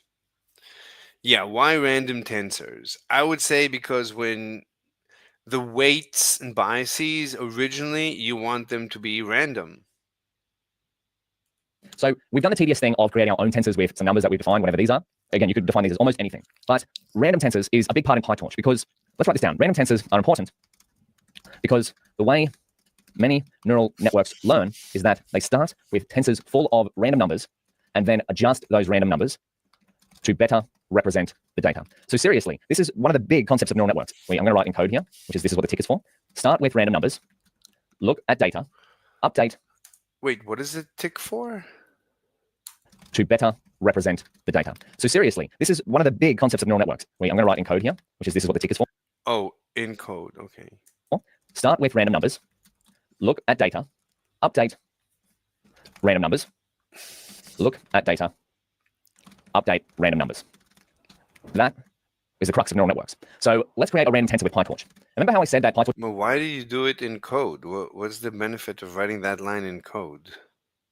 is going to create tensors for you behind the scenes? Well, this is one of the ways that it does so. So we create a random tensor, and we'll give it a size of random tensor of size or shape. PyTorch use these independently. So size, shape, they mean the different versions of the same thing. So random tensor equals torch.rand, and we're going to type in here 3, 4. And the beautiful thing about Google Colab as well is that if we wait long enough, it's going to pop up with the doc string of what's going on. I personally find this a little hard to read in Google Colab, so you can keep going down there. You might be able to read that. But what can we do? Well, we can go to torch.rand. Then we go to the documentation. Beautiful. Now, there's a whole bunch of stuff here that you're more than welcome to read. We're not going to go through all that. We're just going to see what happens hands-on. So we can copy that in here. He finds it difficult on screen, so he wants to go to a different website? Jesus. Yeah. And write this in notes. I guess. Torch random. Isn't there like an F1 that sends you right there? Tensors. Done. Just going to make some code cells down here, so I've got some space. I can Torch random. Oh, the link. Okay. get this a bit up. Okay, so random tensor torch.rand 3, 4. Create a random tensor of size 3, 4. What does that mean? Up here. Let's see what. Is it? Well, you're creating a random tensor either with values between the number 3 and 4, or it has 3. No, he says 4 dimensions. size 3, comma 4. It's probably. Is it Yeah, like, so it's between 3 and 4, I think. no, it's the size. Tensor size 3, 4. Oh, okay. So you're saying that. Oh, okay, right. Which is a matrix. It's 3 by 4 matrix. Okay, but it says random, and I got confused. I didn't understand. Okay, I thought okay. it meant. Okay. Yeah, but so it's just gonna be filled with random numbers. Is that right? Yeah, of course. Okay. What our random tensor looks like. There we go. Beautiful. Of size 3. So it's a matrix. Ah, I see. Cool. 3. But all of them are less than 1 for some reason. That's the definition of random. Random is by default between 0 and 1, not including.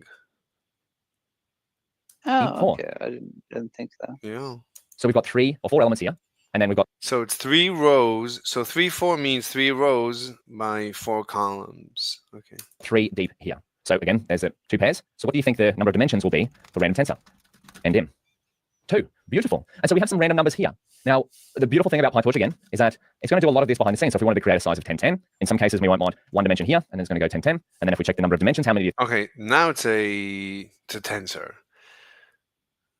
1, 10, 10. So it's 1 matrix of 10 by 10. Okay. I think it will be now 3. Why is that? Because we've got 1, 10. So the dimension is 3. Exactly. Which is a vector of matrices. Fine. 10. And then if we wanted to create 10, 10, 10, what's the number of dimensions? Yeah, the dimension is still 3. So it's 10 matrices, each of 10 rows, 10 columns. It's not going to change. Why is that? We haven't run that cell yet, but we've got a lot of numbers here. We can find out what 10 times 10 times 10 is, and I know we can do that in our heads, but the beauty of Colab is we've got a calculator right here. 10 times 10 times 10, we've got 1,000 elements in there. But sometimes tensors can be hundreds of thousands of elements or millions of elements. But PyTorch is going to take care of a lot of this behind the scenes. So let's clean up a bit of space here. This is a random tensor. Random numbers, beautiful. Now it's got 2 dimensions because we've got 3 by 4, and if we put another 1 in the front there, we're going to have how many dimensions? 3 dimensions there. But again, this number of dimensions could be any number, and what's inside here could be any number. Let's get rid of that, and let's get a bit specific, because right now this is just a random tensor of whatever dimension. How about we create a random tensor with similar shape to an image tensor? So a lot of the time when we turn images, image size tensor, when we turn images into tensors, they're going to have, let me just write it in code for you first. This is really terrific. He's really practical. He's really fast, not wasting time, really clear. This is free. This is terrific. I really can't complain. Are you following, Monsieur? Yeah, it's pretty good. Yeah. Size equals a height, a width, and a number of color channels. And so in this case, it's going to be height, width, color channels. And the color channels are red, green, blue. And so let's create. So why is he saying size equals? Isn't that the default? Height, width, color. Isn't this a matrix? Is it a matrix? 3 colors? Isn't this a tensor? It's 224 by It's a 224, tensor, but yeah. it's 224 by 224, but there's three of them. So it's a vector of matrices. Okay. So why he says size equals? Did he explain why he's writing size equals? Let me just write it in code for you first. Size equals. He's never done this. He's doing something without. Yeah, he said it. He'd write it and then explain it. He said. Oh, he said that. Okay. I think so. Okay. Let me hear. Let's get rid of that. And let's get a bit specific, because right now this is just a random tensor of whatever dimension. How about we create a random? I'm curious to see this random image. This would be really interesting to see, to visualize. He did say that he wants to visualize all the time. He wants to visualize what's going on. Tensor with similar shape to an image tensor. So a lot of the time when we turn images, image size tensor, when we turn images into tensors, we're going to have, let me just write it in code for you first. Size equals a height, a width, and a number of color channels. And so in this case, it's going to be height, width, color channels. And the color channels are red, green, blue. And so let's create a random image tensor. Let's view the size of it, or the shape. And then random image size tensor, we'll view the end dim. Beautiful. Okay, so we've got. So the last line, I guess, is the one printed. So if you want to print multiple values, you use a comma. We had this issue yesterday. I couldn't figure it out. So, okay. And he didn't explain it, but that's fine. So what is he saying? Well, he's putting it in parentheses. I don't know why. Towards size. What is going on here? What is this? So he's creating a size, a size object, I guess. 224, 224, 3. But it's a vector. Okay, so so a size is a vector, I guess. So he's creating the size, and now comma 3. What? He's getting the number of dimensions of the number of tensor. dimensions? It's 3-dimensional. But it's just parentheses. Yeah, 3-dimensional. Well, let's see what he's doing. We've got torch size, the same size, 224, 224, 3. He's not explaining. He's going a little bit too fast. Height, width, color channels, and we've got 3 dimensions. 1 for height, width, color channels. Let's go and see an example. Oh, that's what that is what got printed? Oh, that's the printout. Oh, because he printed a tuple. So it creates a tuple. Yeah. Okay, so the shape is a size and the dimension is a scalar. Oh, okay. I missed the part where it's the output. Okay. So torch, it's a size. Okay. 4, 3, height, width, color channels, and we've got 3 dimensions. 1 for height, width, color channels. Let's go and see an example of this. This is the Python Fundamentals notebook. If we go up to here, so say we wanted to encode this image of my dad eating pizza with thumbs up of a square image of 224 by 224. That's his dad. Jesus, he's old. He's like basically dead. So it's 224 by 224, and there's 3 of them. Fantastic. Input could be almost anything. Processed inputs, these get represented as a tensor. So this is the original image, but it is represented as a tensor. Will depend on the input. Tensor representation of image with shape 3 to 24 to 24. This is a better way to say it. It's not 224 to 24 3, but fine. 224. This is an input. And if we wanted to encode this into tensor format, well, one of the ways of representing an image tensor, very common ways, is to split it into color channels, because with red, green, and blue, you can create almost any color you want. And then we have a tensor representation. So sometimes you're going to see color channels come first. We can switch this around in our code quite easily by going color channels here. But you'll also see color channels come at the end. I know I'm saying a lot that we kind of haven't covered yet. The main takeaway from here is that almost any data can be represented as a tensor. And one of the common ways to represent images is in the format color channels, height, width. And how these values are will depend on what's in the image, but we've done this in a random way. So the takeaway from this video is that PyTorch enables you to create tensors quite easily with the random method. However, it is going to do a lot of this creating tensors for you behind the scenes. And why a random tensor so valuable? Wait, someone has joined us? Hi, Inhuman. We're studying AI. We're not having a discussion. So you can join us studying AI if you want. Okay. It's up to you. Yeah, you can learn all about AI, become an AI aficionado. But we're going very fast because we both have a lot of background. So I don't know if you'll be able to follow. And we're already almost 2 hours into this course. So it's up to you. Okay, Valuable because I can watch it. Okay. Okay, let's rewind. Random method. However, it is going to do a lot of this. Is it kind of haven't covered yet. The main takeaway from here is that almost any data can be represented as a tensor, and one of the common ways to represent images is in the format color channels, height, width, and how these values are will depend on what's in the image, but we've done this in a random way. So the takeaway from this video is that PyTorch enables you to create tensors quite easily with the random method. However, it is going to do a lot of this creating tensors for you behind the scenes. And why are random tensors so valuable? Because neural networks start with random numbers, look at data such as image tensors, and then adjust those random numbers to better represent that data, and they repeat those steps onwards and onwards and onwards. Let's finish this video here. My challenge for you is to create your own random tensor of whatever size and shape you want. So you could have 5, 10, 10 here, and see what that looks like, and then we'll keep coding in the next video. All right, let's do this exercismos. So, do you remember what to write? Something like torch, random, size equals 3 to 24 to 24. No. Torch. I guess we have to run. How do you run everything? Isn't there a way to run everything? Father tools runtime.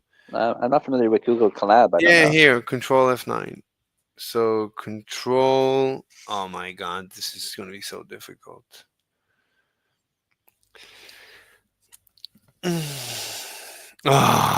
So something is wrong.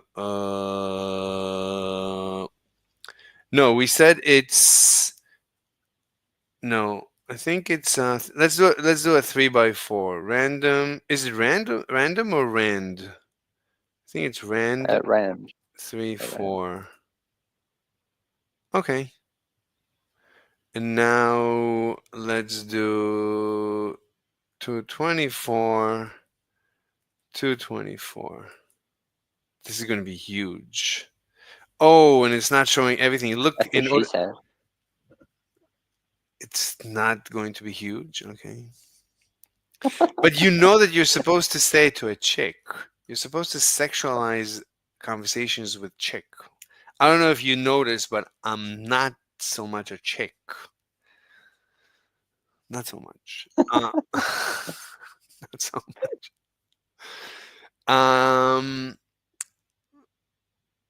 Look at this. This is 7.6 to the negative 1. I mean, times 10 to the negative 1. So it's 0.76.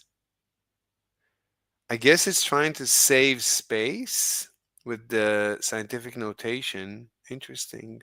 So everything is to the 0.1. Interesting. Look, this guy is to the 2. To the negative 2. So it's 0.03. Fascinating. Okay. I think that's it. Let's continue. Creating tensors with zeros and ones in PyTorch. Wow. I hope you took on the challenge of creating a random tensor of your own size. And just a little tidbit here, you might have seen me in the previous video, I didn't use the size parameter, but in this case, I did here. You can go either way. So if we go torch.rand, size equals, we put in a tuple here of 3, 3. We've got that tensor there, 3, 3. But then also, if we don't put the size in there, it's the default. So it's going to create a very similar tensor. So whether you have this size or not, it's going to have quite a similar output depending on the shape that you put in there. Wait, but what did he it's going to create here of 3, 3. I hope you took on the challenge of creating a random tensor of your own size. And just a little tidbit here, you might have seen me in the previous video, I didn't use the size parameter, but in this case, I did here. You can go either way. So if we go torch.rand, size equals, we put in a tuple here of 3, 3. We've got that tensor there, 3, 3. But then also, if we don't put the size in there, it's the default. So it's going to create a very similar tensor. So whether you have this size or not, it's going to have quite a similar output depending on the shape that you put in there. But now let's get started to another kind of tensor that you might see, zeros and ones. So say you wanted to create a tensor, but that wasn't just full of random numbers. You wanted to create a tensor of all zeros. This is helpful for if you're creating some form of mask. Now, we haven't covered what a mask is, but essentially, if we create a tensor of all zeros, what happens when you multiply a number by 0? 0. All zeros. So if we wanted to multiply these two together, let's do zeros times random tensor. There we go, all zeros. So maybe if you're working with this random tensor and you wanted to mask out, say, all of the numbers in this column for some reason, you could create a tensor of zeros in that column, multiply it by your target tensor, and you would zero all those numbers. That's telling your model, hey, ignore all of the numbers that are in here because I've zeroed them out. And then if you wanted to create a tensor of all ones, create a tensor of all ones, we can go ones equals torch.ones, size equals 3, 4. And then if we have a look, there's another parameter I haven't showed you yet, but this is another important one. is the D type. So the default data type, so that's what D type stands for, is torch.float. We've actually been using torch.float the whole time because that's whenever you create a tensor with PyTorch using a PyTorch method, unless you explicitly define what the data type is, we'll see that later on, defining what the data type is, it starts off as torch float 32. So these are float numbers. So that is how you create zeros and ones. Zeros is probably, I see, more common than ones in use, but just keep these in mind. You might come across them. There are lots of different methods of creating tensors, and truth be told, like random is probably one of the most Wait, I common. need to send a message. Let me just check the time zones. Let me check the time zones. Where's the time zone? Time zone. Yeah, it's good. Let me send a message.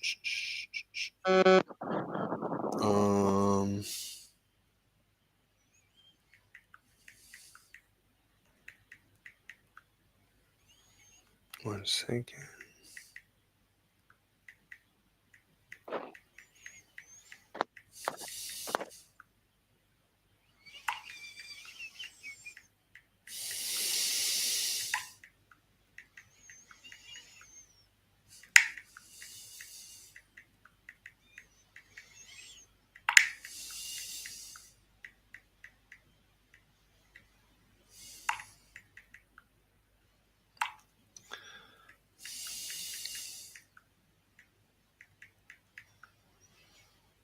Okay.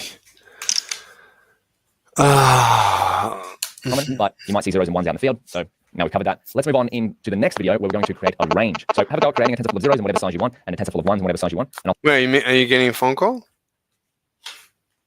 No, not. These headphones are just broken. Okay.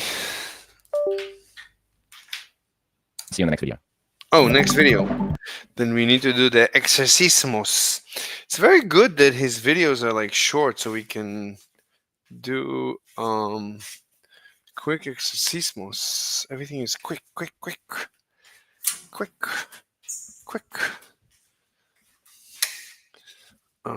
me a second. Give me a second. 1 second.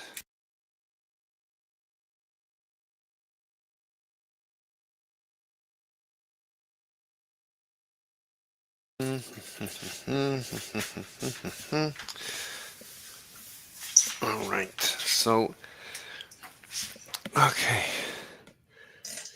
Let me think 1 second. What are we trying to accomplish? Wait, can you hear me? All right. So, Yeah. Can you hear me? yeah, I can hears yous. You are hearsables. Okay. So, okay. So what are we trying to do? What is this exercise? Oh, the zeros. So zeros equals torch. Oh, look at that. Torch zeros.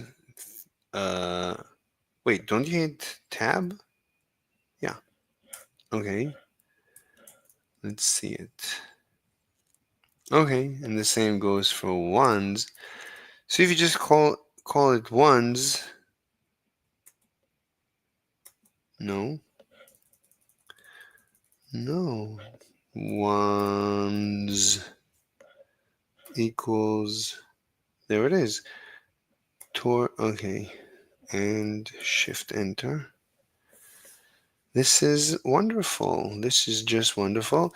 Did he do the multiplication? Wait, he did the multiplication then. Wait, let me just shift this upwards and onwards.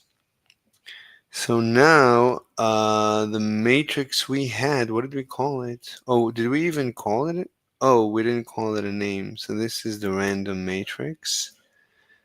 So this is rand. Okay. So now we're going to multiply. He said rand. Did he use the multiplication like this? By the zeros. I don't know. You don't remember? I don't know. Oh, I guess not. What's wrong? Error. Rand is not defined. Oh, we didn't run it. Let's do Control F9 to run everything. The size of tensor. Oh. Okay, so the size is wrong. So that's interesting. So it's, I guess, 3 by 4. Do we have a matrix 3 by Are you 4? missing a bracket in your? Are you missing a bracket in your tensor? No, I'm You not. have two brackets. No, there's only one issue. What do you mean bracket? Okay. Where? No. It says the Oh no, size of sorry, no. Sorry. yeah. Okay. I So missed it. all we need is something that is 3 by 4. Let's just create. Let's do over here rand 2. Let's do like this is equal to torch. Almost. No. Torch. Well, let's hit tab. Wait, come on. Tab. Okay. So torch rand. Let's do a 3 by 4.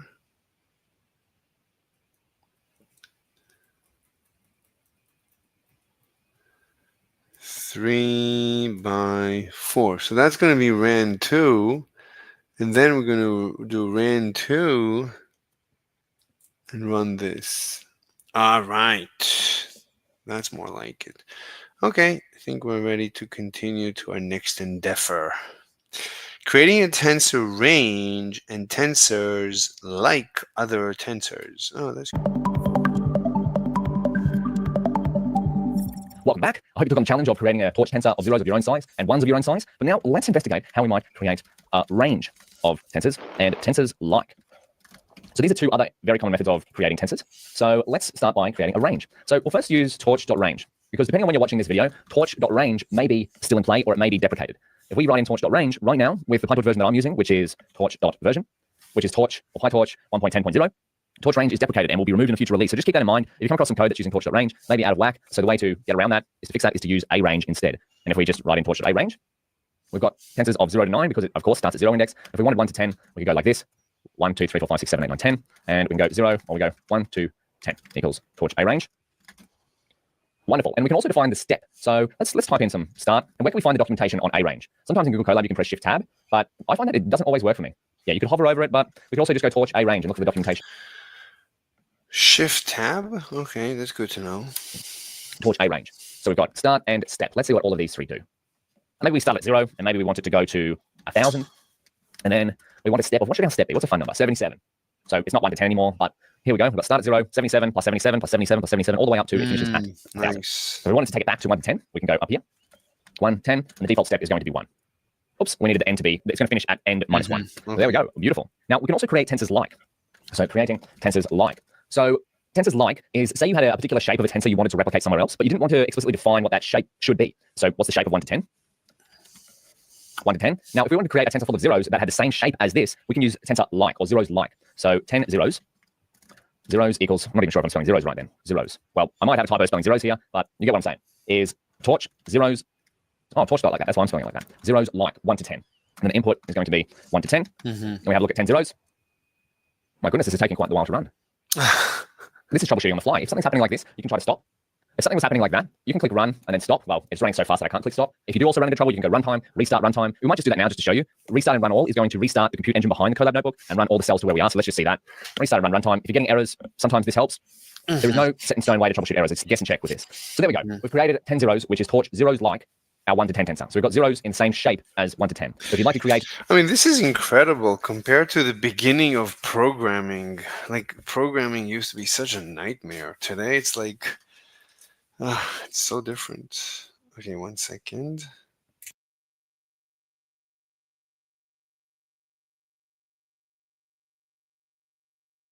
Wait, what's so different about it?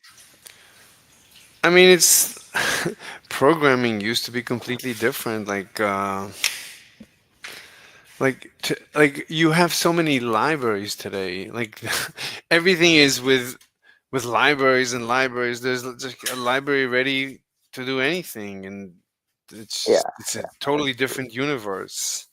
And today already we have AI that's helping you, and like I feel like the days of programmers are numbered. It's like they're wait, give me a minute. 1 minute.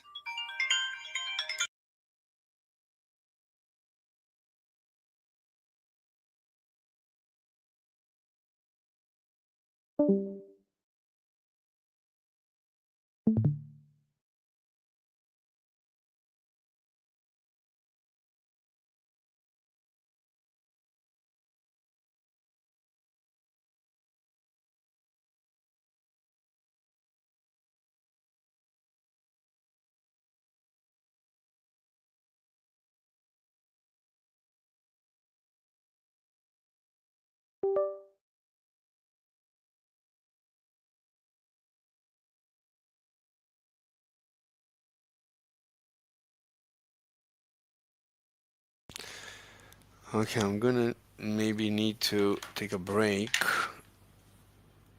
Let me just text my dude. I need to text him. My God. Let me get this guy. Where is he? This is this guy. Nope. Yeah, this guy. Hmm.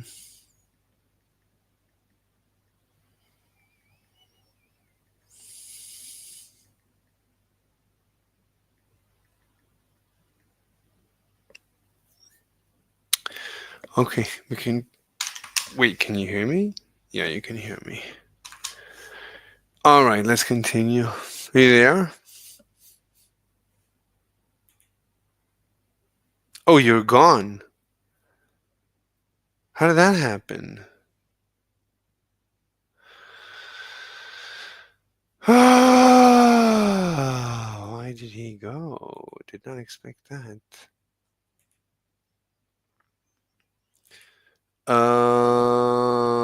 Okay, we were in the middle of this. I don't want to do anything without him around.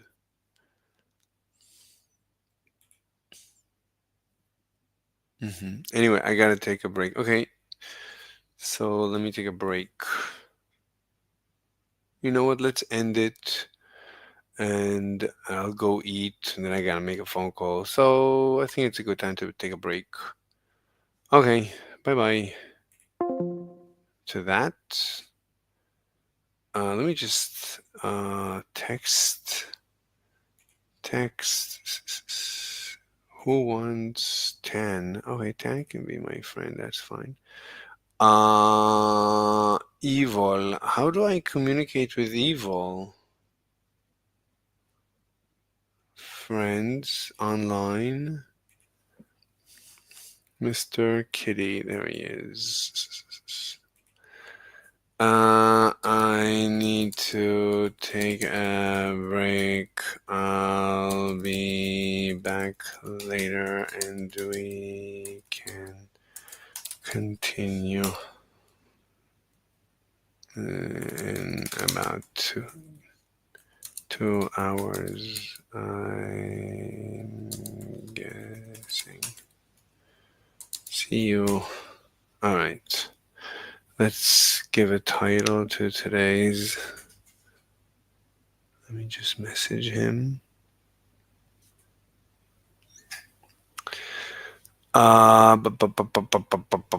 Okay, immigration, and we did some AI, some LLMs, AI. What else? I think that's it. Yeah, but we said study AI in the beginning, so that's a given. All right, so we didn't change anything. That's fine. All right, everybody. Thank you so much. I'll see you later.